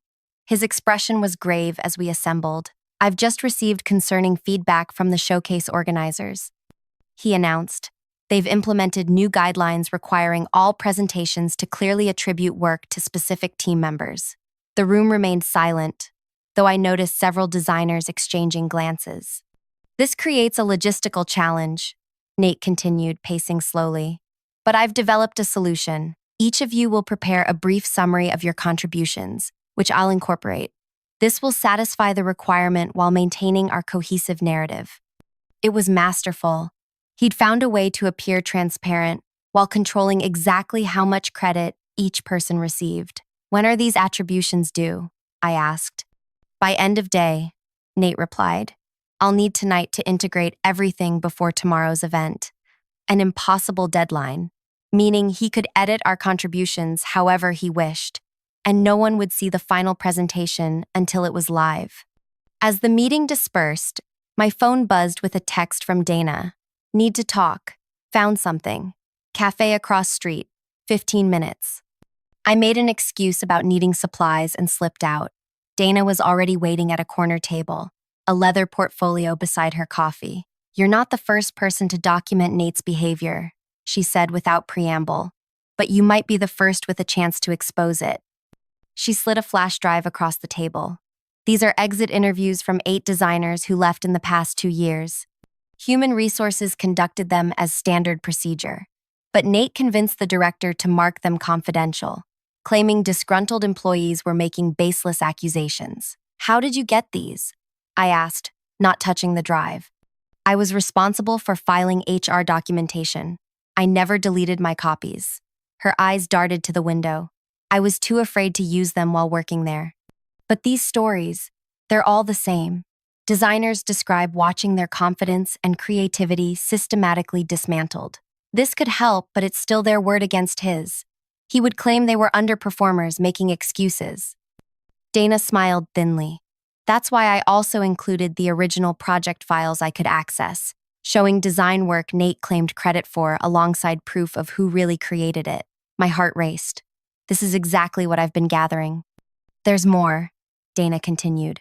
Last year's performance reviews compared to actual client feedback. Several instances where Nate told executives a project was struggling while telling clients the exact opposite. And 3 cases where he took designers' concepts, rejected them publicly, then presented them as his own solutions weeks later. I stared at the flash drive, now understanding its weight. Why didn't you come forward sooner? Dana's expression clouded. He threatened me. Not directly. Nate's too smart for that.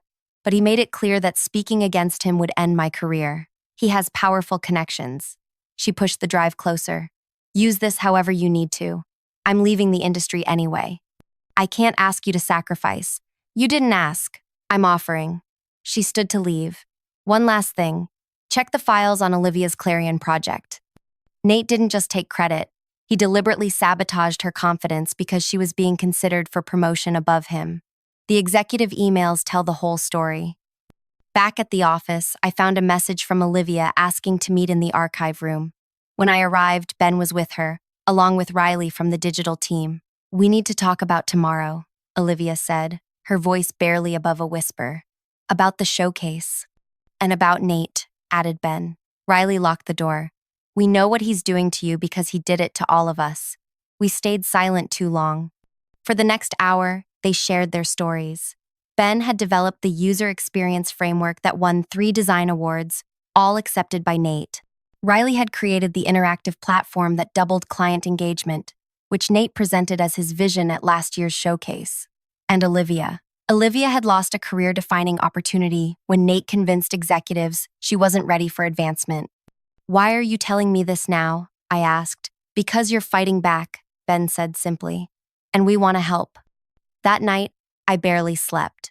The showcase loomed just hours away, with industry leaders and our entire executive team attending. It would be Nate's moment of triumph, unless someone stopped him.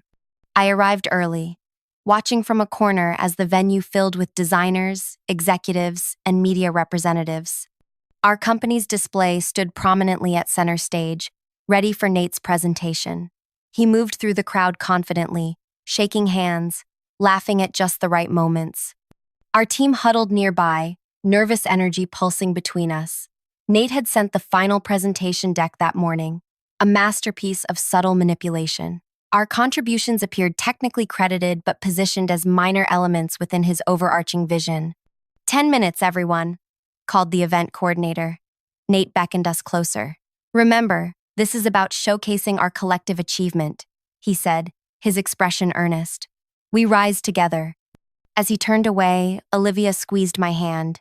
Are you sure about this? She whispered. I nodded, feeling surprisingly calm. Just be ready. The lights dimmed as Nate took the stage, welcomed by enthusiastic applause. The massive screen behind him illuminated with our company logo. Today, he began, I'm honored to present a body of work that represents the pinnacle of collaborative design thinking, a philosophy I've cultivated within our team over years of leadership. The first slide appeared, a stunning visualization of our combined projects, carefully arranged to suggest a single creative vision.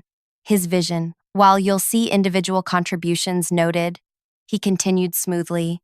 What's most remarkable is how these elements form a unified approach to client challenges, a methodology I've developed through years of industry experience. From my position at the back of the room, I caught the eye of our CEO, seated in the front row. She smiled approvingly at Nate, completely unaware of what was about to happen. Nate clicked to advance his presentation, but instead of his next carefully crafted slide, the screen changed to a video recording. Nate in his office, speaking candidly. The new designer has no idea what she's created. His recorded voice echoed through the hall. Keep them desperate for validation, and they'll produce twice as much while accepting minimal recognition. A gasp rippled through the audience. Nate froze mid-gesture, his expression shifting from confusion to horror as he recognized his own words. What? He began, frantically clicking his remote. The video continued, showing a series of clips. Nate taking credit for Olivia's Clarion concept in a private executive meeting. Nate dismissing Ben's framework publicly before presenting it as his own to clients. Nate instructing Dana to exclude Riley from a crucial presentation after using Riley's designs. Nate lunged toward the control booth, but security, alerted in advance about a potential technical disruption, blocked his path. This is unauthorized, he shouted. Someone is sabotaging. Actually, I called, stepping forward from the back. Everything you're seeing is authorized and legally obtained. These are recordings from official meetings where multiple parties were notified of documentation, communications sent through company channels, and statements made in public office spaces. The audience turned toward me as I walked slowly down the center aisle, a tablet in my hands. What you're witnessing isn't sabotage, I continued, my voice steadier than I felt. It's truth. For years, this man has systematically claimed credit for others' creativity, while deliberately undermining their confidence and career advancement. Nate's face contorted with rage. These clips are taken out of context. This is a vindictive attack by an employee facing performance issues. I reached the stage and turned to face the crowd. Is it vindictive when 8 different designers report identical experiences over 2 years? Is it taken out of context when performance reviews contradict client feedback?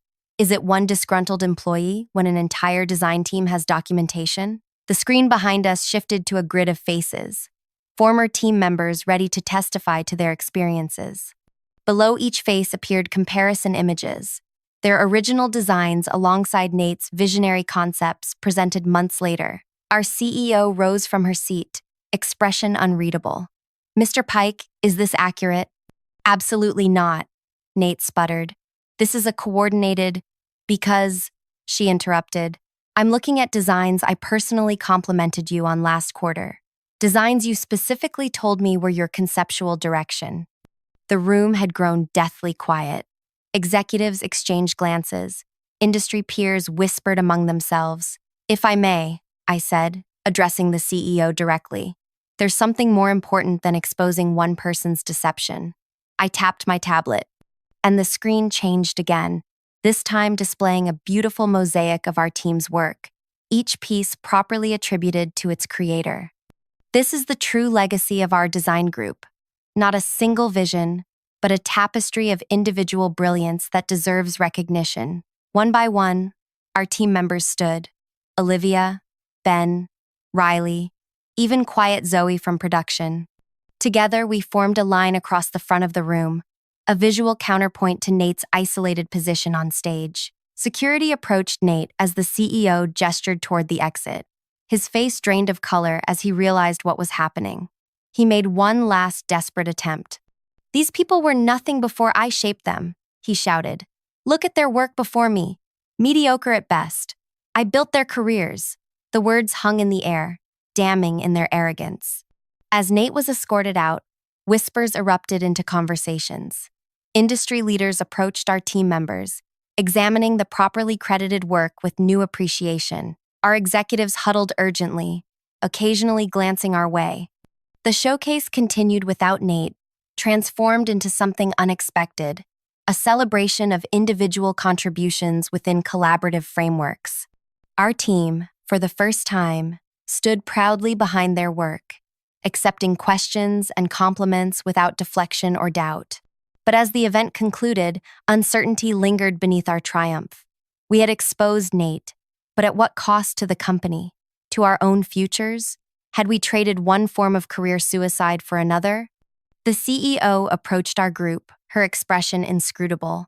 I need all of you in the conference room tomorrow morning at 8, she said simply before walking away. That night, we gathered at a quiet bar, emotionally exhausted but unable to separate. We had tied our fates together in a way that couldn't be undone. What happens tomorrow? Ben asked, voicing everyone's fear. I looked around at these talented people who had risked everything to reclaim their worth. I don't know, I admitted. But whatever comes next, we face it honestly, together. None of us could have predicted what awaited us in that conference room the next morning, or how completely our professional lives were about to transform. The next morning arrived with a weight of finality.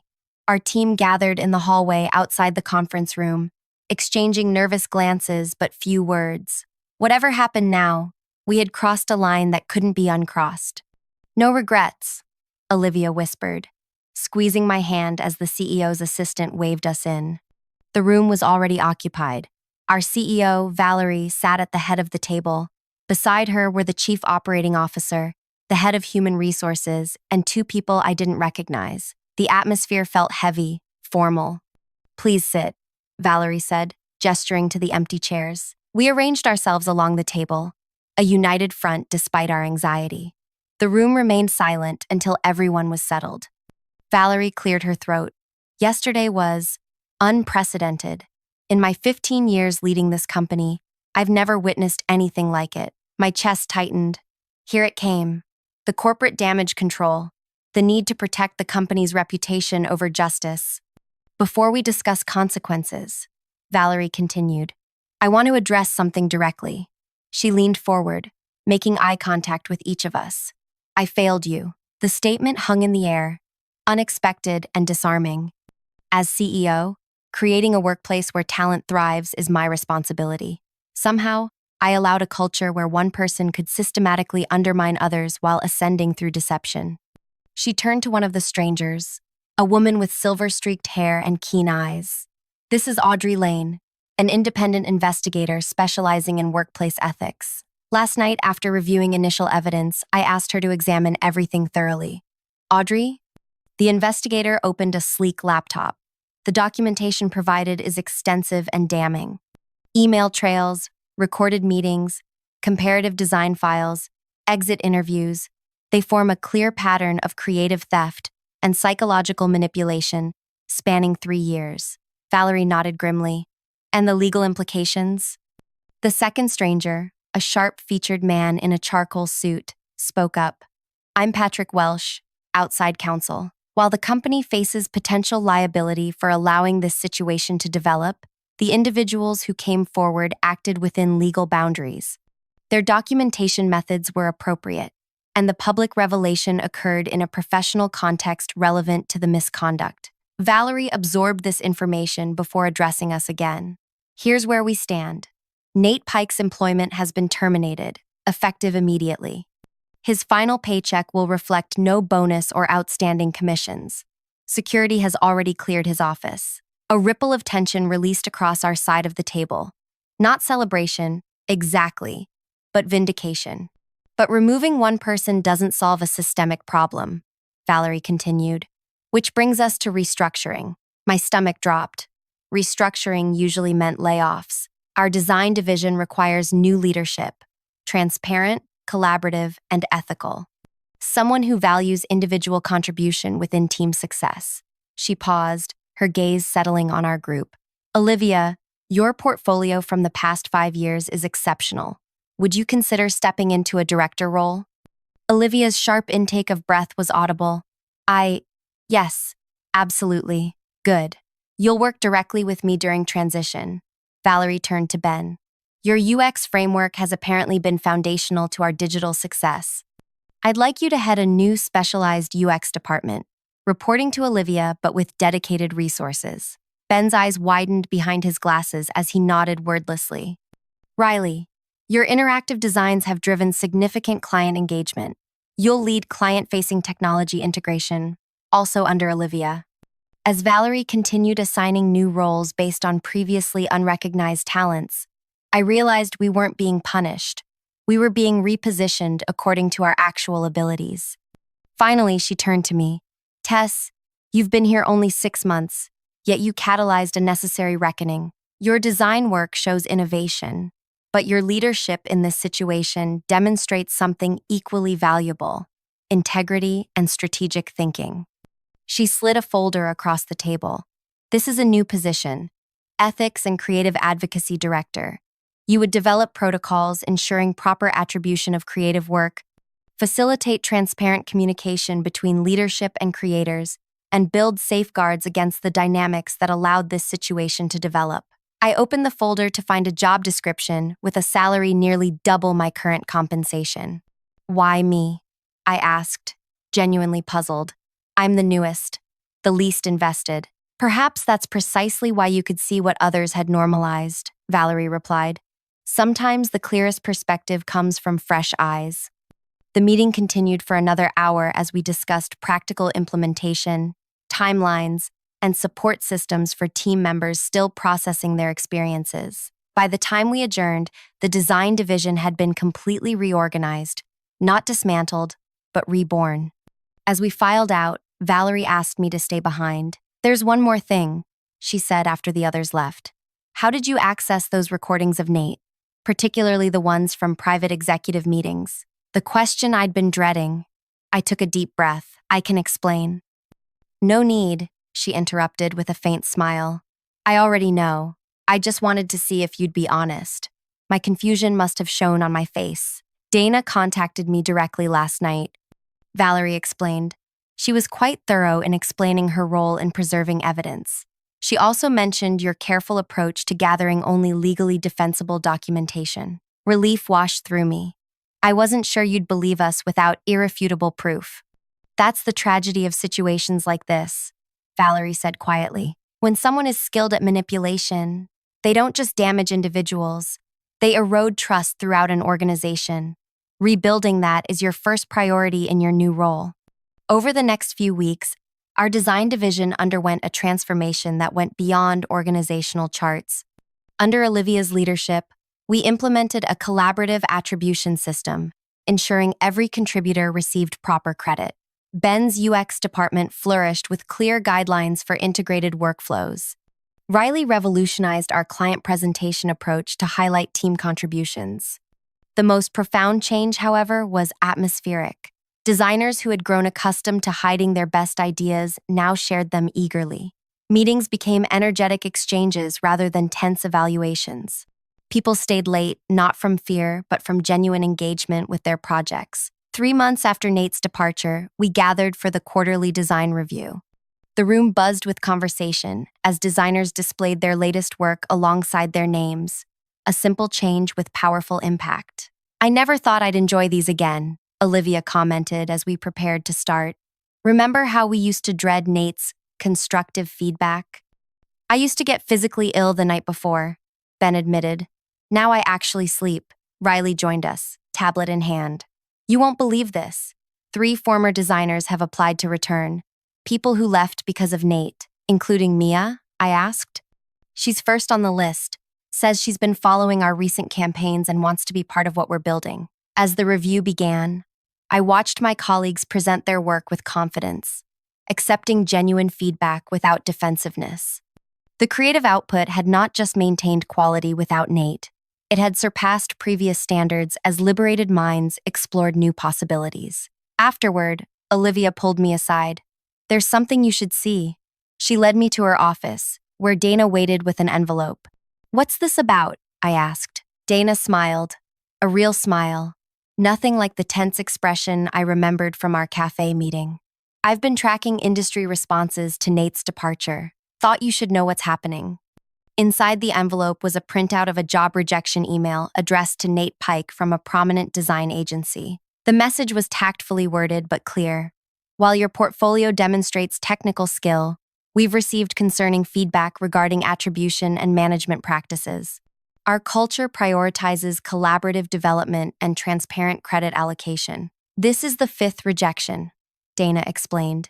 Word has spread, not through gossip but through proper channels, HR networks, professional associations. He's finding that reputation matters more than his portfolio. I don't want revenge, I said, feeling uncomfortable. I just wanted the manipulation to stop. This isn't revenge, Olivia countered. It's consequence. There's a difference. She was right. What happened to Nate wasn't about punishment but accountability, something long overdue. That evening, after most had left for the day, I found Ben still working in the creative lab, immersed in a complex wireframe. Can I ask you something personal? I said, pulling up a chair. He looked up, adjusting his glasses. Sure. How are you doing, really? After everything with Nate? Ben's hands stilled on the keyboard. Honestly, I'm still processing. For 2 years, I believed I wasn't good enough. That voice becomes part of you, you know? Sometimes I still hear it. I know exactly what you mean. But then I remember the showcase. He continued, a small smile forming. That moment when everyone saw the truth. It wasn't just about exposing Nate. It was about reclaiming who we are as creators. His words captured something essential that had been difficult to articulate. The showcase hadn't just been about justice, but about restoration. 6 months after Nate's departure, our team received an industry nomination for innovative organizational structure, recognizing our attribution system and collaborative approach. The irony wasn't lost on any of us that the very showcase where we'd exposed Nate had led to this recognition. The night before the award ceremony, I stayed late finalizing our presentation. As I gathered my things to leave, I found Valerie standing in my office doorway. "Working late again?" she asked. "Just wrapping up. Tomorrow's a big day." She entered, closing the door behind her. "I never properly thanked you, Tess. For what?" "For seeing what I missed. For having the courage to act on it." She sat down across from me. "Do you know what haunts me most? I promoted Nate 3 times. I believed his narratives about difficult team members. I accepted his appropriation of others' ideas because the results seemed positive. He was very convincing," I offered. "That's no excuse. Leaders must look deeper." She sighed. The day of the showcase, when those recordings played, I recognized client presentations I'd personally praised him for, work I'd used to justify his advancement. The weight of her responsibility was evident in her expression. "The thing is," I said carefully, "none of us saw it clearly at first, not even me. It took time to recognize the pattern, to gather evidence, to find allies who could confirm what I was experiencing." "That's why your new department matters," Valerie replied. "Systems that depend on individual heroism to correct injustice are fundamentally flawed." The next day, as our team accepted the industry award, I looked out at the audience, the same venue where we'd confronted Nate 6 months earlier. The symmetry felt appropriate somehow. Later, at the celebration dinner, Olivia raised her glass. To Tess, who risked everything to fight for truth. I shook my head. "That's not quite right. I didn't plan some grand crusade. I just couldn't accept what was happening." "That's what makes it remarkable," Riley said. "You didn't set out for revenge or glory. You just refused to participate in your own diminishment." As conversations flowed around me, I reflected on how we'd arrived at this moment. The truth was, there had been no master plan when I first sensed Nate's manipulation. No elaborate scheme for exposure or justice, just a simple, fundamental decision. I would not allow my work to be stolen. I would not accept being made to feel smaller than I was, and I would not stand by while it happened to others. The revenge, if it could be called that, had never been about Nate's downfall. It had been about reclaiming what he'd taken. Our work, our confidence, our professional identities, about creating systems that made such theft impossible in the future. The most powerful moment hadn't been watching Nate escorted from the showcase in disgrace. It had been the weeks and months that followed, watching designers rediscover their voices, seeing Ben present his framework without apologizing for its existence, hearing Riley confidently defend a creative choice, witnessing Olivia step into leadership with natural authority she'd always possessed but learned to doubt. And perhaps most meaningful, welcoming back those who had left, like Mia, who now led our Emerging Designers program with enthusiasm that had once been extinguished.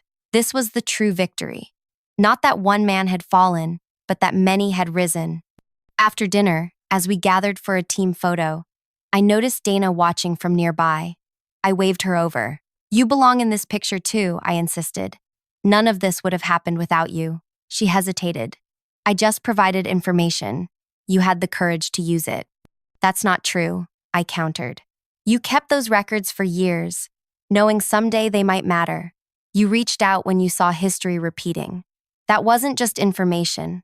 It was hope." As the photographer positioned us, I found myself surrounded by people who had transformed from colleagues to something closer to family, people who had shared a difficult journey and emerged stronger. The camera flashed, capturing a moment of genuine joy, not the artificial enthusiasm Nate had demanded, but the authentic happiness of people doing work they loved and receiving proper recognition for it. Later that night, alone in my apartment, I opened my laptop to find an email from an unfamiliar address. The subject line read simply, "Thank you." It was from a designer at another company, someone I'd never met. They described watching our showcase confrontation and recognizing their own situation with a manager who claimed credit for others' work. Inspired by our example, they had documented the pattern and presented evidence to their leadership. Changes were now underway. "You showed me it was possible to stand up without being destroyed," they wrote. "That speaking truth doesn't have to end a career. It can transform it."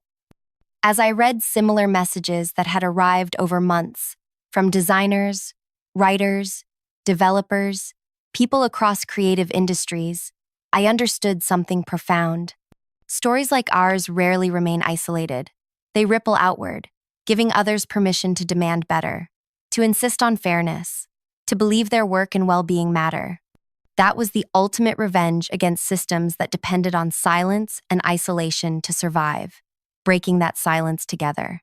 If this story resonated with you, please take a moment to like this video and subscribe to the channel. Your support helps these important stories reach others who might be experiencing similar situations. Share in the comments if you've ever had to stand up for yourself at work. You never know who might draw strength from your experience. Remember, sometimes the most powerful thing we can do is simply refuse to participate in our own diminishment.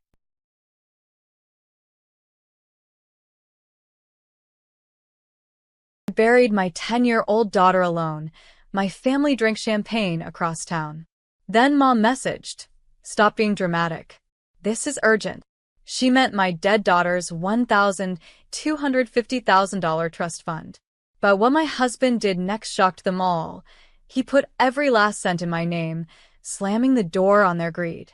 My name is Savannah Elms, I'm 34. And if you think you know how this ends, stay tuned. What happens when your child dies, and it reveals who is only pretending to grieve. The service was small. Closed casket. No lilies, she hated them. I watched a sparrow land on her headstone as the priest spoke, like even heaven wanted to say goodbye. But the pews behind me were half empty. My parents? At a wine gala 2 zip codes over. My sister? Sent a one-line text. Can't miss this keynote. She would have understood. Would she? Would my little girl, who once cried when her hamster died, understand that her own blood couldn't show up? The night before, my brother called. "You still have access to the account, right?" His voice low, slippery. That trust fund was meant to be generational, Savannah. We should all be part of that decision. That trust fund was her legacy. From the wrongful death settlement after her heart surgery went wrong at 8. It wasn't theirs. It was hers. Or, it was. Now it was mine to protect. The text from Mom came during the burial. "Enough grieving. Call me ASAP. It's about the money." I didn't reply, but someone else did. My husband. He was standing beside me in the cemetery when he made the call. His voice, steady. His words, final. "She's done. And so am I." Then he hung up and took out the papers that would change everything. He didn't flinch. Not when he called the bank. Not when he told them to revoke all co-beneficiaries. Not even when the woman on the line asked, "Are you certain you want to remove her maternal grandparents?" "I'm certain," he said. The air around us was hushed. Grief had stolen the sound from birds, wind, breath. Only his resolve remained. By sunset, the $1.25 million trust fund was locked in. My name. My control. No shared access. No family discussions. Just legal walls around what was left of my daughter's life. I sat on the edge of our bed that night, still in black. He knelt in front of me, held my hands like they were glass. "They treated her death like a footnote," he said. "They don't get to touch her name again." I didn't cry. Not because I didn't want to, but because I'd run out of tears at the gravesite. Instead, I whispered, "Thank you." That's when the retaliation began. The next morning, my sister posted a long thread on social media. Money changes people. Grief makes them cold. Some inherit pain. Others just steal it. No names. But every comment knew. Then came the group email from my mother. Subject: Family Unity. Body: We are disappointed in your recent legal decisions. Your daughter was loved by us all, and it's cruel to shut us out of her legacy. Legacy? As if she were a will to be split. I didn't reply, but my lawyer did. A single line: cease and desist. We were done playing gentle. They'd had their chance to show up, at the hospital, at the funeral, in the hollow hours after. Now, they wanted a slice of sorrow. But grief isn't a bank account. And I wasn't withdrawing. I was fortifying. They didn't come to our door. They didn't call again.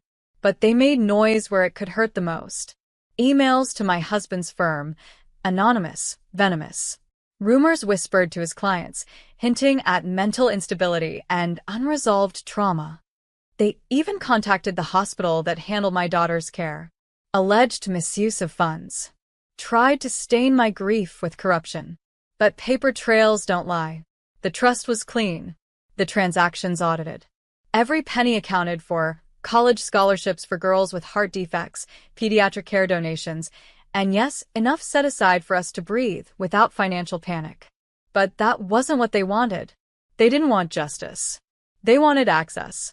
And when that failed, they turned to erasure. My daughter's name began disappearing. From the family group chat archives. From my parents' Facebook photos. Even from the family's shared Google Calendar, the one where her birthday used to be marked with glitter emojis. Deleted. As if mourning made her inconvenient. I broke down in the pantry one night, clutching her old lunchbox, still smelling faintly of strawberries and glue sticks. She's vanishing, I told my husband through tears. And I can't stop them. He wrapped me in silence, held me like an oath. Then he did something I wasn't expecting. He launched a foundation. In her name, the Lila Grace Fund, for girls with fragile hearts and stronger spirits. He built the website in a weekend, filled it with photos they couldn't erase, stories they couldn't rewrite, and he made it public. Donations began pouring in, messages from strangers. She reminds me of my niece. I wish I'd known her. Thank you for not letting her story disappear. They tried to delete her. Instead, we made her eternal. The foundation rattled them. They didn't expect me to turn mourning into motion. Didn't expect Lila's name to go viral. Local news picked it up. A small segment, Mother Turns Tragedy into Hope. There was a clip of me holding Lila's drawing, the one she made of a heart with butterfly wings. In the background, my mother's voice left me a voicemail. Savannah, this has gone too far. You're exploiting her memory. This isn't what family does. No. What family does is vanish during a funeral. What family does is weaponize a child's bank account. What family does is message about the money before the casket is lowered. I archived the voicemail. The next day, my father filed a formal request through an attorney, a claim that part of the trust belonged to extended custodial family. He even included screenshots of Lila's birthday cards from them. Proof, they said, of consistent emotional involvement. The gall. The performance. Wes, our attorney, now left. They'll be shredded in court. But they want a public fight. That's what it was always about. Control. Narrative. Image. They couldn't stand that Lila's story was out there, without their edit. But I didn't back down. I filed a counterclaim. Publicly outlined the emotional negligence. The absence at her surgeries. The documented message timestamps during her burial. Even attached the original trust documents, notarized, sealed, undeniable. All funds were mined by Lila's own designation. The backlash was instant. Suddenly, my sister's tweets disappeared. My parents deactivated their accounts. And for once, the silence felt earned. They wanted to erase her. But now every dollar in that trust fund carried her name. Not as currency, but as a boundary. One they'll never cross again. You said. But silence from them didn't mean peace for me. Grief has a strange way of resurfacing, not in sobs but in the smallest echoes. Lila's toothbrush still sat in the cup by the sink. Her rain boots, untouched, still waited by the back door. And her laughter, memory's cruelest gift, played in loops when the house got too quiet. I was doing interviews now. Podcasts. A few panels on medical trust management and parental advocacy. Every time I said her name, it felt like lighting a candle, not mourning remembrance. And then came the letter. A plain envelope. No return address. Inside, a single photograph. Lila, at age 5, sitting on my sister's lap, smiling, but clearly in pain. Her 4 visible. Her cheeks hollowed. On the back, scribbled in ink. You're not the only one who loved her. Stop acting like it. I didn't show it to my husband. I didn't cry. Instead, I scanned it, filed it, and logged the postmark. Because when people try to guilt you after abandoning you, it's not about grief. It's about guilt. And guilt has fingerprints. I called Wes. He traced the postmark to a private P.O. box in upstate New York. My brother. He hadn't spoken to me once since the funeral. But now he wanted to remind me that he loved her? Where was that love when she asked for him at the hospital? When she begged to see Uncle Charlie before surgery? Nowhere. Because love isn't memory hoarding. Love is showing up. We filed a report, not criminal. Just documented. Every move they made I logged. Every word I kept. Not for revenge. But because the people who didn't honor her life had no right to narrate her death. Not anymore. My brother's photo wasn't a warning. It was bait. An invitation back into a family script I'd already shredded. But I didn't take it. I filed it away and poured my energy where it mattered. Lila's legacy. By December, the foundation had funded 3 surgeries. We received handwritten letters from mothers I'd never met, holding children who now had a shot because Lila didn't. Her absence had become action. Her silence a spark. Still, the whispers from my family circled like vultures over a wound they couldn't pick open. One day, my cousin messaged me on LinkedIn of all places. They're planning something. Your parents. Some kind of memorial event. Without you. A public show. A reinvention of grief. No doubt they'd wrap it in charity and trimmed hedges. Hire a violinist. Print brochures. Stage love in crisp black outfits. But they never called me. Never asked. Never once used her real voice, or the drawings she made, or the way she liked her macaroni plain with no pepper. Just branding. I didn't confront them. Instead, I contacted the venue. I sent documentation. Legal proof that I held all rights to Lila's likeness, foundation name, and trust identity. I made it clear. If they used her name without my permission, they'd be facing more than a cease and desist. They canceled the event 2 days later. I found out through a brief line on my mother's Instagram story. Event postponed due to unforeseen obstacles. Some people can't let go. She was right about one thing. I couldn't let go. Not of my daughter. Not of the truth. Not of the fire it lit inside me. To guard what mattered. To protect what they tried to purchase with guilt. To prove that love doesn't expire when breath does. It rises. And burns. And remembers. January brought something I wasn't ready for. An envelope with my daughter's handwriting. Not a memory. Not something I'd saved. It had been mailed recently. Inside was a folded piece of notebook paper. A drawing. Crayon hearts. Her name scrawled at the top. For Mommy. And in the corner a note I'd never seen before. Keep this safe. If anything happens, it's for you. I sat on the floor, the paper trembling in my hands. Then I saw the back. Written in adult handwriting. She made this the day of her last surgery. No signature. No return address. I called Wes. I need handwriting analysis, I said. And I need to know where this came from. He moved fast. The handwriting matched a nurse, one who had worked the cardiac unit. She'd been fired shortly after Lila's final surgery. Why? Unclear. But we tracked her down. She was living quietly in Maine. When we spoke, she said, "I'm so sorry. I wanted to come forward earlier. But your family, they were always around. They warned the staff not to talk. Warned. They said you were litigious. That you'd sue anyone who interfered with your grieving." My hands went cold. They had painted me as the threat. Even in the hospital. She mailed the drawing because she thought I deserved to know the truth. And she had more. Copies of visitor logs. Records of who came in and out during Lila's final hours. Notes that had been removed from the hospital's official files, but she'd saved them. One name repeated in them. My mother's. Lila had asked for me. But my mother had told the nurses I needed rest. That she'd sit with her instead. But I was never told. I wasn't just grieving a death. I was waking up inside a theft. The final nail wasn't a scream. It wasn't a lawsuit.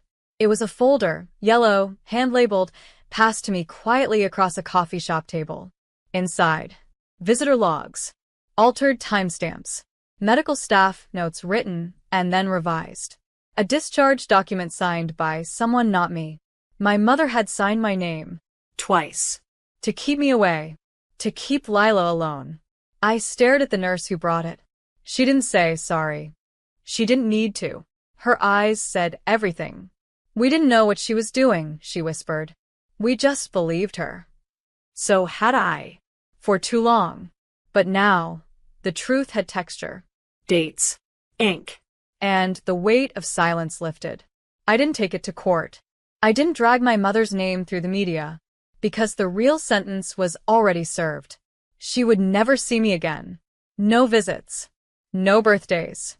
No access to the foundation. No claim to Lila's name. Not even a photo on her mantle. I changed my number, filed a final legal block, built a firewall around the only legacy that mattered. And then, on the anniversary of Lila's death, we held our own memorial. A garden blooming with wildflowers. A bench with her name carved in cedar. Dozens of families showed up. Children she'd never met, but had helped. We didn't release balloons. Lila hated litter. We planted 3 more trees instead. For breath. For shelter. For remembrance. And when I knelt beside her plaque, I didn't cry. I smiled. Because this time she wasn't alone. She was everywhere. In the names whispered by grateful parents. In the laughter of healed little hearts. In the roots under my hands, I stood. My husband reached for me.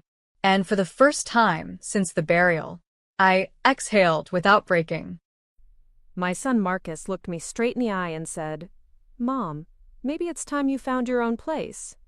I nodded, smiled, and walked upstairs to pack. 3 weeks later, I was sipping champagne on a terrace overlooking the Mediterranean Sea in Monaco, while he was frantically calling about the foreclosure notice on what used to be our family home. Before we jump back in, tell us where you're tuning in from, and if this story touches you, make sure you're subscribed, because tomorrow, I've saved something extra special for you. My name is Geneva Walsh, but everyone's called me Jeannie since I was 7 years old and declared I could grant wishes if people were nice enough. 53 years later, I was still granting wishes, just never my own. I stood in the doorway of what had been the guest bedroom for the past 6 months, watching my daughter-in-law Isabel arrange her makeup collection across the antique vanity that belonged to my grandmother. The morning light caught the crystal bottles and gold compacts, creating little rainbows on the wallpaper I'd hung myself 25 years ago when Marcus was still bringing home report cards instead of attitude. "Morning, Jeannie," Isabel chirped without looking up from her reflection. She was applying some sort of cream that probably cost more than my monthly grocery budget, her perfectly manicured fingers working with the precision of a surgeon. Everything about Isabel was precise. Her platinum blonde hair fell in calculated waves, her workout clothes bore designer labels, and even her smile seemed measured for maximum impact. "Good morning, sweetheart," I replied, stepping into the room that used to house my sewing machine and craft supplies. Those had been relocated to the basement months ago, when Marcus announced that he and Isabel needed space while they looked for their perfect forever home. "That was 18 months ago. I was thinking," Isabel continued, now applying mascara with the concentration of an artist, "we should probably talk about the living situation." My chest tightened, but I kept my voice steady. "Oh? What about it?" She turned then, her green eyes meeting mine in the mirror. "Well, Marcus and I have been discussing it, and we think it might be time for some changes. We're not kids anymore, you know? We need our space to grow as a couple." I gripped the doorframe a little tighter. "Of course. Have you found somewhere you'd like to move?" Isabel's laugh was like wind chimes in a hurricane, pretty but sharp. "Oh, Jeannie, you're so sweet." "No, we were thinking more along the lines of, well, this is Marcus's childhood home, right, his inheritance, technically. And you've had such a good run here, but maybe it's time you found your own little place. Something more suitable for a woman your age." The words hit me like ice water. A woman my age. I was 68, not 98, and I'd maintained this house, this 4-bedroom colonial with its wraparound porch and meticulously tended gardens, for 30 years. I'd painted every room, refinished every floor, and nursed every piece of furniture back to life when it showed wear. "This is my home, Isabel," I said quietly. Well, technically, she stood up, smoothing her leggings that probably cost more than my monthly utilities. "It's in Marcus's name now, isn't it? Since the transfer after your husband died?" My throat closed. She was right. After David's sudden heart attack 5 years ago, the grief had been so overwhelming that when Marcus suggested transferring the house to his name for tax purposes and to make things easier, I'd signed the papers without really reading them. He was my son, my only child, and I trusted him completely. "I just think," Isabel continued, now applying lip gloss, "it would be better for everyone if you found your own space, something smaller, easier to manage. There are some lovely senior communities nearby." Senior communities. The phrase made my skin crawl. I wasn't ready for organized craft time and early bird dinners.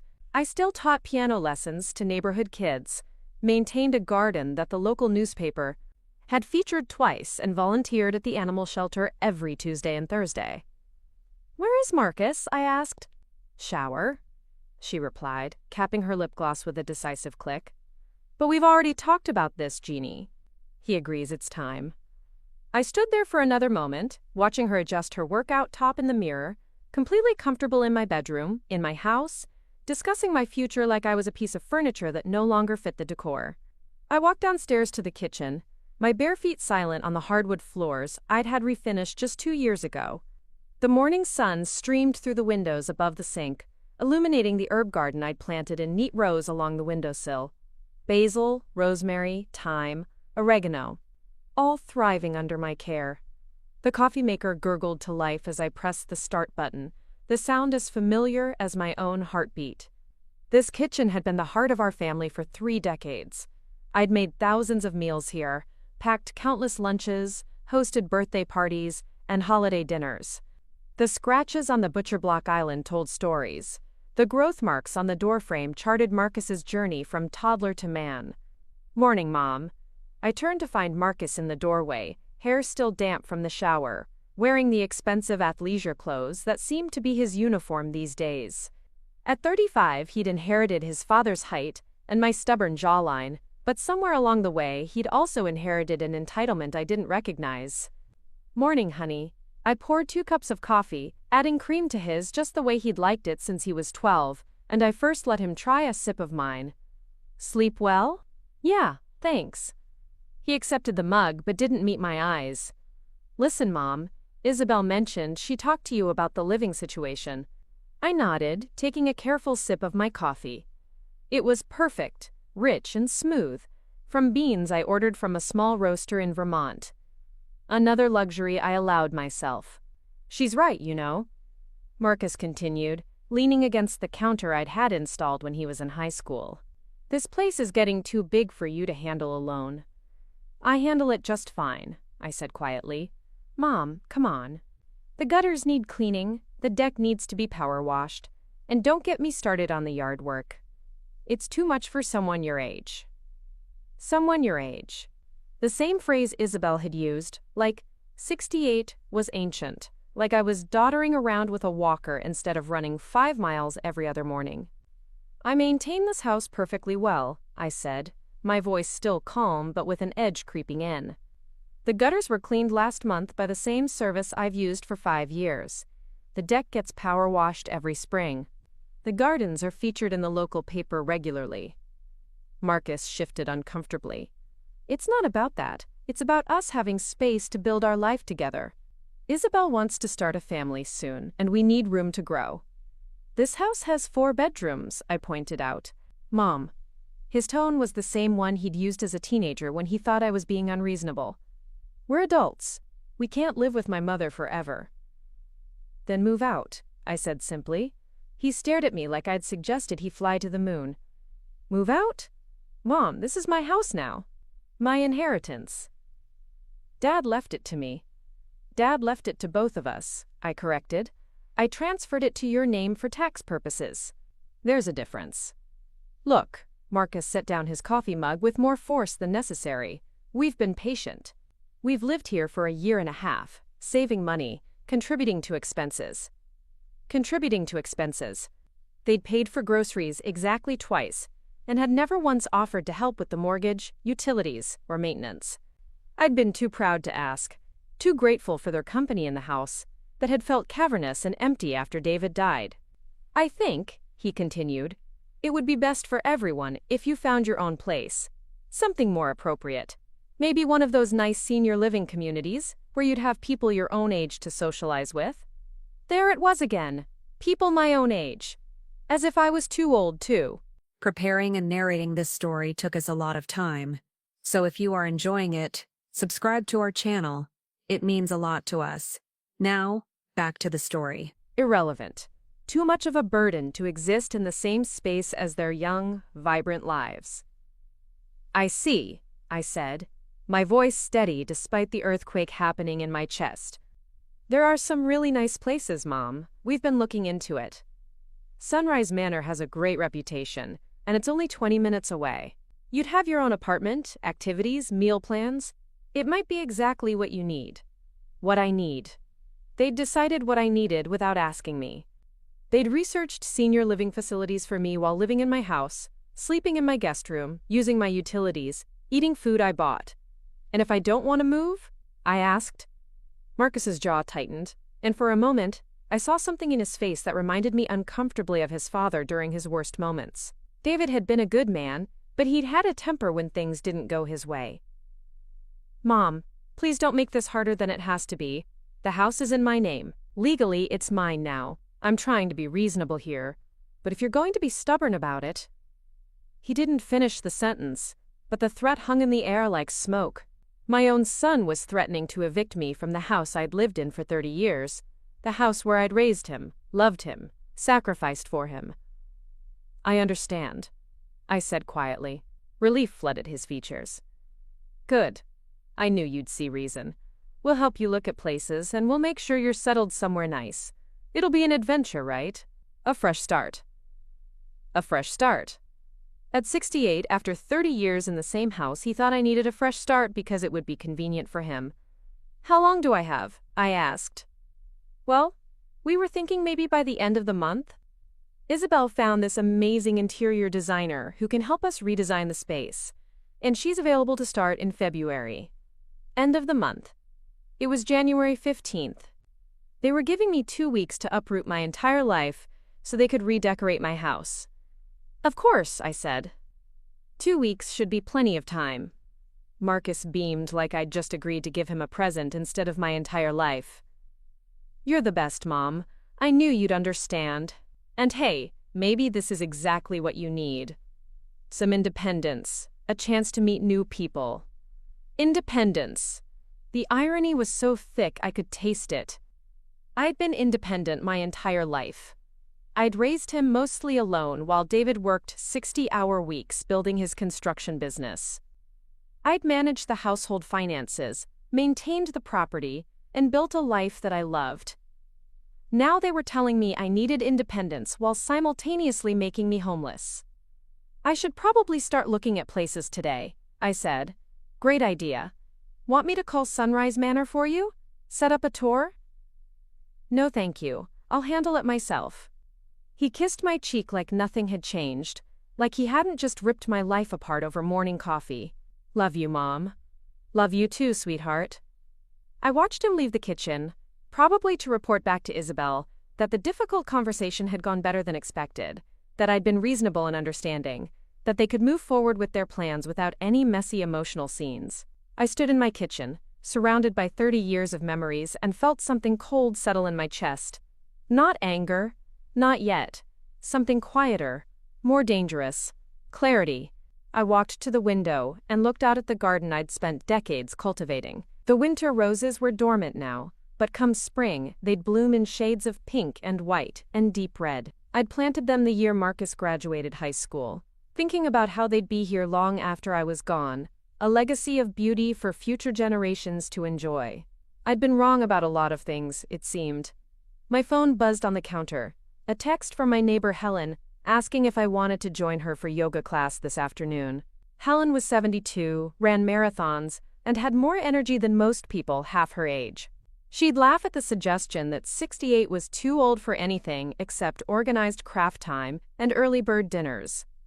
I texted her back. Rain check? I have some research to do. Research, that's what I called it when I was planning something that required careful thought and preparation. Like when I researched the best schools for Marcus, or the right contractors for the kitchen renovation, or the perfect roses for the garden. Now I was researching something else entirely. I poured myself a second cup of coffee and opened my laptop. The screen glowed to life, cursor blinking in the search bar like a question mark. I thought about typing senior living facilities or apartments for rent, or any of the things a reasonable woman in my situation would search for. Instead, I typed something else entirely. Real estate market analysis, property values current year. Then, how to sell house quickly, best price, and finally, cost of living, Monaco, France. The last search surprised even me. Monaco had been a joke between David and me. A fantasy we'd spin when the bills piled up or the winter felt too long. When we're rich, he'd say, we'll have a little place in Monaco, drink champagne and watch the sunset over the Mediterranean. It had been a dream, nothing more. But dreams had a way of becoming possibilities when the people you loved most decided you were inconvenient. I spent the next 3 hours reading. Property values in our neighborhood had skyrocketed over the past 5 years. The house that David and I had bought for $85,000 in 1994 was now worth over $400,000, maybe more depending on the market. Monaco was expensive, certainly, but not impossibly so for someone with substantial assets. And I had more assets than Marcus realized. The house wasn't the only thing David had left me. There was his life insurance policy, the business he'd built and sold just before his death, the investments we'd made together over 30 years of marriage. I'd been careful with money my entire life, and David had been smart about planning for the future. Marcus thought the house was his inheritance, but he was wrong about that too. The will had been very clear. Everything went to me first, then to him upon my death. The house transfer had been for tax purposes only, but the rest of the estate was still mine. All of it. By noon I had a plan forming. By 1 o'clock I was on the phone with a real estate agent. Mrs. Walsh, said Jennifer Morrison, the agent who'd sold 3 houses on our street in the past year. I'd be delighted to help you. When were you thinking of listing? As soon as possible, I said. I need to move quickly. Of course. The market is very hot right now, especially for properties in your neighborhood. Well-maintained colonials are in high demand. When can I come take a look? This afternoon? There was a pause. That's quite fast. Is everything all right? Everything's perfect, I said, and for the first time in months I meant it. I'm ready for an adventure. Jennifer arrived at 3 o'clock sharp, efficient woman in her 40s, with a measuring tape and a keen eye for detail. She walked through the house like she was conducting an orchestra, noting crown molding and hardwood floors and the updated kitchen with professional appreciation. This is remarkable, she said, standing in the living room where afternoon light streamed through windows I'd cleaned just last week. You've maintained this beautifully. The craftsmanship is exceptional. Thank you. May I ask what prompted the decision to sell? Are you downsizing? Something like that, I said. I'm relocating. Internationally. Her eyebrows rose. How exciting. Where to? Monaco. If she was surprised, she hid it well. Lovely. I have a colleague who relocated to Nice a few years ago. The Mediterranean lifestyle is supposed to be wonderful for retirement. Retirement. Everyone kept using that word like it was a box I should climb into quietly. I'd never felt less like retiring in my life. What do you think the house might sell for? I asked. Jennifer consulted her notes, did some mental calculations. Given the neighborhood, the condition, the size, and current market conditions, I'd estimate somewhere between $420 and $450. Possibly more if we get multiple offers, which I expect we will. $450,000. More than 5 times what we'd paid for it. Enough to buy a beautiful apartment in Monaco with money left over for whatever came next. How quickly could we close? I asked. With the right buyer, potentially within 30 days. Cash offers could move even faster. 30 days. Marcus had given me 2 weeks to disappear quietly into a senior living facility. I was giving myself a month to disappear entirely, just not in the direction he expected. "Let's do it," I said. Jennifer smiled. "I'll draw up the paperwork tonight. We can have you listed by Friday if you're comfortable with that timeline." Perfect. After she left, I sat in the kitchen with my laptop and a legal pad, making lists. Things to keep, things to sell, things to donate. Phone calls to make, accounts to close, arrangements to handle. It was remarkable how much life you could dismantle when you put your mind to it. Marcus and Isabel came home around 6, chattering about their day at the gym and their dinner plans with friends. They moved through the house like they already owned it, which, technically they did, but emotionally felt like theft. "How was the house hunting, Mom?" Marcus asked, grabbing a bottle of water from the refrigerator. "Very productive," I said. "I should have news soon." "Great! I told you this would work out. Change can be good, right?" "Absolutely," I agreed. "Change can be exactly what you need." That night, I lay in the bed I'd shared with David for 25 years, staring at the ceiling and listening to Marcus and Isabel's voices drift up from the living room below. They were watching a movie, sharing a bottle of wine, making plans for the furniture they wanted to buy once I was gone. I wasn't angry yet. That would come later. Right now, I felt something much more powerful: freedom. For the first time in 5 years since David's death, I wasn't worried about being alone. I wasn't afraid of change. I was 68 years old, healthy, financially independent, and about to embark on the biggest adventure of my life. Monaco was waiting. And so was I.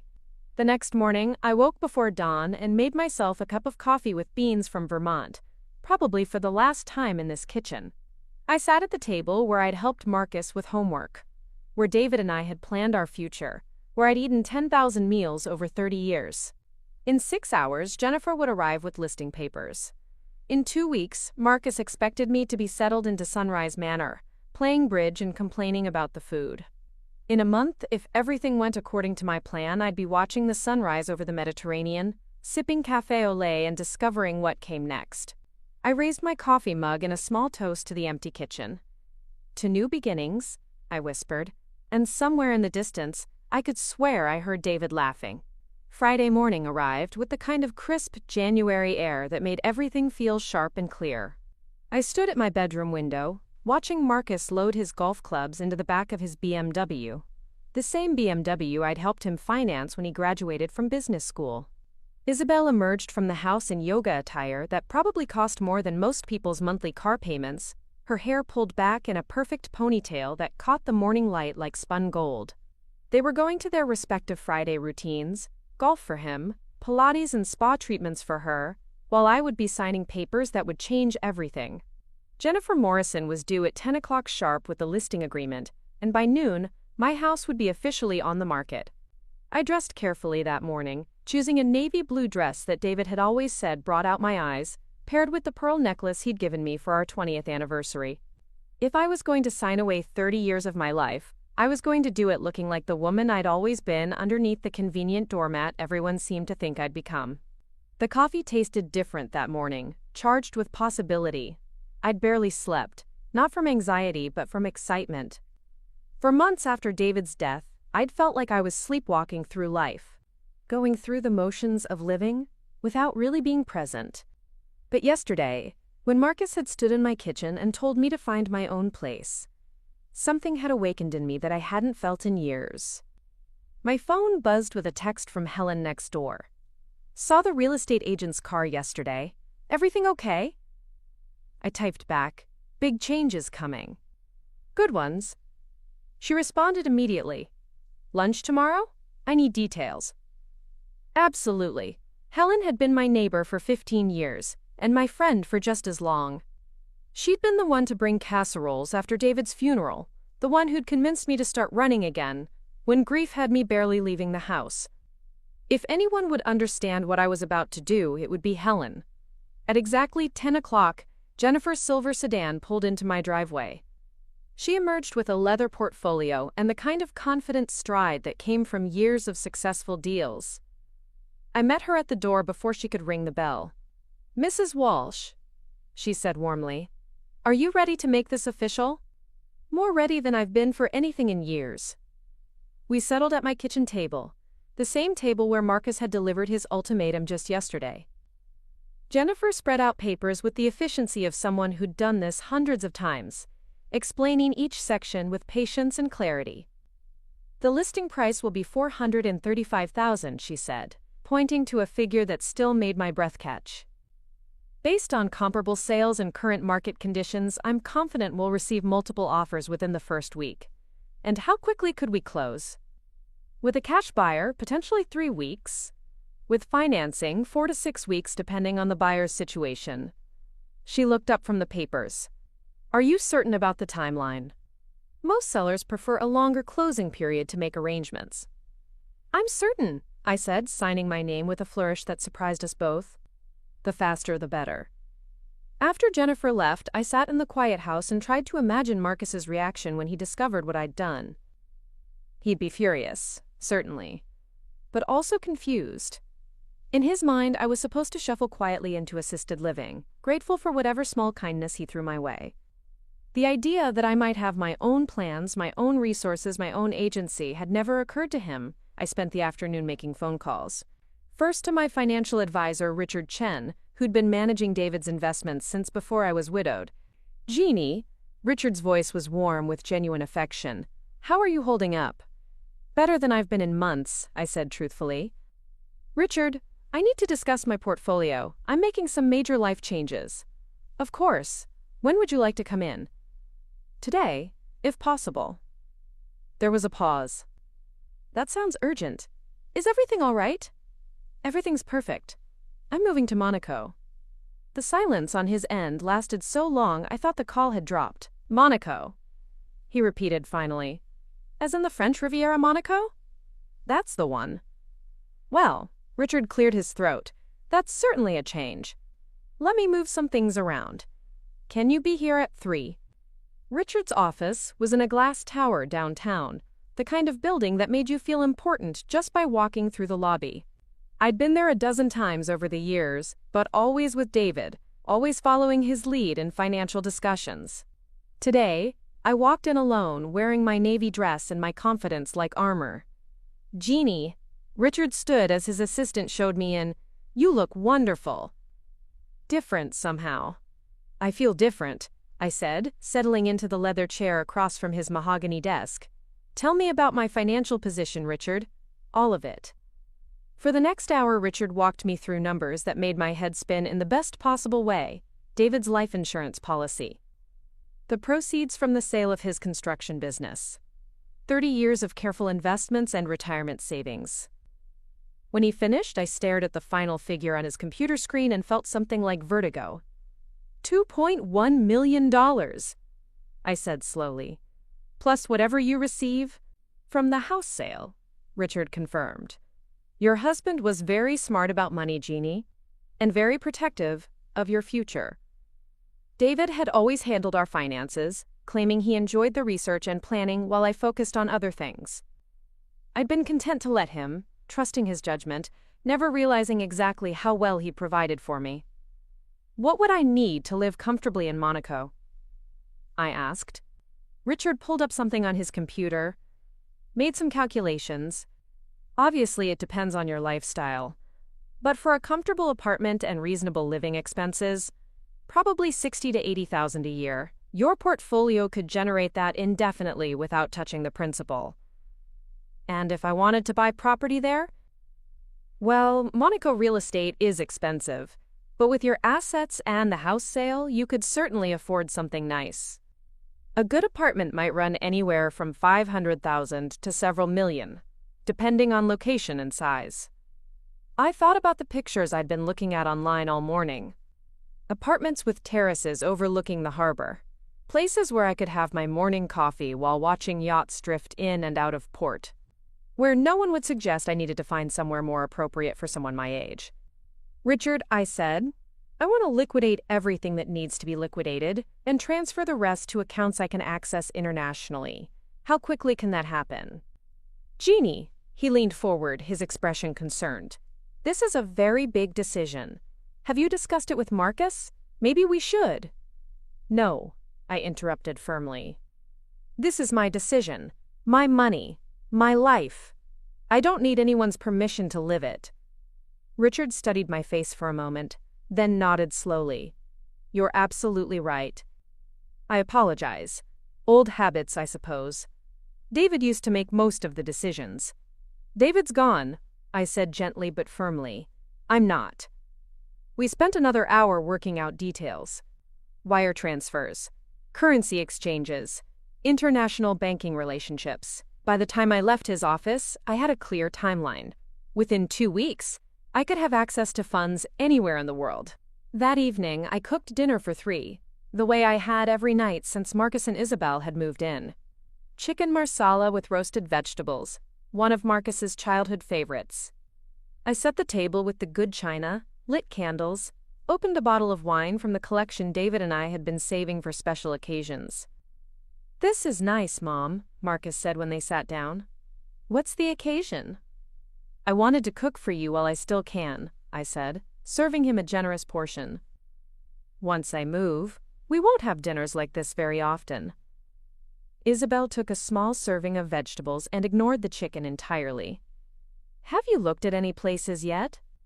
I have, I said truthfully. The options are quite exciting. See? I told you this would be good for you, Marcus said, cutting into his chicken with enthusiasm. A chance to try something new, meet people your own age. People my own age. There was that phrase again, like aging was a contagious disease that required quarantine. I've been thinking about what you said, I continued, refilling their wine glasses, about needing space to grow as a couple. You're absolutely right. Young marrieds need privacy, room to build their own traditions. Isabel smiled, the first genuine smile she'd directed at me in months. Exactly. Nothing personal, of course. You're wonderful, Jeannie. It's just that we're at different stages of life. Different stages. As if life was a game of Monopoly, and I'd somehow landed on the nursing home square while they were still collecting $200 for passing go. I understand completely, I said. In fact, I've already started making arrangements. Marcus looked up from his plate, surprised. Really? That was fast. Well, you said end of the month. I didn't want to hold up your plans. Mom, you're being so reasonable about this, Marcus said, reaching over to squeeze my hand. I was worried you might be upset. Upset? The word sat between us like a landmine, waiting to explode.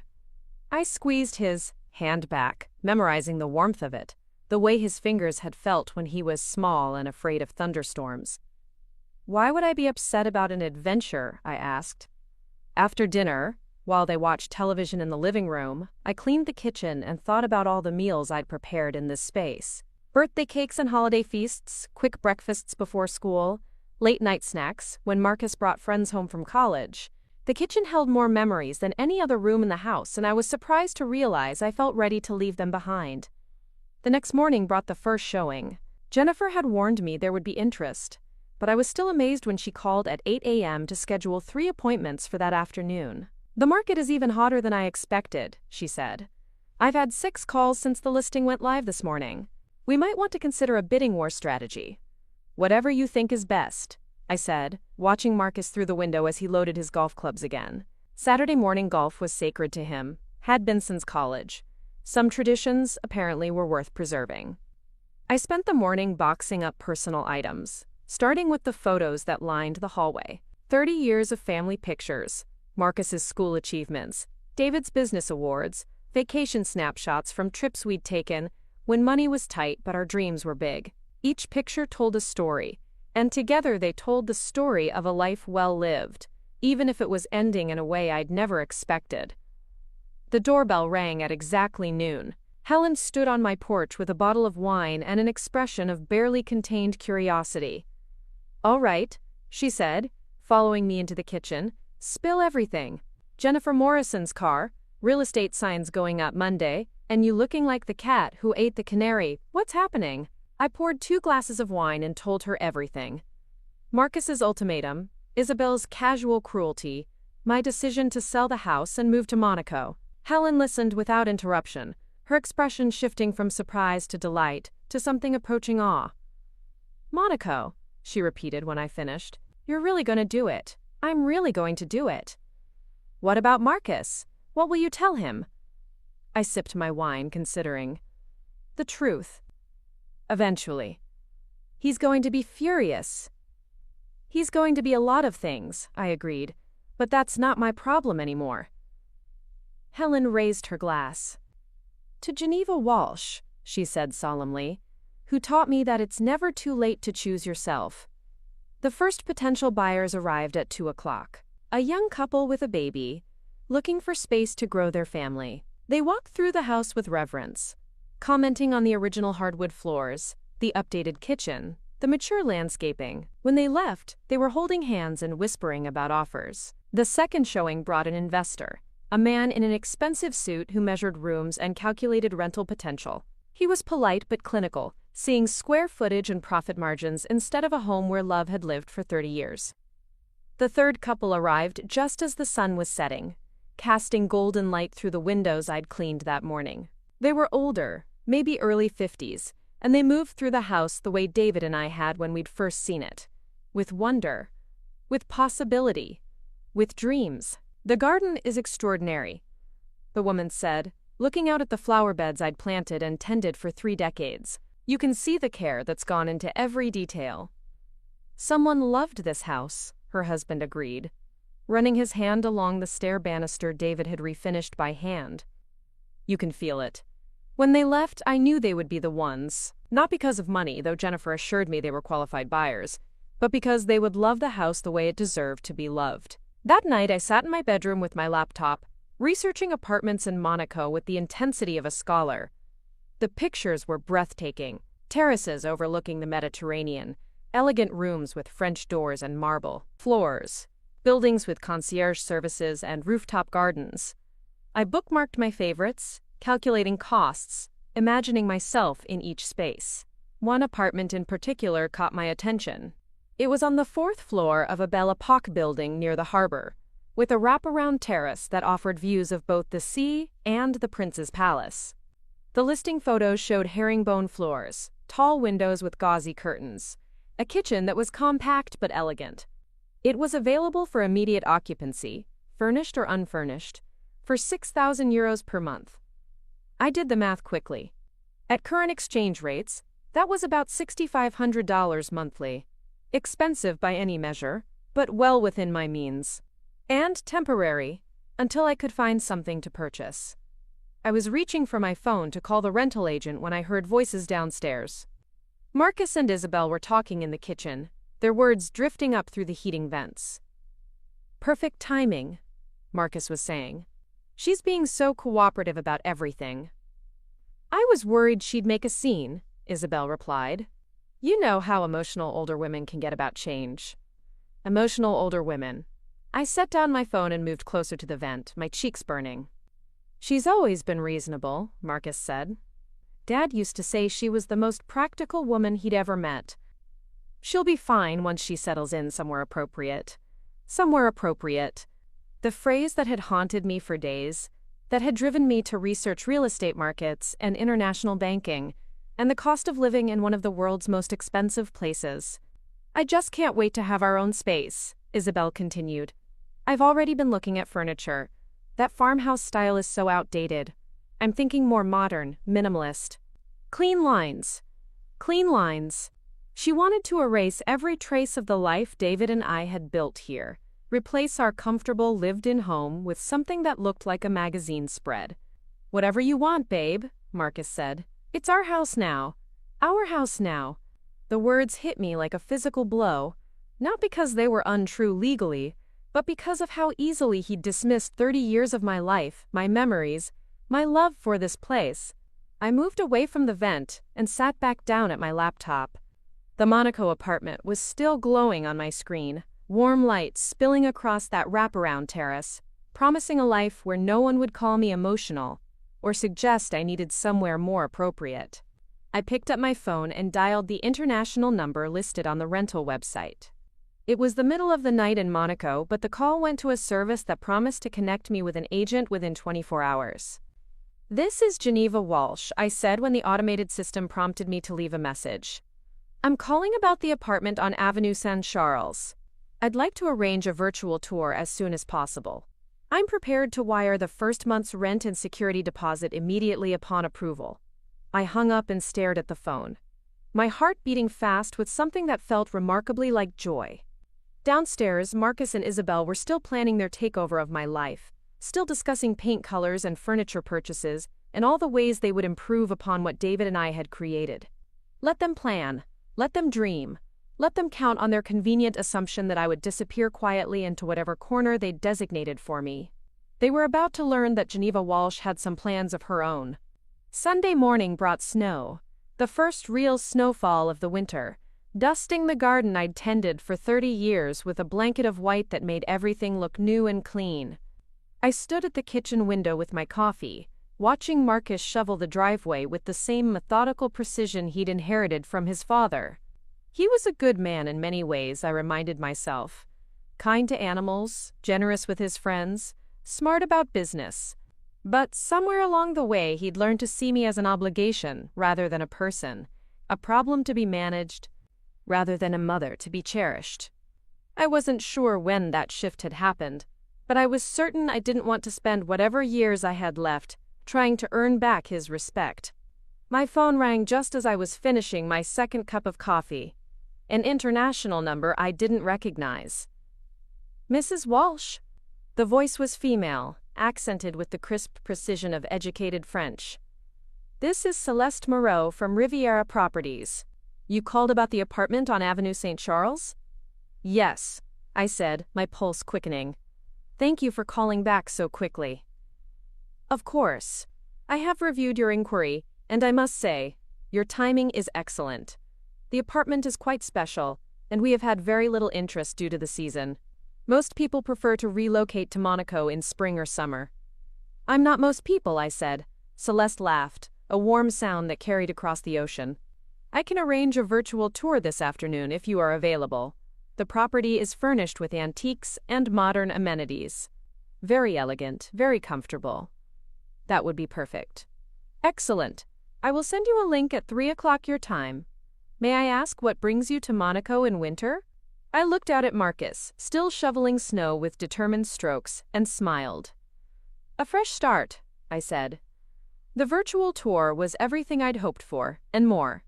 Celeste walked me through the apartment with her phone, showing me rooms filled with natural light, the terrace with its stunning views, the compact but efficient kitchen with modern appliances, and a breakfast nook that overlooked the harbor.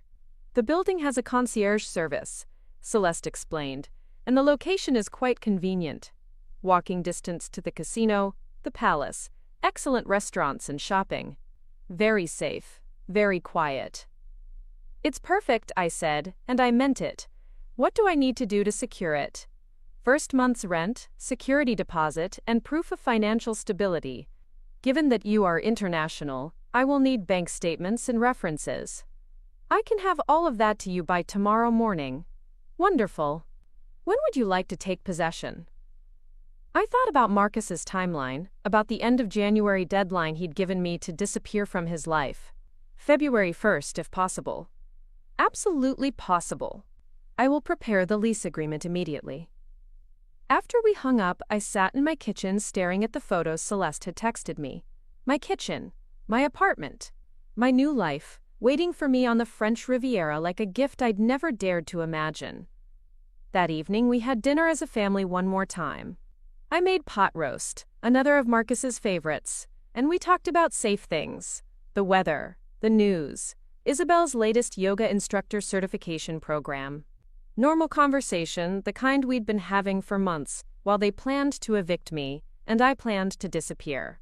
Mom, Marcus said as I was clearing the dessert plates, I've been thinking about this move of yours. Maybe we should go look at some places together next week. Make sure you find somewhere really nice. I paused with the plates in my hands, looking down at my son's face. He was trying to be kind, in his way. Trying to assuage whatever guilt he felt about displacing me by helping me find a suitable replacement for the life he was taking away. That's sweet of you, I said, but I've already found somewhere perfect. Really? Where? It's a surprise, I said, carrying the plates to the sink. But I think you'll be very surprised by my choice. Monday morning brought the call I'd been expecting. Jennifer Morrison, her voice bright with excitement. "Jeannie, we have 3 offers, all above asking price.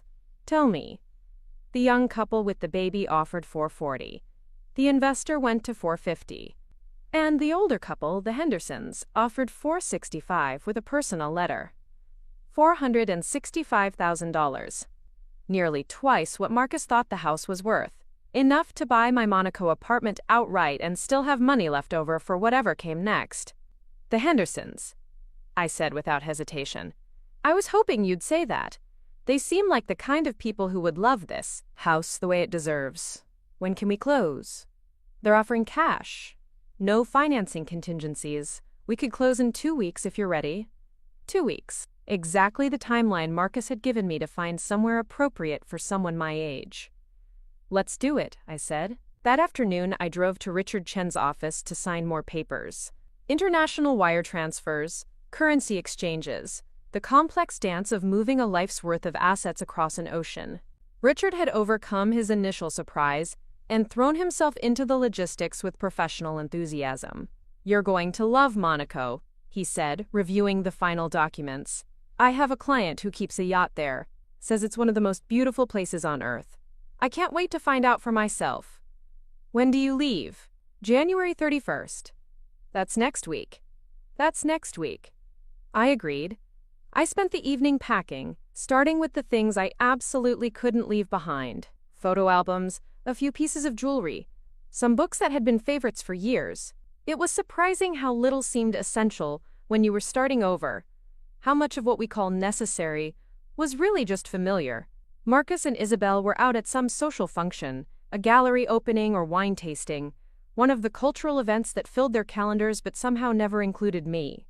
I was glad for the privacy, for the chance to say goodbye to the house without an audience. I walked through each room, touching surfaces David and I had chosen together, walls we'd painted, floors we'd refinished. The house held our history in every corner, but I realized I was taking the important parts with me anyway. The memories, the love, the knowledge that we'd built something beautiful together. The new owners would make their own memories here. Paint new colors, arrange different furniture, plant their own flowers in the garden. That was how it should be. Houses were meant to be loved, not preserved like museums. Tuesday brought a flurry of activity. Closing documents, moving company estimates, airline reservations. I was amazed how quickly a life could be dismantled when you put your mind to it. How many phone calls it took to extract yourself from 30 years of roots. I called the local animal shelter where I'd volunteered every Tuesday and Thursday for the past 3 years. "Geneva," said Maria, the shelter director, "please tell me you're not calling to quit." "I'm afraid I am. I'm relocating internationally." "What? Where?" "Monaco." There was a long pause. "Did you win the lottery?" "Something like that," I said, smiling. "But I'll miss our Tuesday walks with the dogs." "They'll miss you too. You've been one of our most dedicated volunteers." Dedicated. The word stuck with me after I hung up. I'd been dedicated to a lot of things over the years. My marriage, my son, my home, my community. But I'd never been dedicated to myself, to my own happiness, to my own dreams. That was about to change. Wednesday evening, Marcus and Isabel returned from their respective days to find me in the living room with my laptop and a glass of wine, researching flights to Nice. "Working on something interesting?" Marcus asked, settling into the armchair that had been his father's favorite spot. "Travel arrangements," I said truthfully. "Oh, for visiting Sunrise Manor? That's smart, getting familiar with the area." I looked at my son, really looked at him, trying to memorize his face before everything changed between us forever. He was handsome in the way David had been at that age, with kind eyes and an easy smile. But there was an entitlement there too, a casual assumption that the world would arrange itself around his convenience. "Something like that," I said. Thursday brought the closing. I sat in a conference room with the Hendersons, Jennifer Morrison, 2 lawyers, and a pile of papers that would transfer ownership of my life to strangers who promised to love it well. Mrs. Henderson, whose name was Carol, had tears in her eyes as she signed the final documents. "We'll take such good care of it," she promised me. "Your garden especially. I can see how much love you put into every detail." "I know you will," I said, and I meant it. The house would be happy with them. It would be home to someone again instead of just a showcase for Isabel's minimalist aesthetic. When it was over, I held a cashier's check for $465,000 minus Jennifer's commission. More money than I'd ever held in my hands, enough to buy freedom in any currency. "What will you do now?" Carol Henderson asked as we walked out together. "Start over," I said. "At 68, I'm starting completely over." "How exciting," she said, and she sounded like she meant it. "I hope I have your courage when I'm your age." Your age. This time, the phrase didn't sting. This time, it sounded like a badge of honor. That evening, I cooked one last meal in my kitchen. Nothing fancy, just scrambled eggs and toast. But I savored every bite. Tomorrow, Marcus and Isabel would return from their long weekend at some resort to find the house sold, my room empty, and a letter explaining everything they thought they knew about Geneva Walsh was wrong. I was packed and ready to discover who I really was. The moving truck arrived at 7 in the morning on January 31st, its diesel engine rumbling through the quiet neighborhood like a mechanical herald of change. I stood at my bedroom window, fully dressed in traveling clothes, watching the crew of 3 men prepare to load the carefully selected pieces of my life that would accompany me across the Atlantic. Marcus and Isabel were still in bed, having returned late the night before from their weekend getaway to some spa resort in Vermont. They'd texted sporadically over the 3 days they were gone, sending photos of couples massages and gourmet meals, while I systematically dismantled the life they assumed would wait patiently for their return. The irony wasn't lost on me. While they'd been celebrating their future in my house, I'd been securing my own future 3,000 miles away. I met the movers at the front door, my voice barely above a whisper as I directed them to the items I'd marked with bright yellow stickers. My grandmother's china cabinet, the one piece of furniture that held memories too precious to leave behind. A few boxes of books, carefully curated from a lifetime of reading. The oil painting David had commissioned for our 25th anniversary, a landscape of the lake where we'd spent our honeymoon. "This everything, ma'am?" asked the crew chief, a weathered man named Frank who moved with the efficiency of someone who'd packed up hundreds of lives. "That's everything," I confirmed, signing the papers that would send my belongings on a cargo ship to France, while I flew ahead to receive them. "Storage facility in Nice will hold everything until you're ready for delivery," Frank explained. "Should take about 2 weeks by sea. 2 weeks. By then I'd be settled in my temporary apartment, sipping coffee on my terrace while Marcus and Isabel discovered the full extent of their miscalculation. After the truck pulled away, the house felt different. Lighter somehow, as if it too was ready to move on to its next chapter. I walked through the empty spaces where my furniture had been, my footsteps echoing on the hardwood floors I'd polished one last time the night before. Upstairs, I could hear the shower running in the master bedroom that had been mine and David's for a quarter century. Isabel was beginning her morning routine, probably unaware that anything had changed. They'd been so confident in their timeline, so certain of my compliance, that it hadn't occurred to them to question the absence of moving boxes, or the lack of senior living facility brochures scattered around the house. I made coffee in my empty kitchen, standing at the counter because the breakfast table was already on its way to France. The morning light streamed through windows I'd cleaned for the last time, illuminating dust motes that danced like tiny celebrations in the air. My phone buzzed with a text from Celeste in Monaco. "Everything prepared for your arrival. Keys will be waiting at the concierge desk. Welcome to your new adventure." Adventure. The word sent a thrill through me that I hadn't felt since I was young, and the world seemed infinite with possibility. At 68, I was about to embark on the biggest adventure of my life, and the only people who had any claim on my happiness were trying to warehouse me in a facility for people who'd given up on living. The shower upstairs stopped running. Soon, Isabel would emerge in her perfectly coordinated workout clothes, and Marcus would stumble to the kitchen in search of coffee and the sports section. They'd go through their Saturday morning routine as if nothing had changed, because in their world, nothing had. The inconvenient mother had been managed. The problem had been solved, and their future was clear and unobstructed.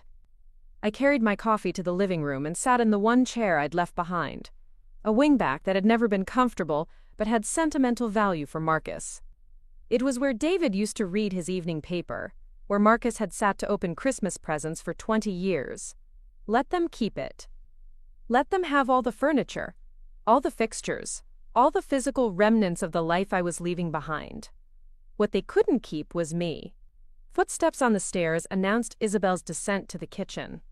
I heard her pause, probably noticing the absence of the coffee table that had sat in front of the sofa for 15 years, the empty space where my grandmother's china cabinet had displayed 4 generations of family heirlooms.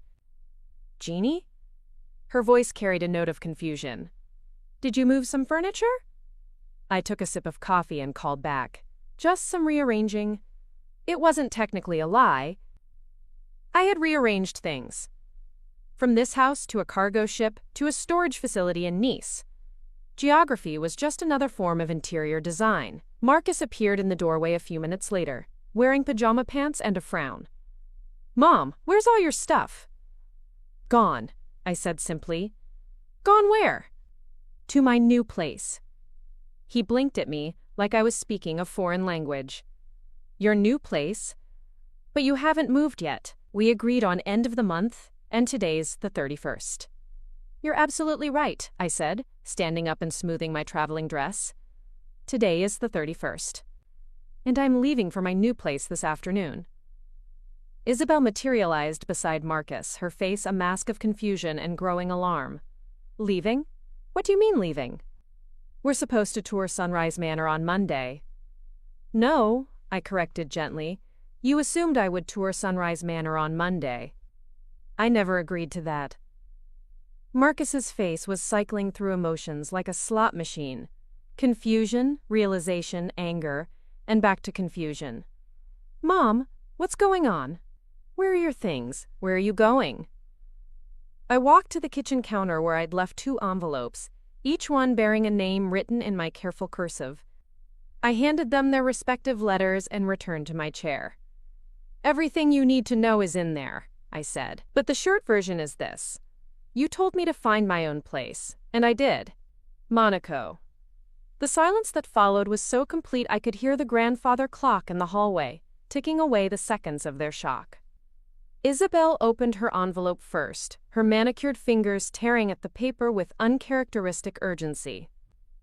Marcus followed suit, both of them scanning the pages I'd written the night before, explaining my decision, my timeline, and most importantly, my financial independence. $2 million, Marcus read aloud, his voice barely above a whisper. "Plus the house sale," I confirmed. $465,000 after Jennifer's commission.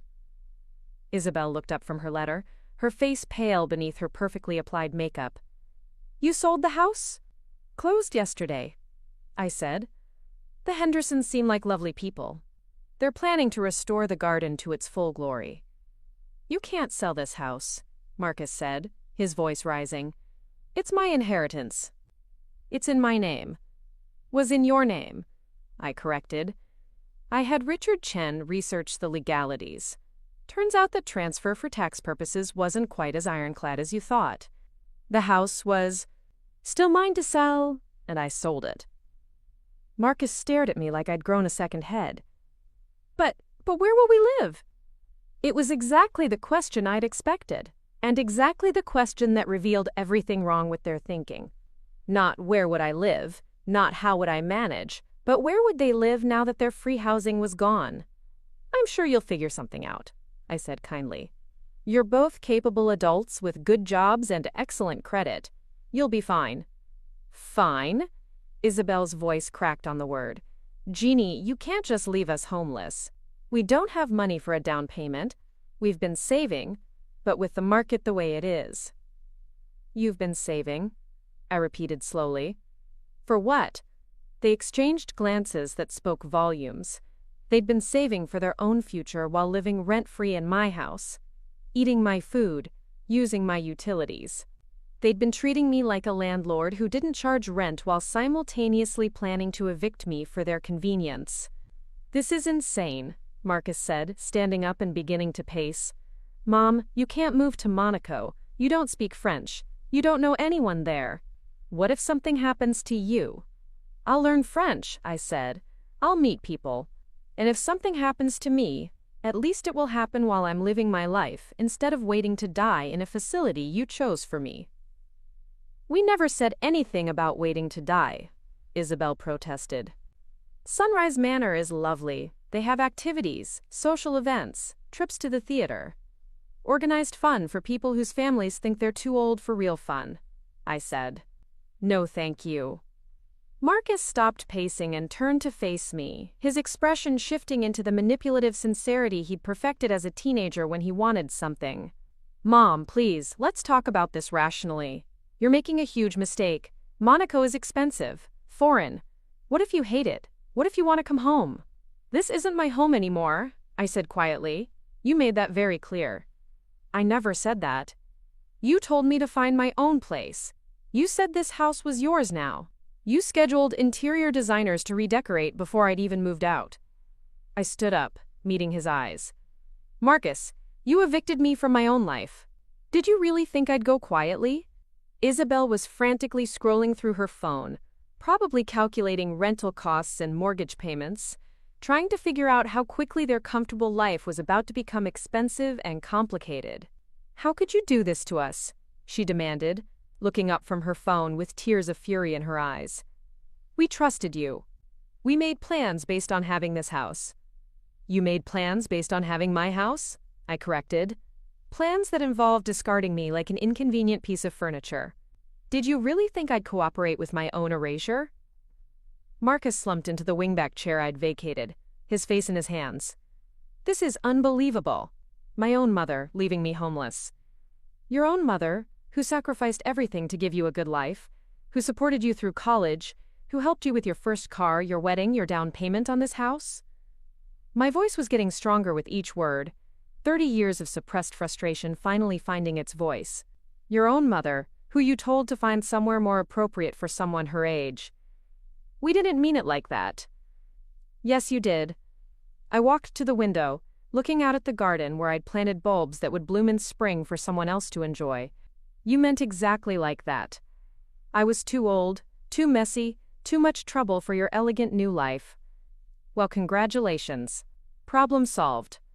My taxi would arrive in 20 minutes to take me to the airport. My suitcases were already in the car, 2 pieces of luggage containing everything I needed to start over on another continent. By tonight, I'd be in my new apartment, looking out at the Mediterranean Sea, breathing air that didn't taste like obligation and disappointment. Where will we go? Isabel whispered, and for the first time since I'd known her, she sounded genuinely frightened. I'm sure you'll think of something, I said. Young couples are resourceful. Maybe you can stay with your parents while you look for something you can afford. My parents? Isabel's voice climbed an octave. In their guest room? It's temporary, I said. Just until you find your own place. Somewhere more appropriate for people your age. The irony wasn't lost on anyone in the room. The phrase that had been used to dismiss me was now being reflected back at them, and they clearly didn't like how it felt. Mom, please, Marcus said, standing up again. Don't do this. We can work something out. You can stay. We'll find somewhere else to live. It was the first time in months he'd asked me to stay instead of told me to leave, but it was too late. The offer came from desperation, not love, and I'd spent too many years accepting scraps of affection from people who should have cherished me. Marcus, I said gently, do you remember what you said when your father died? You promised you'd always take care of me. You said family was everything. His face crumpled. I remember. So do I. Every word. And for 5 years I believed you meant it.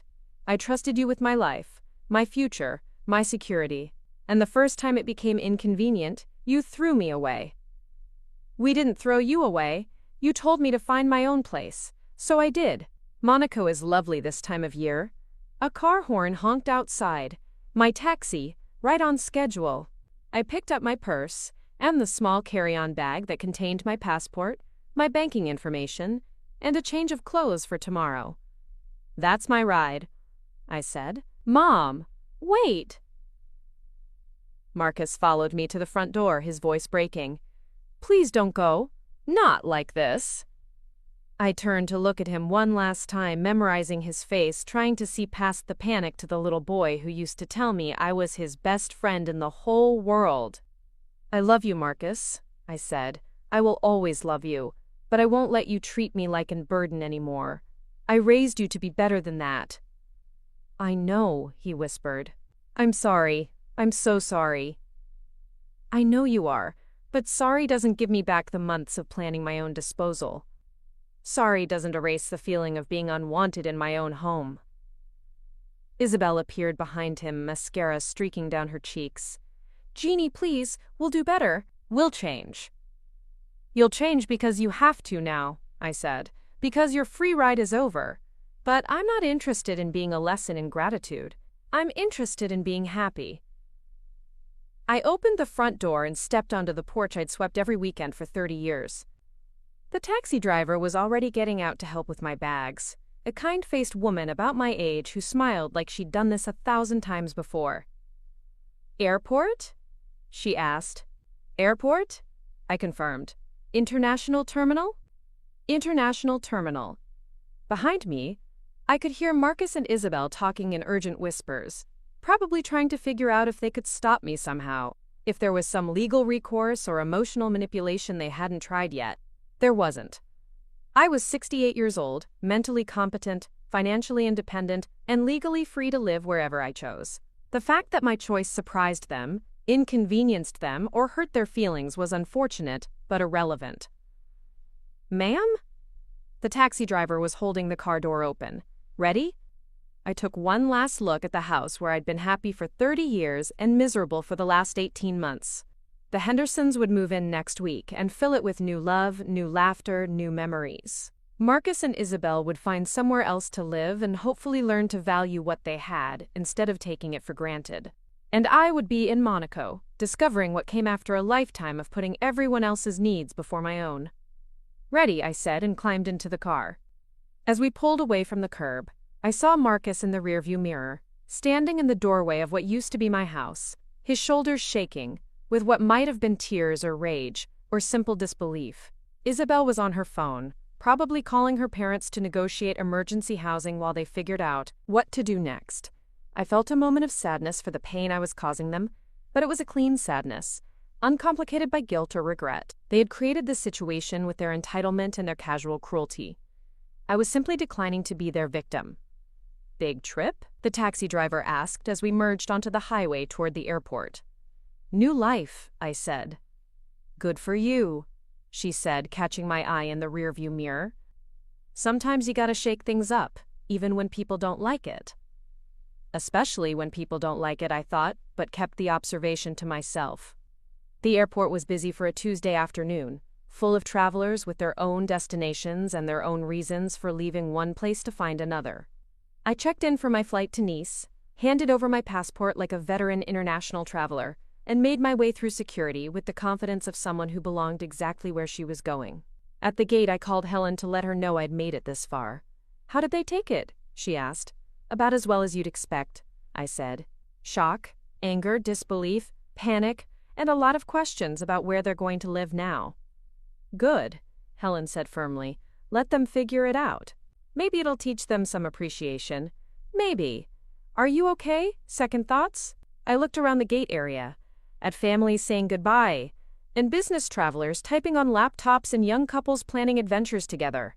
Everyone going somewhere, everyone carrying hopes and dreams, and the assumption that the world would arrange itself around their needs. No second thoughts, I said. Only first thoughts about what comes next. I'm proud of you, Geneva Walsh. I'm proud of me too. After we hung up, I opened my laptop and checked my email. A message from Celeste with final arrival instructions and the concierge's contact information. A note from Richard Chen confirming that my international wire transfers had gone through successfully. A automated notification from my bank that my credit cards had been activated for international use. Everything was in place. Everything was ready. I was ready. The boarding announcement came at 4 o'clock sharp. Flight 447 to Nice, now boarding first-class passengers and those needing assistance. I gathered my things and joined the line, my boarding pass marking me as Seat 2A, first class, window seat. Another luxury I'd never allowed myself. Another small rebellion against the idea that people my age should be grateful for whatever accommodation they were offered. As the plane lifted off from the runway, I pressed my face to the window and watched my old life shrink into geometric patterns of roads and rooftops, and tiny cars carrying people to their own destinations.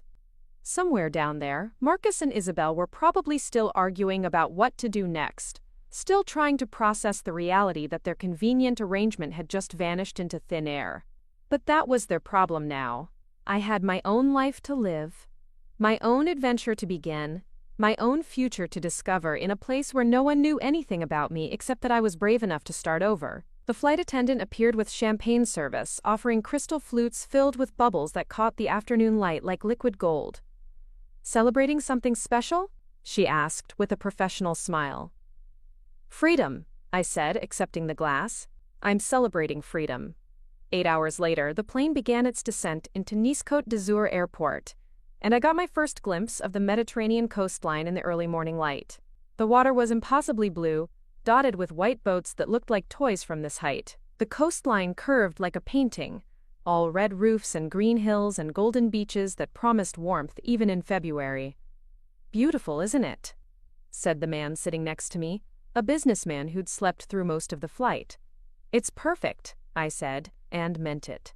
The airport was smaller than I'd expected, more efficient, and less chaotic than the American airports I was used to. My passport was stamped with a courtesy that felt European, my luggage appeared without drama, and within an hour of landing I was in a taxi heading east along the coast toward Monaco. The drive was like something from a movie.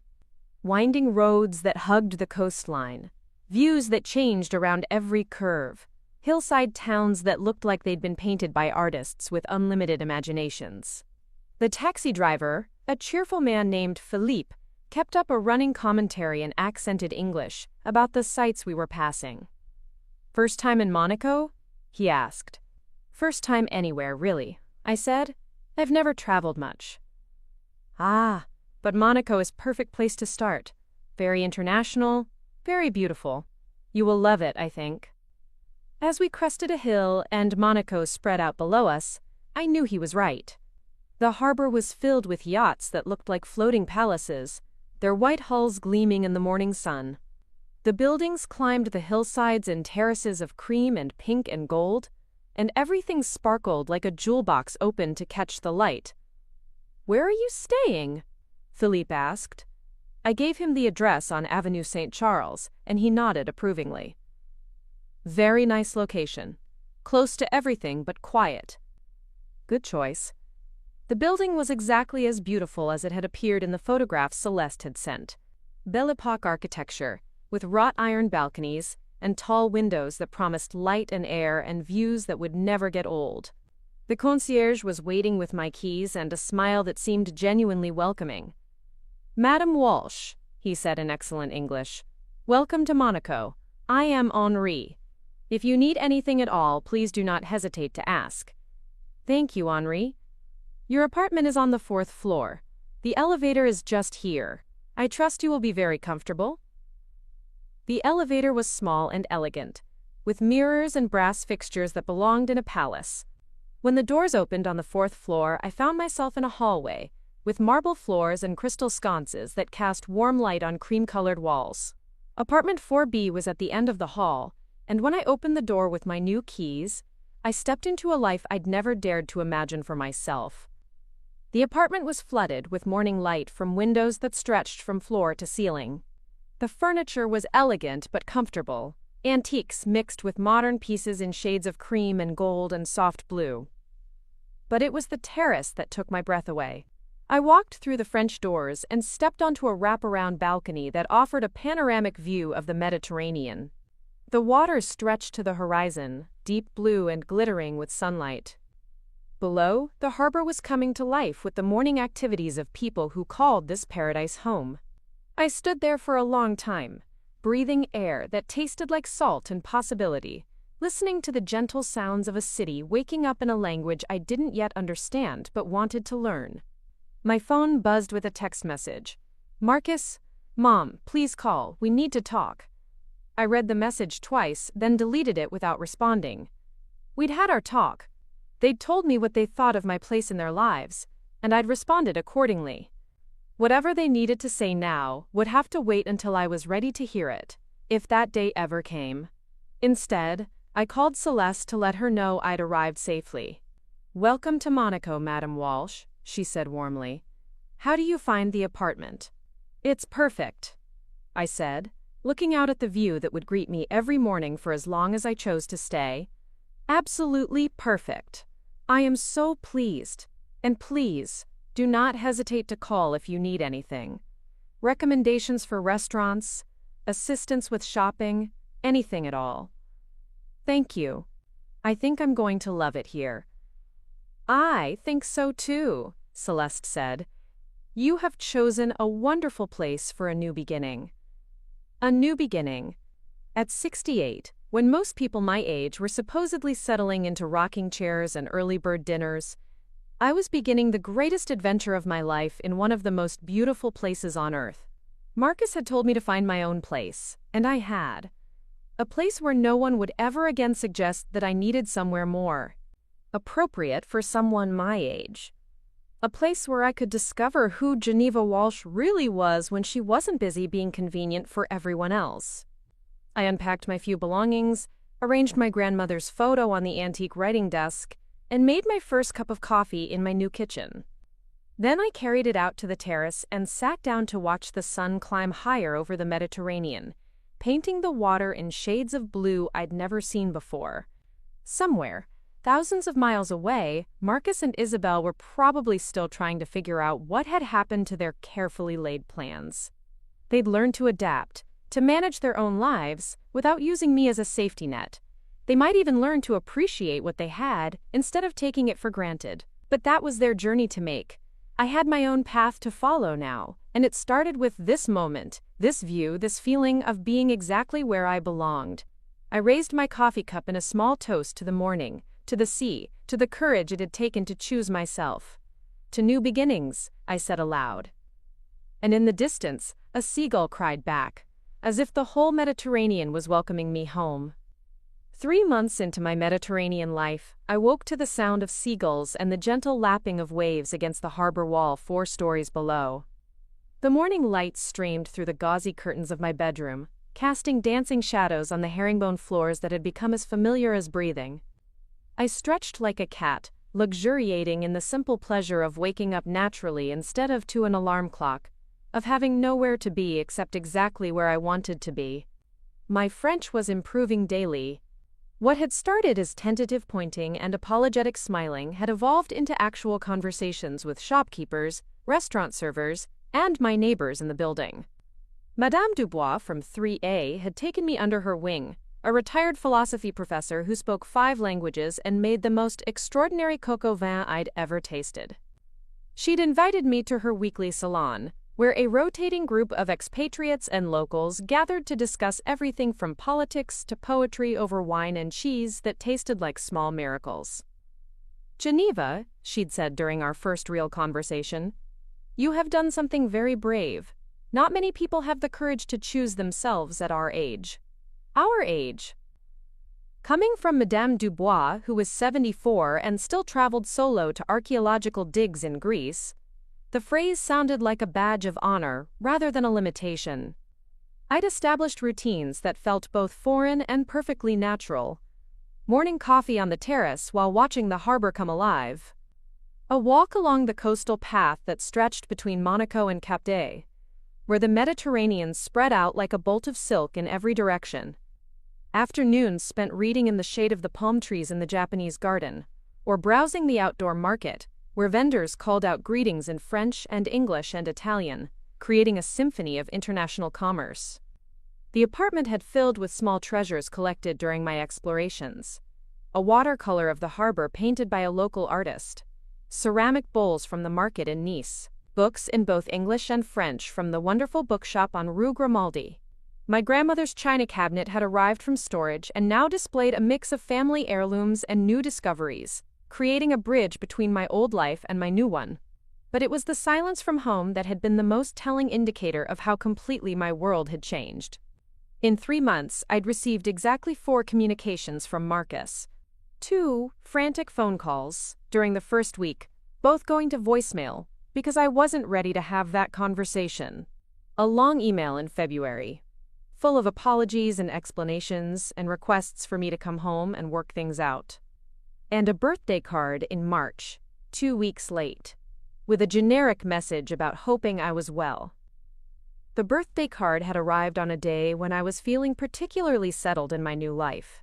I'd spent the morning at a watercolor class, taught by an English artist who'd been living in Monaco for 20 years. She was my age, vibrant and funny, with paint-stained fingers and stories of a life lived entirely on her own terms. After the divorce, she'd told us she'd sold everything and moved to France with 2 suitcases and a determination to discover who she was when she wasn't being someone's wife.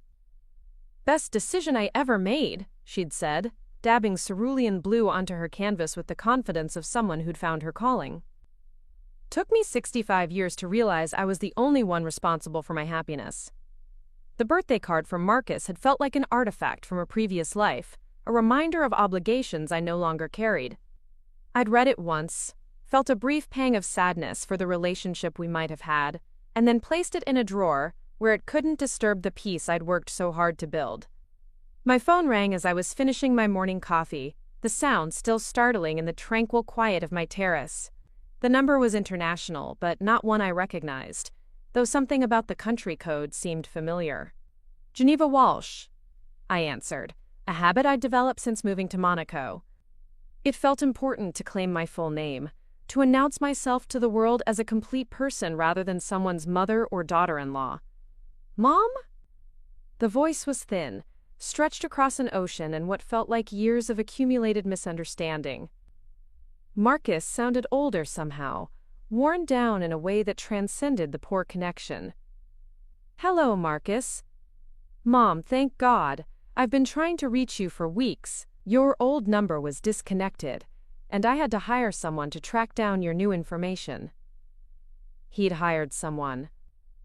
The phrase hung between us like an admission of how far apart we'd drifted. He'd paid a stranger to find his own mother, rather than simply respecting my need for space. "I've been here," I said simply, "living my life." In Monaco, his voice carried a weight I couldn't quite identify. Not disapproval exactly, but something close to awe mixed with disbelief. In Monaco. "Mom, we need to talk. Really talk. Things have been difficult since you left." I set down my coffee cup and watched a yacht navigate the harbor entrance, its white hull cutting through water that sparkled like scattered diamonds. Difficult. I wondered what that meant in Marcus's vocabulary, now that he was responsible for his own housing, his own utilities, his own future. "What's happened?" I asked, though I wasn't sure I wanted to know. There was a long pause, filled with the crackling static of international communication, and what sounded like Marcus gathering courage for whatever he needed to say. "Isabel left," he said finally. The words should have shocked me, but instead I felt only a mild curiosity about the details. Isabel had been the architect of my exile, the one who'd convinced Marcus that I was too inconvenient for their elegant lifestyle. That she'd abandoned ship when their circumstances changed was entirely predictable. When? 6 weeks ago. She went back to her parents. Said she couldn't handle the stress of our situation. Our situation. I could read between those carefully chosen words. They'd been forced to rent an apartment they couldn't really afford, to live within their actual means instead of supplementing their lifestyle with my resources. Isabel, who'd been so confident about her ability to curate their perfect life, had discovered that perfection was expensive when you had to pay for it yourself. "I'm sorry," I said, and meant it. Not sorry that Isabel was gone, but sorry that Marcus was learning these lessons about love and loyalty the hard way. "Are you?" His voice carried a bitter edge. "Sorry, I mean, you never liked her." It was true, but not for the reasons he probably thought. I hadn't disliked Isabel because she was wrong for him, or because she wasn't good enough for my son. I disliked her because she'd treated me like a problem to be solved rather than a person to be respected. "I'm sorry you're in pain," I said carefully. "Divorce is never easy. We're not divorced, not yet." She says she needs time to think, but her lawyer already contacted mine about separating our assets. He laughed, but there was no humor in it. Turns out we don't have many assets to separate. Of course they didn't. They'd been living beyond their means for years, using my house as collateral for a lifestyle they couldn't sustain independently. Now that the foundation had been removed, the whole structure had collapsed. "Where are you living?" "A one-bedroom apartment in Riverside. It's all I can afford with just my salary and the debt we accumulated." Another pause. "Mom, I need to ask you something, and I know I don't have the right." Here it comes, I thought. The request for financial assistance, for a loan to tide him over until he could get back on his feet. The assumption that despite everything that had happened, I would still be available to solve his problems. "You can ask," I said, "but I may not be able to help." "I don't want money," he said quickly. "Well, I could use money, but that's not why I'm calling. I want to understand. I need to understand what I did that was so terrible that you had to disappear to another continent to get away from me." The question caught me off guard with its raw honesty. I'd expected manipulation or guilt or anger, but not this genuine confusion about the consequences of his choices. "You told me to find my own place," I said. "I know, but I didn't mean... we were trying to help you transition to something more manageable." "More manageable for whom?" Silence. "Marcus, do you remember what you said about people my age? About how I needed somewhere more appropriate, with organized activities and other seniors? We were trying to look out for your well-being." "No," I said firmly. "You were trying to clear me out of your way." "There's a difference." I could hear him breathing across the connection, and I wondered where he was calling from. His cramped apartment? His office during a lunch break? Some public place where he'd finally worked up the courage to have this conversation? "You're right," he said finally. "We were selfish. I was selfish. I convinced myself that we were doing what was best for you, but really, we were doing what was easiest for us." It was the first real acknowledgement I'd heard from him. The first admission that my feelings and my autonomy had been casualties of their convenience. "Why are you calling me now, Marcus?" "Because I miss you," he said, and his voice broke on the words. "Because I've spent the last 3 months realizing how much of my life was built on the assumption that you would always be there to catch me when I fell. And because I want to know if there's any way I can earn your forgiveness." Forgiveness. I turned the word over in my mind like a stone I'd found on the beach, examining its weight and texture. 3 months ago, I'd been furious. Hurt. Determined to prove that Geneva Walsh was more than a convenient safety net for other people's dreams. Now, sitting on my terrace overlooking one of the most beautiful harbors in the world, surrounded by a life I'd built entirely for myself, the anger felt like something that belonged to a different person. Not because what Marcus had done was acceptable, but because I no longer needed his validation to know my own worth. "What would forgiveness look like to you?" I asked. "I don't know. A conversation, maybe. A chance to apologize properly. To tell you how proud I am of what you've done, even if it scares the hell out of me." Proud. That was a word I hadn't expected. Scared? "Mom, you sold everything and moved to Monaco. At 68. Most people our parents' age are worried about their medication schedules, and you're living in the most expensive place in Europe like some kind of international woman of mystery." I laughed, surprising myself. "Is that how you see me, an international woman of mystery?" "I see you as someone I clearly never understood," he said. "Someone who was stronger and braver than I ever gave you credit for. Someone who deserved better from me." The admission hung between us, honest and painful and real. I thought about the months of planning my own disposal, the casual cruelty of being discussed like a burden, the assumption that I would be grateful for whatever scraps of consideration they threw my way. But I also thought about the little boy who used to crawl into my bed during thunderstorms, who'd made me Mother's Day cards from construction paper and glitter, who'd cried when he broke my favorite vase and spent his allowance on flowers to apologize. "Marcus," I said slowly, "I don't need your apology to be happy. I'm happy now, genuinely happy in a way I haven't been since your father died. I have friends here, activities I enjoy, a life that belongs entirely to me." "I know. I can hear it in your voice. You sound different, lighter." "I am lighter. I'm not carrying anyone else's expectations anymore. I'm not trying to be convenient or unobtrusive or appropriately aged. I'm just being myself." "Will you tell me about it? Your life there?" So I did.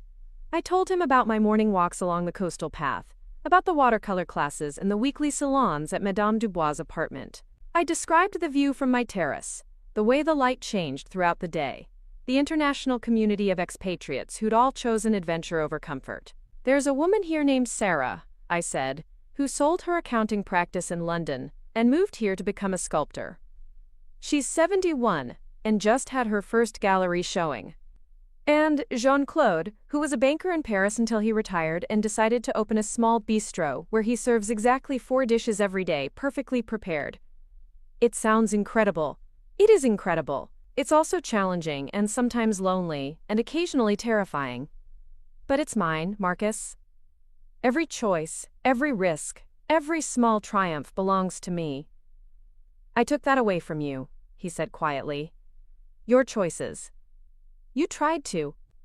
But ultimately, I'm the one who chose to leave. You gave me the push I needed to stop living my life for other people."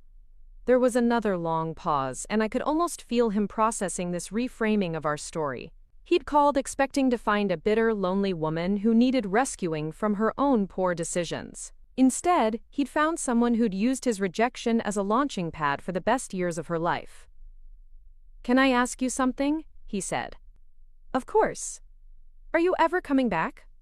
The question I'd been asking myself for 3 months. My apartment lease was month to month. My life deliberately temporary while I figured out what permanent looked like. I had enough money to buy property here, to put down roots in Monaco soil, but I hadn't made that commitment yet. "I don't know," I said honestly. "This doesn't feel temporary anymore, but it doesn't feel permanent either. I'm still discovering what I want my life to look like." "If you did come back, would you want to see me?" "If I came back, seeing you would be the only reason." He was crying now. I could hear it in the rhythm of his breathing, in the way his voice had gone thick and uncertain. "I love you, Mom. I know I did a terrible job of showing it, but I do love you."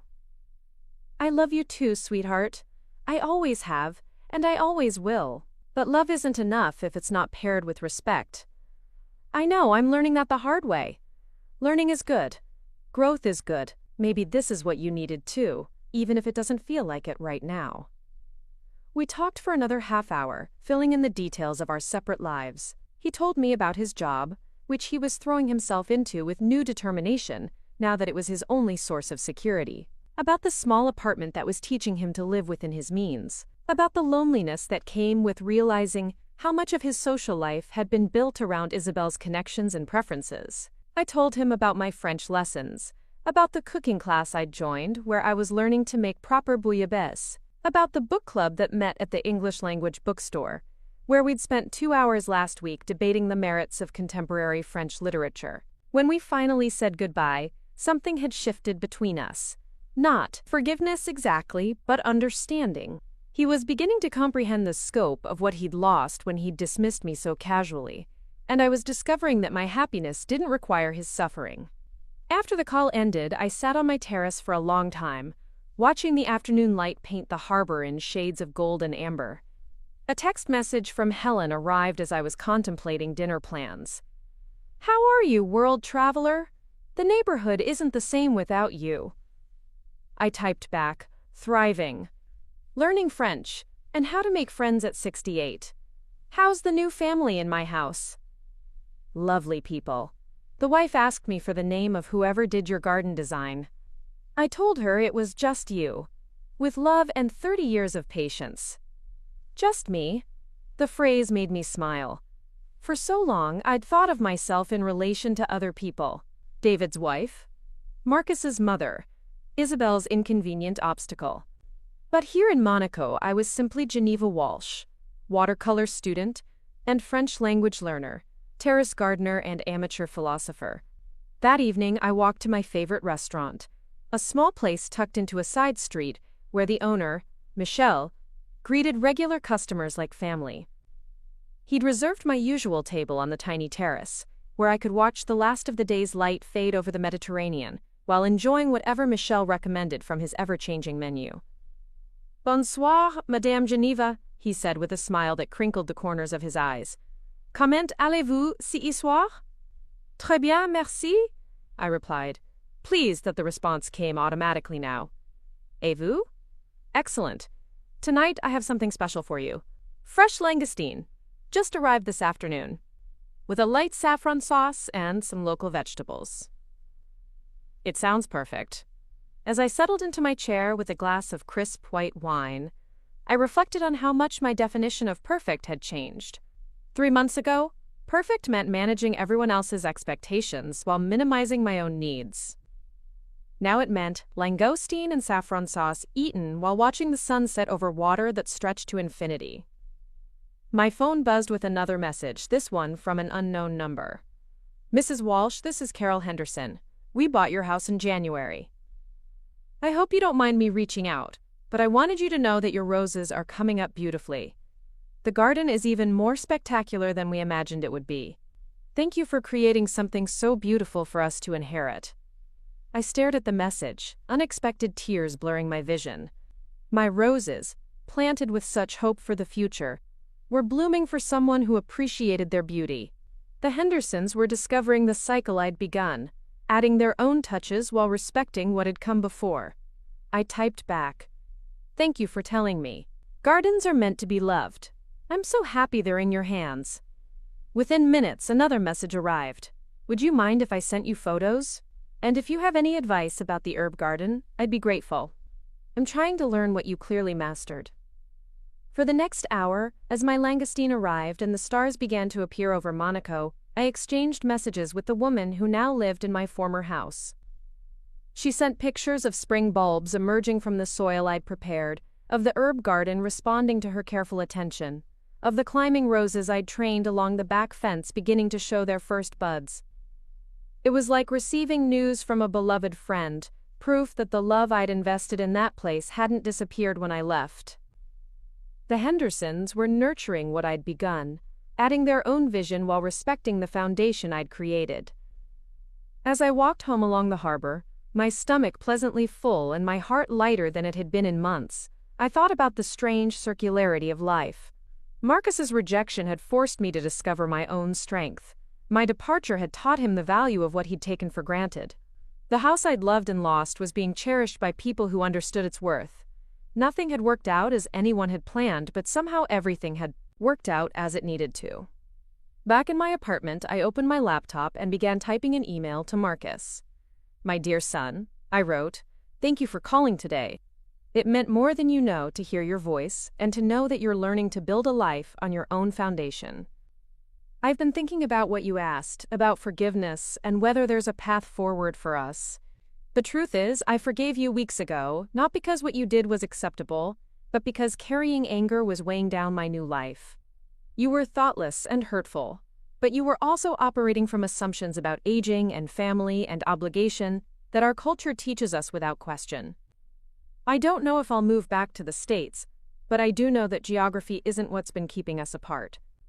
If you want a relationship with me, it needs to be built on mutual respect and genuine affection, not convenience or obligation.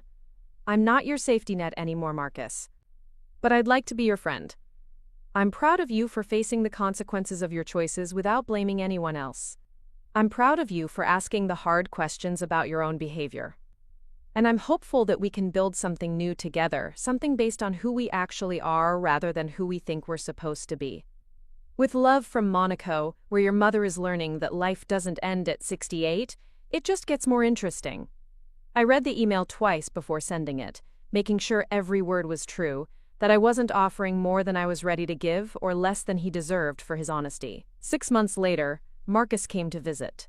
He'd saved for months to afford the trip. staying in a modest hotel near the port, and spending his days exploring Monaco with the wide-eyed wonder of someone seeing the world through fresh eyes. "I can't believe this is your life," he said on his second day, as we sat on my terrace sharing a lunch I'd prepared with vegetables from the local market and fish so fresh it had probably been swimming that morning. "Some days I can't believe it either," I admitted, "but it feels real now. It feels like home." He'd changed in the months since our phone call. Not just physically, though he was thinner and looked like he'd been sleeping poorly. There was something different in his manner, a humility that hadn't been there before, a carefulness in how he spoke that suggested he was thinking before reacting. "I've been in therapy," he said without my asking, "trying to understand how I became someone who could treat you the way I did. What have you learned?" "That I inherited Dad's sense of entitlement without his work ethic. That I confused loving you with owning you. That I never really thought of you as a separate person with your own needs and dreams." It was a more thorough self-assessment than I'd expected, and more honest than I'd dared to hope for. "And Isabel?" "Gone for good. The divorce was finalized last month." He shrugged, but I could see the lingering hurt in his eyes. "Turns out she loved our lifestyle more than she loved me. When I couldn't provide the lifestyle anymore. I'm sorry. I'm not, really. It hurts, but it also clarifies things. I'd rather be alone than be with someone who sees me as a means to an end." We spent the week rebuilding our relationship on new terms. I showed him my favorite places, introduced him to my friends, let him see the life I'd built for myself. He was genuinely curious about everything, asking thoughtful questions about my choices, my daily routines, my plans for the future. On his last night, we had dinner at Michel's restaurant, where Marcus struggled gamely with his high school French and charmed the staff with his willingness to try dishes he couldn't pronounce. "I have something to tell you," he said over dessert, a local specialty that combined honey and almonds and tradition in equal measure. "Good news or bad news?" "Good news, I think. I've been offered a promotion. Regional manager for the Southeast. It would mean relocating to Atlanta, better money, real responsibility." "That's wonderful, you should be proud." "I am, but it also means I'd be even further away from you if you decided to come back to the States." I smiled at the careful way he'd phrased it, not assuming my decisions, but acknowledging their potential impact on his life. "Marcus, I need you to understand something. I'm not coming back to take care of you. I'm not coming back to be convenient or available or appropriately aged. If I come back, and it's still an if, it will be because I choose to, for my own reasons. I know, I'm not asking you to come back for me. I'm just saying that I hope geography doesn't mean we can't keep building this new relationship we've started. Technology exists," I pointed out, "and airplanes. We don't have to live in the same zip code to be part of each other's lives. Is that what you want? To be part of each other's lives?" I looked at my son across the table, this man I'd raised and loved and lost and found again. He wasn't the little boy who'd once told me I was his best friend, but he wasn't the entitled young man who'd told me to find my own place either. He was someone new, someone shaped by consequences and loss and the slow work of growing up. "Yes," I said, "on equal terms, with mutual respect and genuine affection, but yes." The relief on his face was so profound it made my chest ache. As I drove him to the airport the next morning, we talked about practical things. His new job, my ongoing French lessons, the possibility of him visiting again at Christmas. But underneath the logistics was something deeper, a recognition that we'd both changed in fundamental ways, that the people saying goodbye at the departure gate were different from the ones who'd fought in my kitchen all those months ago. "Thank you," he said as we hugged goodbye at security. "For what?" "For showing me that love doesn't mean accepting poor treatment. For teaching me that people our parents, age, aren't just waiting around to die. For proving that it's never too late to choose yourself." I watched him disappear into the international terminal, carrying lessons learned the hard way, and a new understanding of what family could mean when it was built on choice rather than obligation. That afternoon, I sat on my terrace with a glass of wine and my laptop, reviewing an email from a real estate agent in Monaco. I'd been looking at apartments to purchase, ready to make my temporary adventure permanent. The one that had caught my eye was in a newer building, with a rooftop garden and panoramic views of both the sea and the mountains that rose behind the principality. It was more expensive than my current rental, but I could afford it comfortably with the proceeds from my house sale and the income from my investments. More importantly, it felt like home in a way that nowhere had since David died.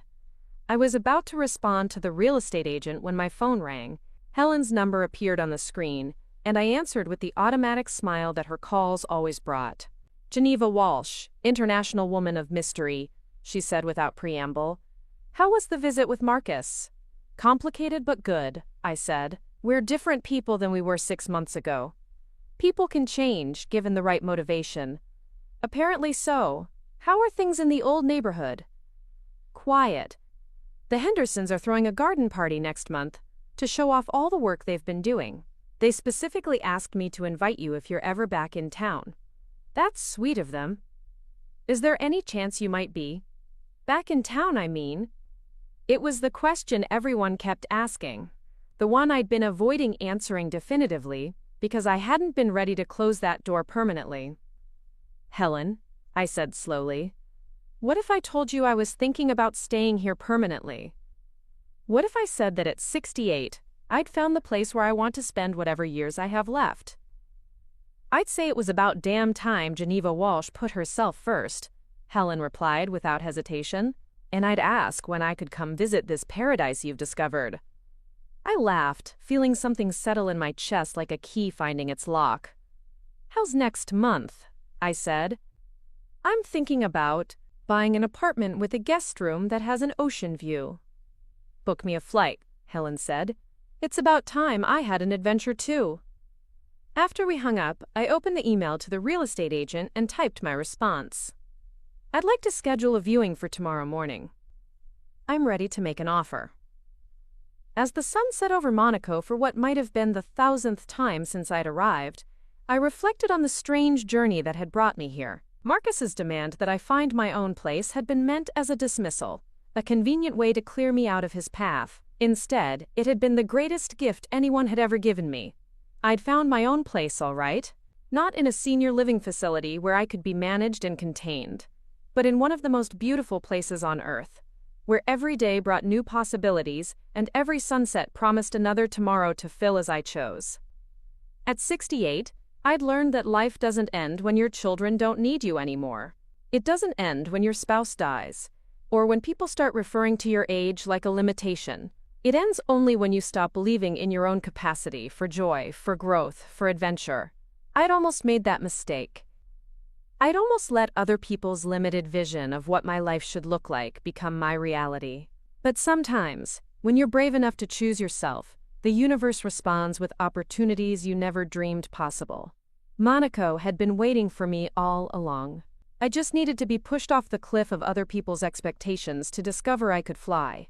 Tomorrow, I would look at an apartment with a terrace that overlooked the harbor and mountains that caught the morning light like a painting.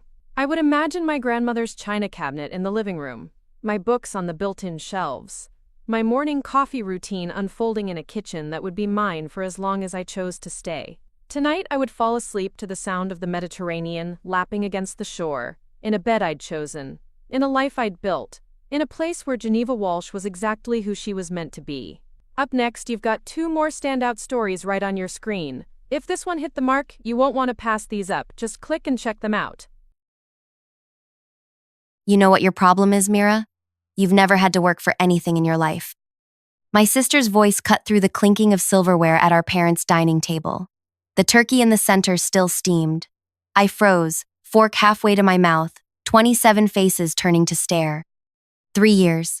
3 years since you quit that customer service job, and what have you done? Nothing. Absolutely nothing, while the rest of us wake up every day and actually contribute to society. I set my fork down, the metal scraping against ceramic. My mother whispered, "Sarah, please. Not today."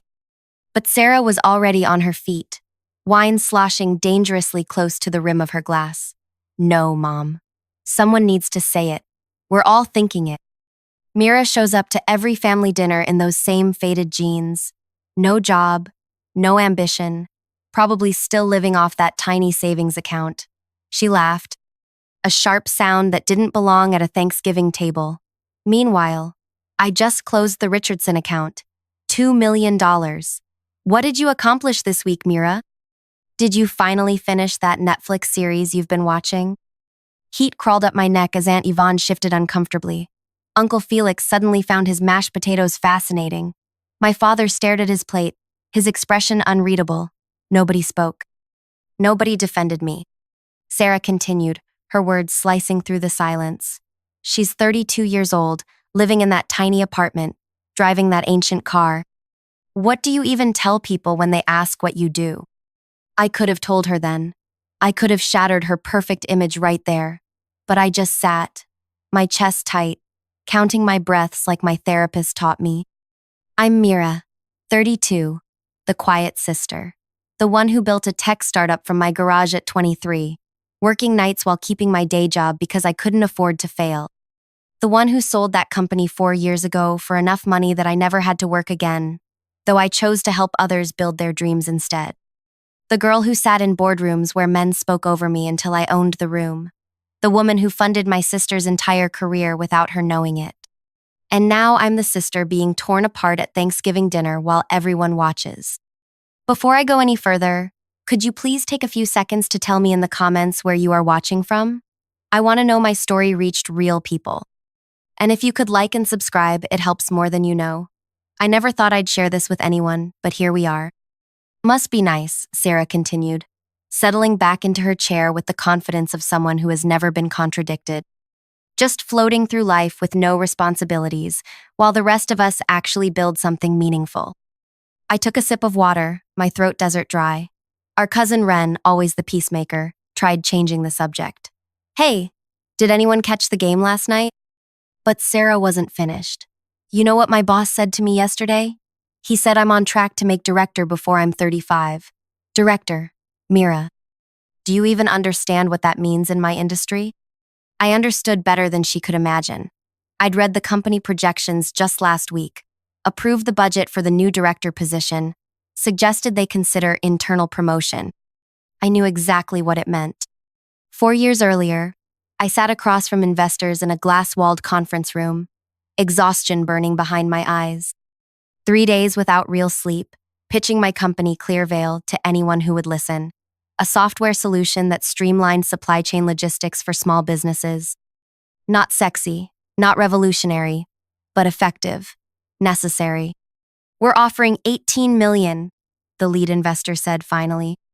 The room tilted. I'd built Clearveil from nothing, coded until my fingers cramped, lost relationships, missed funerals, birthdays, my own life. 18 million was beyond what I'd dreamed. We want you to stay on as a consultant for the transition, they added. After that, it's yours to walk away. I signed the papers the next day, paid off my parents' mortgage anonymously, set up a fund for my niece's education, then disappeared from the tech world's radar, becoming just another silent investor. I moved into a modest apartment, drove my same old car, and started looking for projects that mattered. Meanwhile, Sarah graduated with her marketing degree, sending out resume after resume. I listened to her cry on the phone to our mother about rejection letters, watched her confidence crack at Sunday dinners.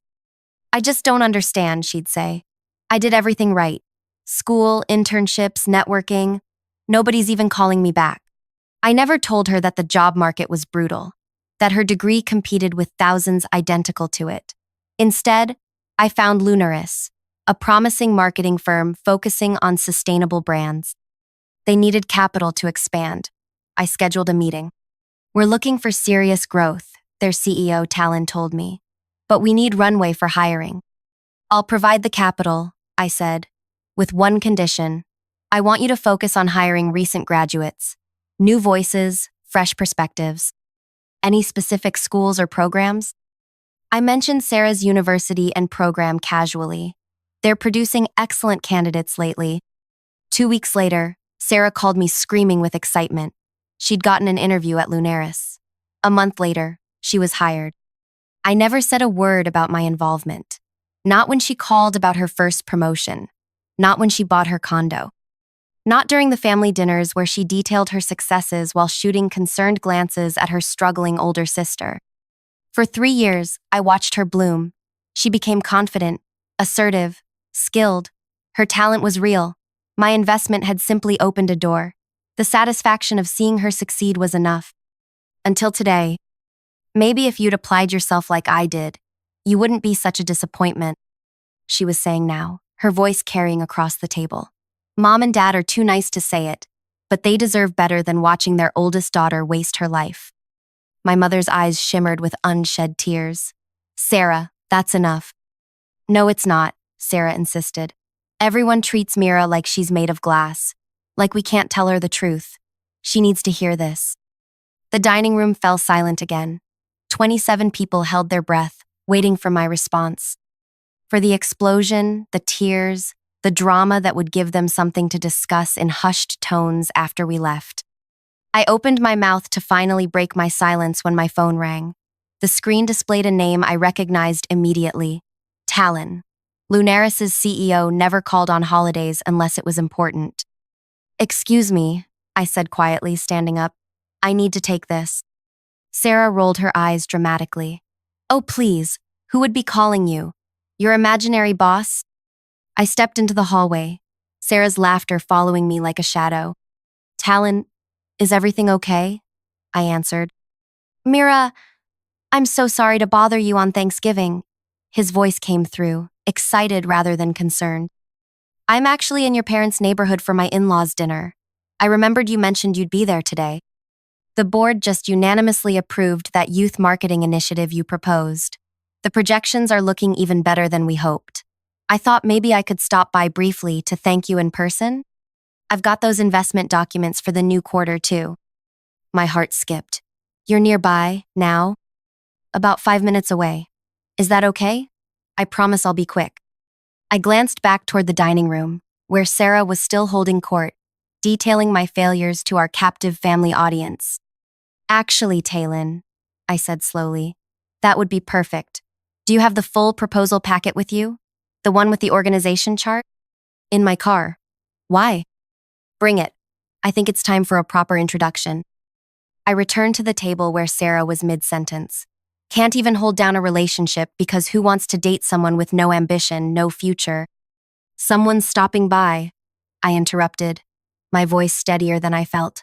A colleague. Sarah snorted. A colleague? From what job? My father, ever practical, asked, should we set another place? No need, I replied. He's just dropping something off. The doorbell rang 5 minutes later. My mother went to answer it, returning with Talon behind her. 6'2", impeccable suit even on Thanksgiving.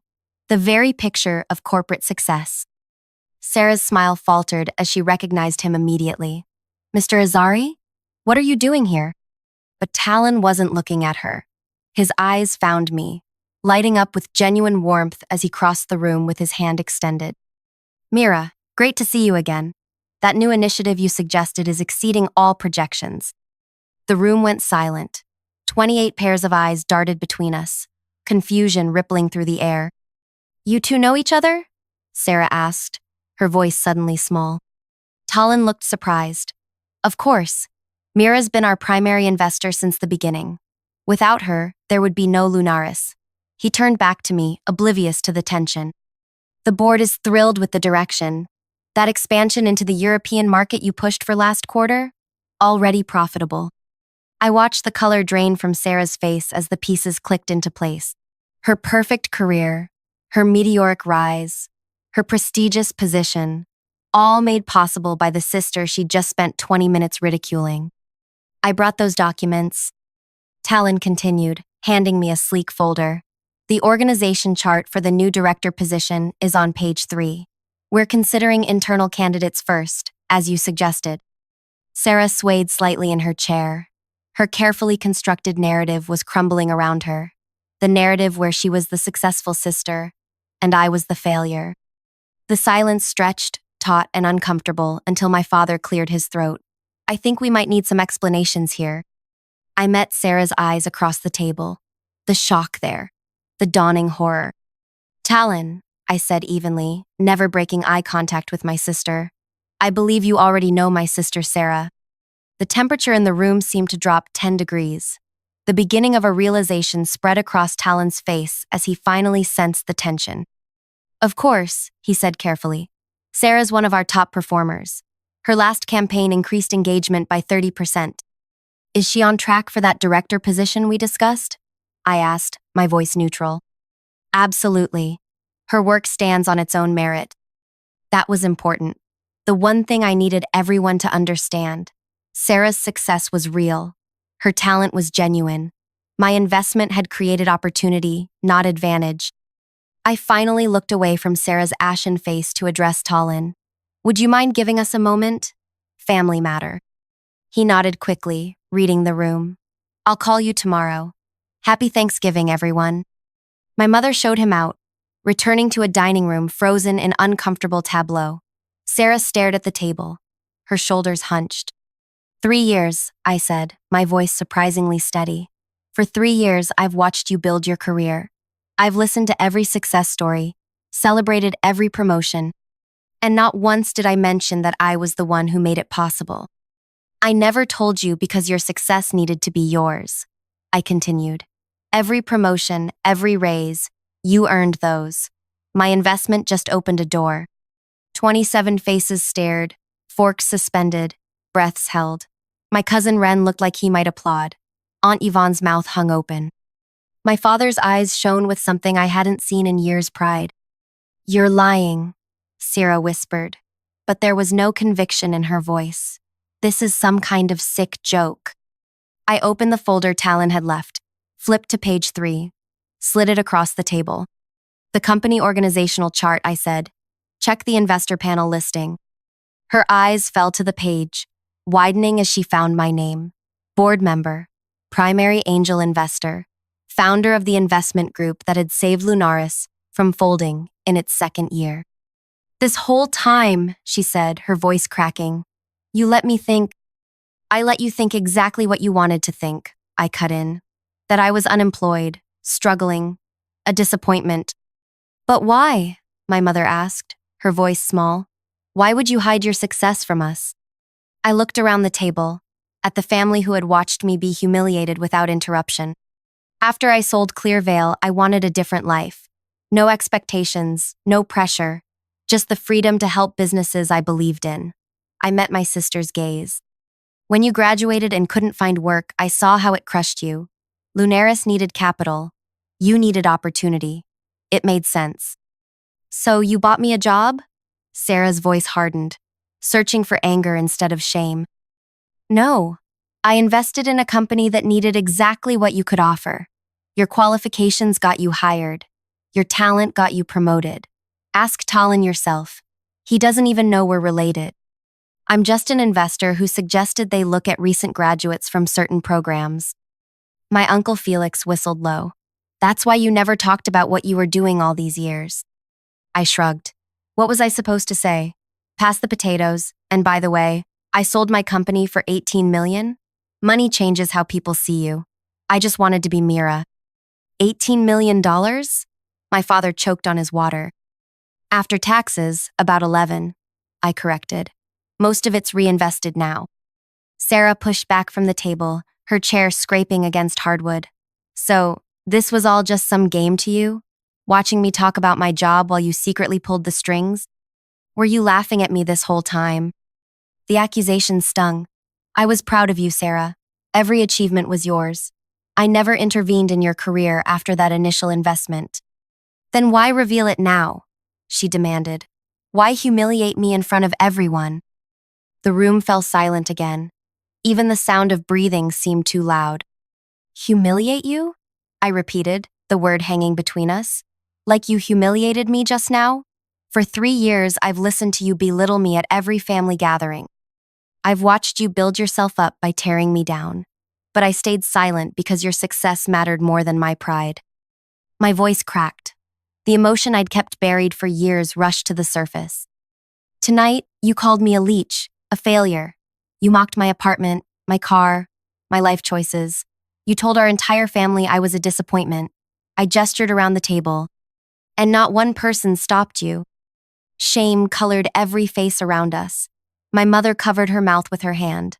My father stared at his plate. I never planned to tell you about Lunaris. I continued, quieter now. But I won't be your punching bag anymore. Your cruelty tonight, that was entirely your choice. Sierra's face crumpled. The perfect image she'd constructed of herself, the successful sister, the family star fractured under the weight of truth. I didn't know, she whispered. You didn't want to know, I corrected. It was easier to believe I was failing than to ask what I was actually doing with my life. I stood up, suddenly exhausted. I should go. Wait, my father's voice, stronger than I'd heard it in years. Both of you, sit down. Something in his tone made us both obey, like we were children again. He looked between us. This man who had taught us to ride bikes and check oil levels, who had never quite known how to handle his daughter's conflicts. Mira, he said, I owe you an apology. We all do. We made assumptions without ever asking what was really happening in your life. We failed you today by staying silent when Sarah spoke to you that way. He turned to my sister. And Sarah, your behavior tonight was unacceptable. Your sister's life choices are not yours to judge, regardless of her financial situation. Sarah stared at her plate, tears rolling silently down her cheeks. I'm so confused, my mother admitted. Mira, why didn't you tell us about selling your company? About any of this? I traced the condensation on my water glass, gathering thoughts I'd never put into words. After the sale, everyone wanted something. Old classmates with business proposals, distant relatives with financial troubles. Even my ex suddenly decided our breakup was a mistake. I sighed. The quiet was peaceful, and then it became a habit. But we're your family, she insisted. Yes, I agreed. And how many times have you asked what I was working on? What made me happy? Everyone just assumed I was struggling because I wasn't following a traditional path. The table fell silent again, uncomfortable truths settling over our cooling meal. Aunt Yvonne finally spoke up. Well, I think what you've done is remarkable, Mira. Building a company, helping others succeed, including your sister. A few murmurs of agreement rippled around the table. Too little, too late, but something. So, what happens now? Sarah asked, her voice small. With my job? With us? Your job is secure, I assured her. Nothing changes there. Your performance speaks for itself. And us? I considered the question, feeling the weight of 27 people waiting for my answer. That depends on you, I said finally. Not on your apology today, but on what you do tomorrow and the day after. On whether you can see me, really see me, instead of the version of me you created to feel better about yourself. The room was so quiet I could hear the refrigerator humming from the kitchen. I don't know if I can go back to the office, Sarah whispered. Knowing everyone will find out you're… No one needs to know, I cut in. Talon doesn't know we're related. The board knows me by my investment group name. Your position is secure based on merit. But this isn't about punishing you, Sarah. It never was. I pushed my chair back. I'm going to get some air. I walked out to the front porch, the November chill settling into my bones. Behind me, I heard whispered conversations erupting, the family processing what they'd witnessed. I sank onto the porch swing, suddenly drained. The door opened a few minutes later. My father stepped out, carrying 2 steaming mugs. He handed me one without a word, then sat beside me on the swing. We rocked silently, watching our breath cloud in the cold air. Your company, he finally said. Clearvale. I remember when you started it, working out of your garage. I nodded, surprised he remembered the name. You came to Sunday dinner with your fingers wrapped in bandages because you'd been coding so long they started bleeding. He shook his head.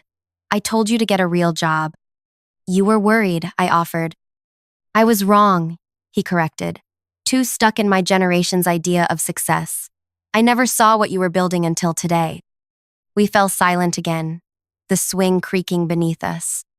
$11 million, he murmured, almost to himself. It's not about the money, Dad. I know that now. He sipped his coffee.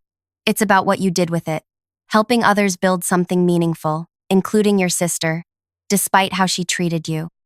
The door opened again. Sarah stepped out, her eyes red-rimmed. Mind if I join you? she asked, her voice hoarse. Dad stood, handing her his mug. I should help your mother with the dishes. He disappeared inside, leaving us alone in the gathering darkness. Sarah sat beside me, the swing adjusting to her weight. I've been horrible to you, she said simply. I didn't deny it. All these years, I thought. She stopped, reconsidered. No. I wanted to think you were failing because it made my success feel bigger. That's the truth, and it's ugly. Her honesty surprised me. Every promotion, every raise, she continued. I made sure you knew about it. I wanted you to feel small while I felt big. And now? I asked. She stared into the coffee mug. Now I feel like I don't know anything. About you. About myself. She looked up. Did I really earn those promotions? Or were they because of you? Ask Talon, I said. Your performance reviews come from your direct supervisors. I've never influenced your career path after that initial investment. She nodded slowly. Why Lunaris? Out of all the companies you could have invested in? Their mission aligned with my values. Sustainable brands, ethical marketing. They needed capital. You needed opportunity. It made sense. And my success? Did that matter to you? I turned to face her fully. Sarah, watching you succeed has been one of the greatest joys of my life. Every excited phone call about a new client or campaign, I celebrated those victories with you, even if you couldn't see it. Her eyes filled with fresh tears. I don't deserve your kindness. Probably not, I agreed, the ghost of a smile crossing my face. But you're my sister. We sat in silence, the weight between us shifting, not gone, but different. The director position, she finally said. I want to withdraw my name. That would be a mistake. I can't take it knowing you're behind the company. You'd be taking it because you've earned it, I countered. Rejecting it won't change the past. It would just hurt your future. She considered this, wiping away tears with the back of her hand. How do I face everyone tomorrow, knowing what they know? The same way I faced you for 3 years, I said. One day at a time, with the knowledge that your worth isn't determined by others' perceptions. Inside, we could hear the family moving around, dishes clinking, conversations continuing, life adjusting to new information. I'm sorry, Sarah whispered. I know. Can we fix this? I considered the question, feeling the night air fill my lungs. Not tonight, maybe not tomorrow, but eventually yes, if we both want to. She nodded, understanding the work ahead of us.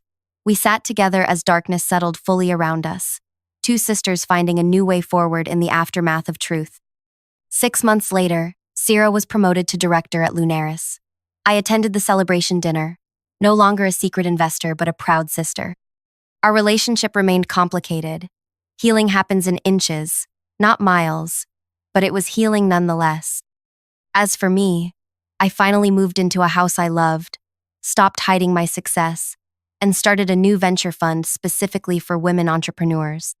Turns out being seen for who you really are isn't so terrifying after all.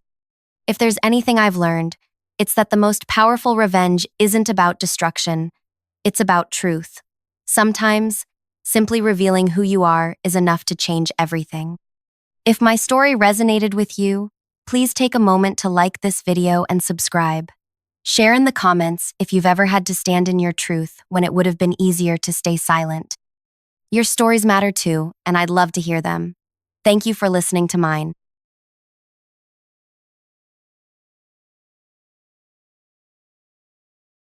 I brought my fiancé home for dinner, but my father's cruel attempt to humiliate him backfired instantly. He set only 3 plates, trying to silence us, but he had no idea that the man he looked down upon held the dark secrets that would destroy his entire legacy. Witness the ultimate downfall. Before I go on, please take a moment to like and subscribe, but only if you genuinely connect with this story. Drop a comment and let me know where you are watching from and what time it is there. I always love knowing who's listening.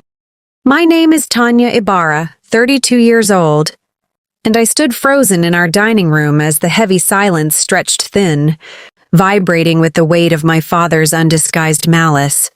The air felt thick, charged with decades of unspoken rules and rigid expectations that had always defined my existence within these cold, sterile walls. I had walked through that mahogany door filled with a naive hope that perhaps, just this once, love would be enough to bridge the divide. But one look at my father's face shattered that fragile illusion instantly. My fiancé, Marcus, stood beside me with a calm grace that seemed to infuriate my father even more than his mere presence did.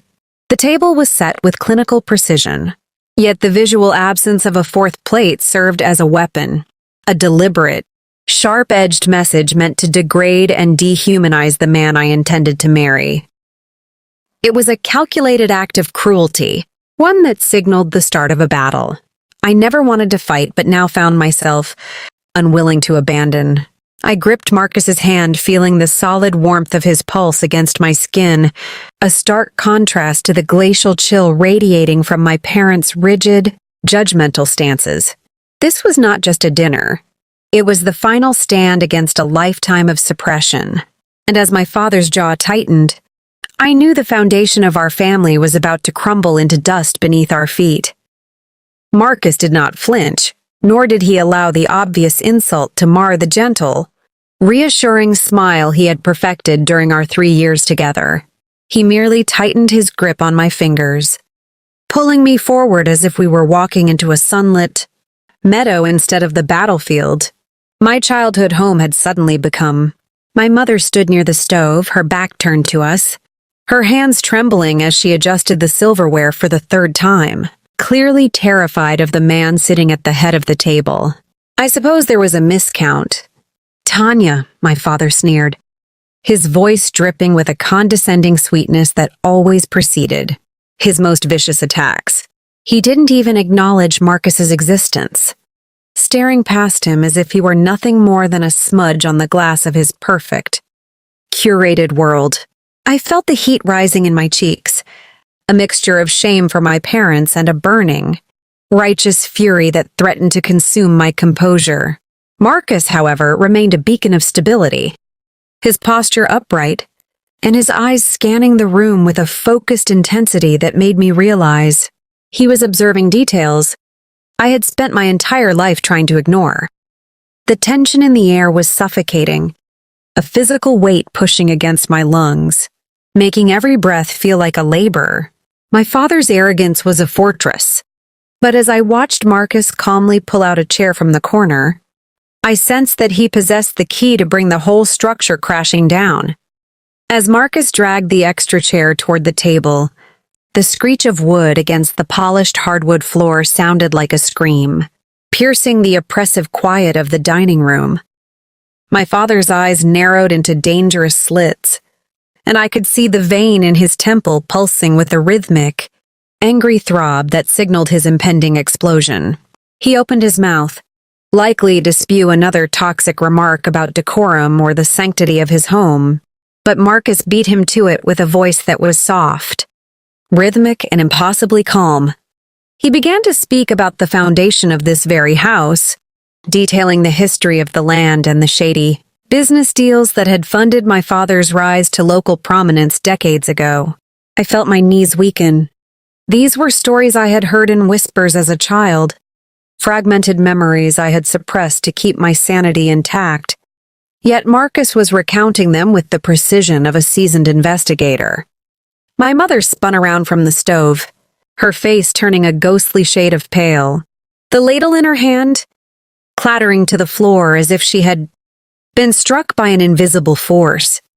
The atmosphere in the room shifted, instantly from one of petty rejection to a palpable, frantic terror that seemed to suck the very oxygen from the space. My father's smug expression flickered, replaced by a momentary, raw fear that he tried to mask with a sneer, but the cracks in his armor were becoming far too wide to hide. Marcus moved with an elegance that made the room seem suddenly small and cluttered, his presence acting as a gravitational force, pulling hidden truths into the harsh light of our chandelier. He described a ledger, a worn leather-bound book that had been missing since the summer of 1994.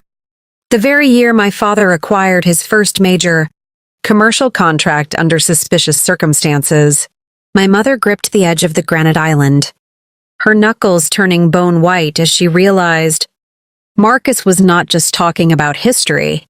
He was talking about a crime that had been buried under decades of suburban prosperity and carefully manufactured respectability. I stood there, trapped in a moment of surreal horror, watching the man I loved dismantle my father's carefully crafted persona piece by piece with nothing but words. My father finally stood up, his chair tipping backward to land with a loud, hollow thud that echoed through the silent house. But he lacked the words to interrupt.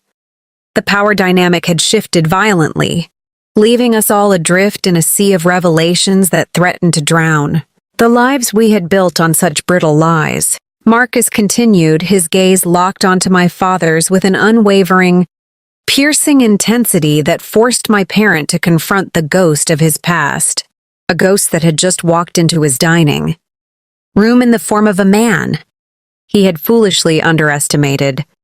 The air felt charged with static, a precursor to the storm that was about to rip through the very fabric of our family identity, revealing the darkness that lived in the heart of our home.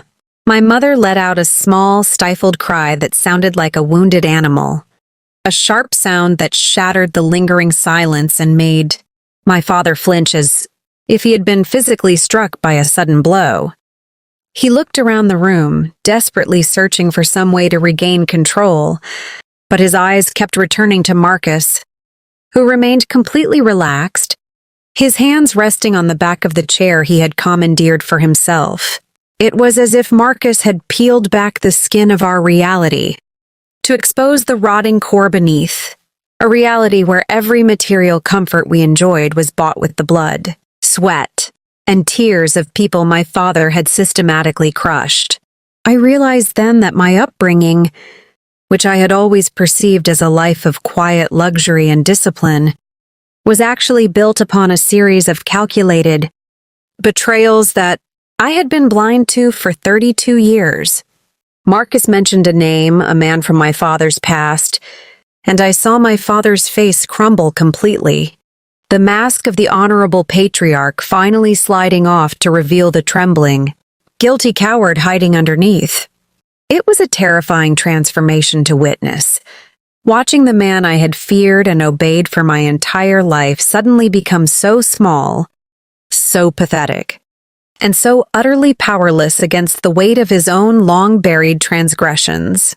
The room felt colder now, as if the shadows in the corners were closing in, eager to witness the final collapse of a legacy that had always been sustained by nothing but shadows and deceit. I stared at my father, seeing him not as the immovable authority figure who dictated my life, but as a man drowning in the rising tide of his own ancient malice. He opened his mouth to protest, to deny, to threaten, but only a dry, rattling breath escaped his throat, leaving him looking frail and defeated in the golden light. My mother slumped against the cabinets, her eyes darting between us, clearly realizing that the safety she had cultivated for decades had been an illusion all along. She had stayed silent to keep the peace, to keep the house running, but in doing so, she had become an accomplice to the rot. Marcus, sensing the moment of total collapse, took a slow, deliberate step toward the table, and my father instinctively recoiled, his back hitting the wall with a hollow thud that made the fine china on the buffet table rattle in sympathy. The hierarchy of this home, which had been set in stone before I was even born, was dissolving into nothingness right before our eyes. I felt a strange, cold clarity washing over me. For the first time, I was the one holding the power, simply because I was the one standing beside the truth. My father's eyes locked onto mine, pleading for an intervention, for a return to the status quo, but I held his gaze with a stoic, iron resolve that told him those days were dead. We were no longer victims of his design. We were the architects of his public undoing, and he knew it. The silence that followed was heavy, like the air before a devastating thunderstorm, pressing against our eardrums with a rhythmic, pulsing intensity.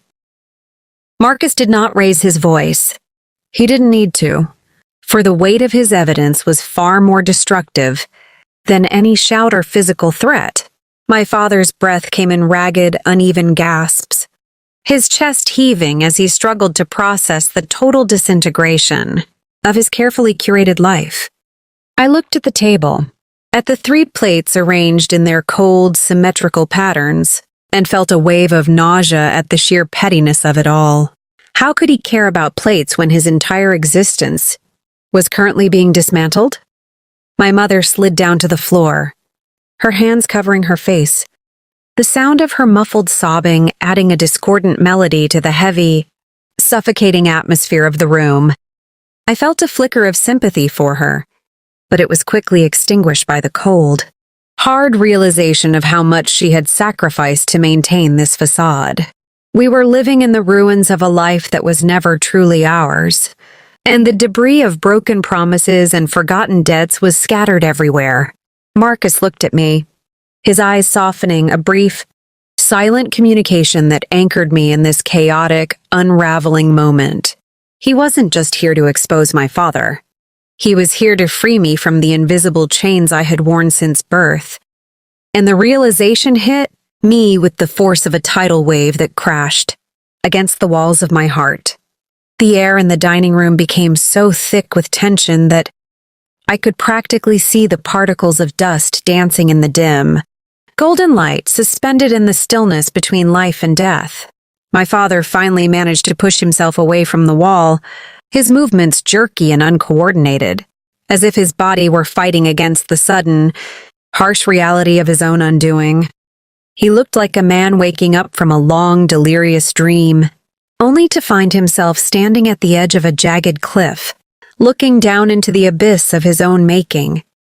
He tried to speak, his lips moving silently for several seconds before a harsh, raspy voice finally broke through the air, demanding to know how Marcus could possibly know such specific, damaging details. Marcus simply smiled, a cold, sharp expression that lacked any warmth, and reached into his inner jacket pocket to pull out a single, thin envelope that had been hidden there all along. The sight of that envelope seemed to drain the last vestige of color from my father's face, leaving him looking like a statue carved from aged, brittle stone. My mother's sobs stopped abruptly, the silence that followed being even more terrifying than the noise, as we all waited for the next revelation. That would surely mark the final end of our old world. I stood there, an observer to the destruction of my own heritage, feeling a strange mixture of liberation and profound, aching sorrow for the truth that had finally arrived at our door. The envelope lay on the dining table like a ticking bomb, its presence more intimidating than any weapon my father might have kept hidden in his study.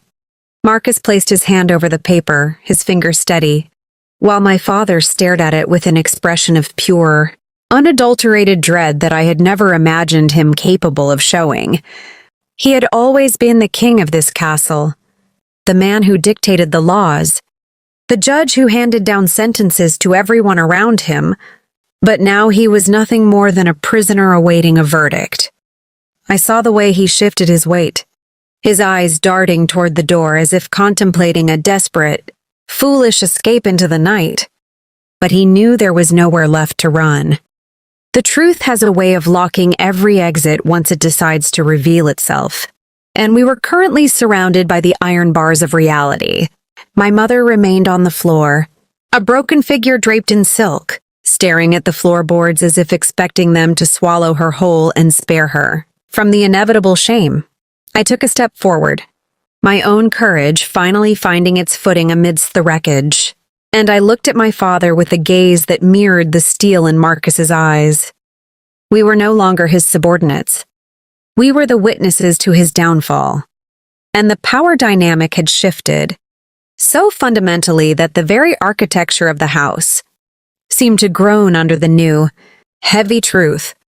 The silence deepened, becoming a heavy, physical entity that pressed against our chests, suffocating the last remnants of the comfortable lies that had defined our family dynamic. My father's knees buckled slightly, and he reached out to steady himself against the mahogany sideboard, his hand trembling uncontrollably as he stared at the envelope. He finally realized that the power he had wielded for decades was nothing more than an illusion, a fragile construct built upon the fragile memories of those he had betrayed. He looked at me, not with the cold authority he used to possess, but with a desperate, pathetic hunger for some shred of mercy, for some way to turn back the clock to a time before his secrets were exposed. I saw the reflection of his fear in the polished surface of the table, a distorted, grotesque image of the man who had claimed to be untouchable. He was nothing but a hollow shell now, stripped of his dignity and his carefully maintained reputation, standing before the very people he had spent his entire life trying to demean. Marcus held his gaze, his expression unreadable, a cool, detached observer of the ruin that was currently unfolding within these four walls. I realized that this was not just a battle for justice. It was a necessary cleansing, a purging of the rot that had festered in our home for too long, leaving us standing in the wreckage of our own history, finally ready to breathe real, clean air again. The air felt charged, crackling with the electricity of a storm that had finally broken, washing away the layers of dust and deception that had choked us for generations. My father finally sank into his chair, the one he had protected with such vicious intensity. But he sat now like a man who knew his reign was over. He didn't look at the food, nor at the wine, nor at the opulent surroundings he had once deemed so vital. His world had shrunk to the size of that small envelope resting on the table. My mother stood up slowly, her movements fragile and disjointed, and walked over to stand by my side, silently choosing to abandon the sinking ship of our past. I felt a surge of genuine strength flow through my limbs, a realization that my identity was not defined by my father's sins or his warped expectations. We stood together, a united front against the darkness, while Marcus stood as the silent guardian of the truth that had set us free. The house no longer felt like a prison. It felt like a grave for the life I had been forced to live. And as I looked at my father's bowed head, I knew that the process of rebuilding could only begin once the final remnants of his influence were utterly destroyed. We were moving forward into a future that was ours to claim, one forged in the fire of this revelation, and the weight of the secrets that had once paralyzed me began to dissolve into the ether, leaving me feeling lighter than I had ever known possible. The final act of this long, agonizing play concluded with a stillness, so profound it felt as though the entire world had paused to bear witness to our liberation. My father, once a titan of industry and fear, sat slumped in his chair, a broken silhouette against the backdrop of a life built on shifting sands. He had tried to silence Marcus, but in doing so, he had only ensured his own voice would never hold authority in this house again. I looked at the table, now merely a piece of furniture rather than a monument to his ego, and felt an overwhelming sense of peace wash over my soul. The truth had acted like a surgical blade, cutting out the cancer that had been slowly consuming our family spirit for decades. We did not need to shout or fight anymore. The evidence spoke with a finality that required no further debate. As I turned toward the door, my hand interlaced with Marcus's, I knew that the past was finally dead and buried, leaving me the space to craft a future defined by my own terms, my own integrity, and my own strength. I walked out into the cool night air, leaving the wreckage behind, forever transformed by this trial by fire. My journey toward total independence has only just begun, and the lessons learned tonight will guide every step I take toward true, unburdened freedom. If this story of survival and reclaiming one's own destiny moved you, please consider hitting that like button and subscribing. For more tales of truth and resilience. Nobody came to my son's birthday. Not one car in the driveway, not one message on my phone. Just the sound of a bounce house squeaking in the backyard and a 5-year-old asking, "Did Grandpa get lost?" I smiled, lied, and told him maybe. That night, I boxed the leftover cake and tried not to cry. 3 days later, my father texted need $200 for your brother's graduation. I stared at the screen laughing before I realized I wasn't joking. By the time he showed up at my door with that same tone of authority, he didn't know the locks had changed. My name is Cora. I'm 29, a dental hygienist in downtown Milwaukee and a single mom to the best kid I know. My life is small but steady morning coffee before Lucas wakes a short drive past the lake patients who joke about flossing. I thought stability meant peace. Turns out, it just made me an easier target. For as long as I can remember, my family's motto has been family first, except it never meant me. My father, Gary, is the type who believes control equals love. My mother smooths everything he says like she's ironing wrinkles in a shirt. My brother Tyler is the golden child. My sister Bethany, the baby, who never has to apologize. I'm the dependable one, the good helper, the one who's fine on her own.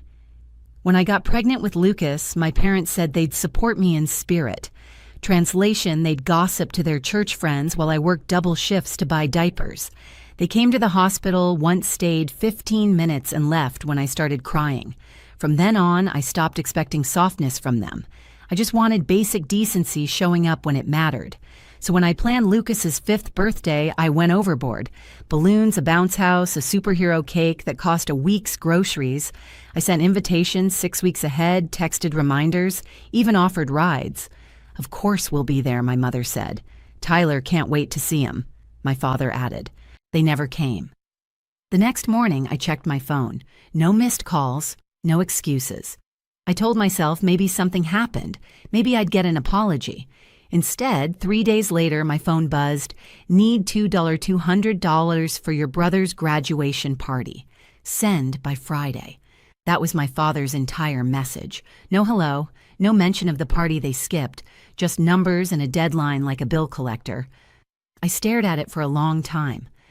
I thought about the cake I threw out, the candles I saved because Lucas wanted to try again next year. I thought about the last time my father asked me for money, Tyler's car repair. I paid it, of course, because that's what family does, right? But something about that text flipped a switch. At the clinic that day, while scraping plaque and smiling through small talk, I kept replaying his words. Need $200. Not please, not thank you, just need. I realized they'd trained me to be useful, not loved. That night after Lucas fell asleep, I opened my banking app. My hands shook, not from fear, but adrenaline. I typed one hour and in the memo line wrote, best wishes. Then I hit send. I waited for regret to hit. It didn't. Instead, there was a strange calm. For once, I hadn't obeyed. I'd drawn a line. I didn't know it yet, but that single dollar would start a war that would end with police lights outside my house. The next morning, my phone started buzzing before sunrise. Cora. My father's text read, I think there's a mistake. You only sent $1.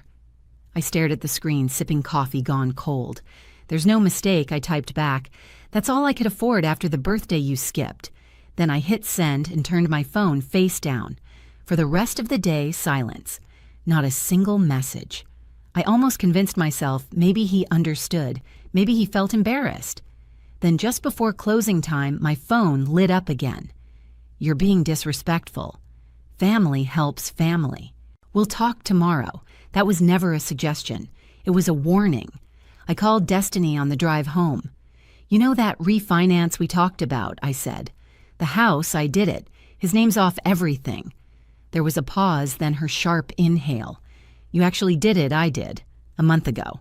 He just doesn't know yet. Then, honey, she said, you've already won more than you think. That night, Lucas fell asleep on the couch watching cartoons. I sat beside him, listening to the quiet hum of the refrigerator, the kind of stillness that used to make me feel lonely, but now felt sacred. I thought about every time my father used that house as leverage. Remember who helped you get that loan. Don't forget whose name's on the papers. Each sentence another chain. I was done being chained. The next morning, I drove to the hardware store. The man at the counter, gray hair, kind smile, showed me how to change a deadbolt. 20 minutes tops, he said. Easy job if you've got the right screwdriver. Back home, I laid the tools on the kitchen counter. My hands trembled slightly as I unscrewed the old brass plate. Each turn felt like undoing a decade of manipulation. When the new lock clicked into place, I whispered, "My house, my rules." By noon, my father texted again. "Where's the rest of the money? I need it today." I replied, "Sent what I could. Best wishes." 3 dots appeared, then disappeared, then again. I could almost feel the fury on his end of the phone. When I didn't answer, he escalated. "I'll be by tomorrow at noon. We'll settle this face to face." My stomach twisted. I didn't want Lucas anywhere near that conversation. I texted Destiny, "Can Lucas hang with you tomorrow?" Her reply came in seconds. "Absolutely. Bring him at 11. I'll have cookies waiting." The next morning, I packed Lucas's backpack with snacks and his favorite toy truck. "You're having a play date with Auntie Destiny," I said, kissing his forehead. "I'll pick you up later, okay?" He smiled, completely unaware that by the time I came back home, I'd be waiting for a storm to hit my front porch. And this time, I wasn't planning to run from it. The knock came right on schedule. 3 hard bangs that made the picture frames tremble. "Cora, open this door right now." My father's voice carried the same tone he used when I was 16, and grounded for talking back. I stood in the hallway, fingers brushing the new lock, my heart pounding, but steady. I said, "Open up." I unlatched the chain, cracked the door 2 inches, and met his glare. "You can stop pounding, Dad. Your key won't work." He froze, disbelief flickering across his face before anger took over. "You changed the locks on me." "I did. After everything I've done for you, everything you've done to me," I corrected softly. Behind him, my mother lingered on the porch steps, clutching her purse like a shield. Bethany stood near the car pretending to check her phone.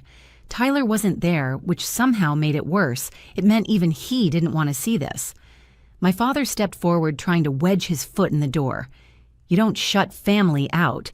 You didn't seem worried about family when Lucas was blowing out candles alone," I said. He opened his mouth, then shut it. His jaw flexed. "You're being dramatic. We had plans. Your brother's graduation. You had excuses," I said. "You always do." For the first time in my life, I didn't lower my voice. I didn't try to soften the truth. He pointed a finger at me, shaking with rage. "You think you can cut me out? I still have a say in this house." I smiled, small and calm. "Not anymore." I closed the door and turned the deadbolt. The metallic click echoed like punctuation. A minute later, I heard his car door slam, tires screeching down the street. I thought that was the end of it. It wasn't. An hour later, I was cleaning up the kitchen when red and blue lights flickered through the window. My stomach dropped. I stepped onto the porch and saw 2 officers walking up the driveway. "Ma'am," one said, "we got a call from your father. He says you locked him out of his property and may be keeping a child here against court order." The world tilted. What he claims, there's concern for the child's safety. I forced a breath. "You're welcome to check. My son's with a friend right now, but this is my house. I refinanced it months ago. I have the paperwork inside." They followed me in. I laid the manila envelope on the table, deed copies, payment records, the works. One officer nodded slowly. "Everything checks out, ma'am. Looks like your father doesn't live here." When they left, I sank onto the couch, shaking not from fear, but from the absurdity of it all. He'd really called the cops on his own daughter, and I knew deep down he wasn't done yet. By the next morning, I'd stopped expecting peace. When my phone buzzed at 8:04 a.m., I already knew it wouldn't be good news. It was a message from my sister. "Dad said you're in trouble. CPS might stop by today. Just cooperate, okay?" I stared at the screen, disbelief giving way to fury so sharp it made my hands shake. He hadn't just called the cops, he'd called Child Protective Services. By noon, I was pacing the kitchen, the smell of burnt toast lingering from breakfast. When the doorbell rang, my stomach clenched. Through the window, I saw a woman in a navy blazer holding a clipboard, her smile careful but professional. "Ms. Cora Ward?" she asked when I opened the door. "Yeah," I said, forcing my voice steady. "You must be from CPS. Jennifer?" She nodded. "We received a report of possible neglect, something about leaving your child unattended." My laugh came out half broken. "That's creative." I stepped aside. "Come in." As she walked through, I pointed out Lucas's drawings on the fridge, his school photo on the wall, the neatly stacked lunchboxes on the counter. The living room smelled like lemon cleaner and crayons. "Lucas is with a friend right now," I said. "He's 5. I can give you her number if you want to verify."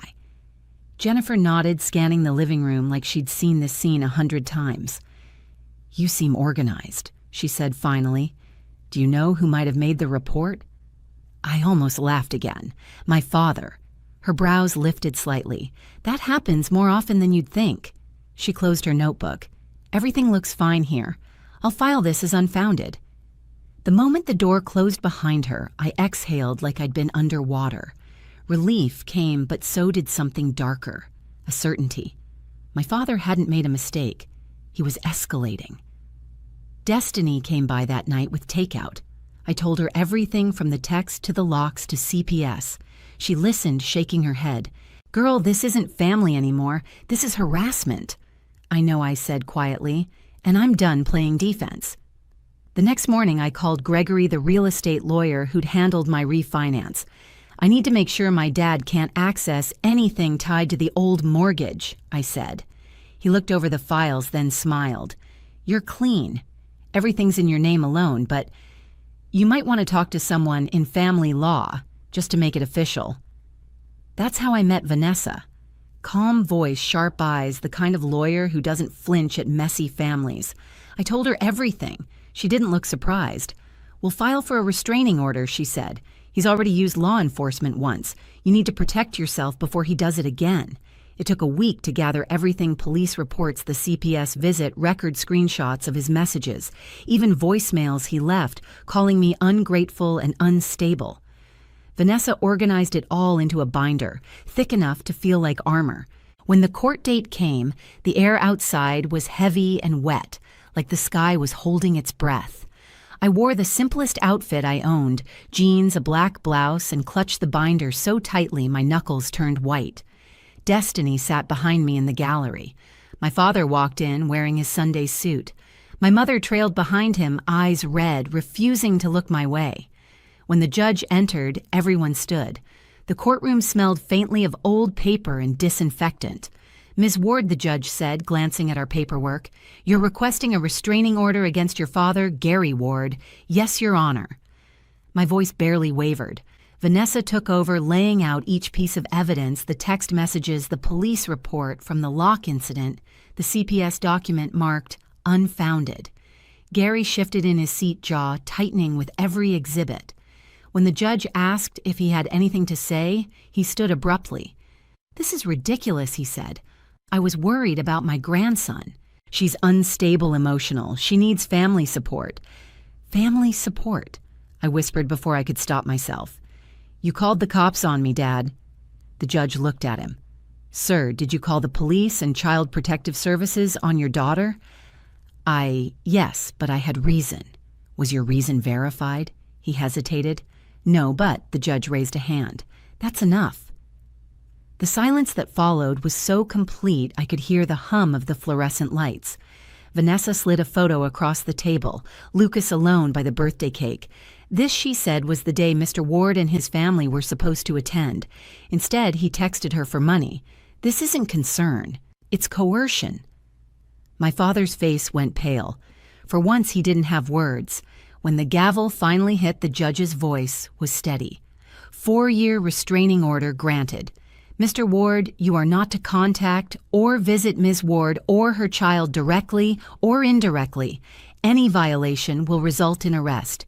The sound echoed like thunder in my chest. Outside the courthouse, the sky finally opened up. Rain poured down cold and clean. I stood on the steps, letting it soak through my hair. Destiny opened her umbrella, but I waved her off. "I want to feel it," I said. She smiled softly. "You earned it." That night, my phone buzzed again, but it wasn't him. It was Tyler. "I'm sorry, Cora. I didn't know he'd go that far." For a second, I almost replied. Then I didn't. Some doors, once locked, should stay that way. As I checked on Lucas, sleeping, his tiny hand resting on his stuffed dinosaur, I realized something: this peace wasn't just relief. It was freedom, the kind you fight for. The restraining order changed everything quietly but completely. No more phone calls, no more texts demanding explanations or money, no more footsteps on my porch pretending to check on us. For the first time in years, mornings felt light. I could make pancakes without my stomach twisting at every buzz of my phone. Lucas would hum to himself while coloring his songs, filling the silence that used to be heavy with dread. Word got around fast in our family. My mother stopped by once, just once, leaving a basket of fruit on the doorstep with a note that said, "I hope you're okay." I never called her back. Tyler texted on Thanksgiving a polite happy holiday, and I replied with a thumbs up. That was enough. A month later, a letter came from CPS confirming the case was officially closed, labeled malicious report. Vanessa called it poetic justice. He used the system, she said, and the system exposed him. Destiny and I celebrated with takeout and cheap champagne. You realize, she grinned, you just ended a generational curse, right? I laughed, then cried, realizing she was right. For the first time, I'd chosen peace over guilt, and it worked. The next week, I repainted the front door, a soft teal.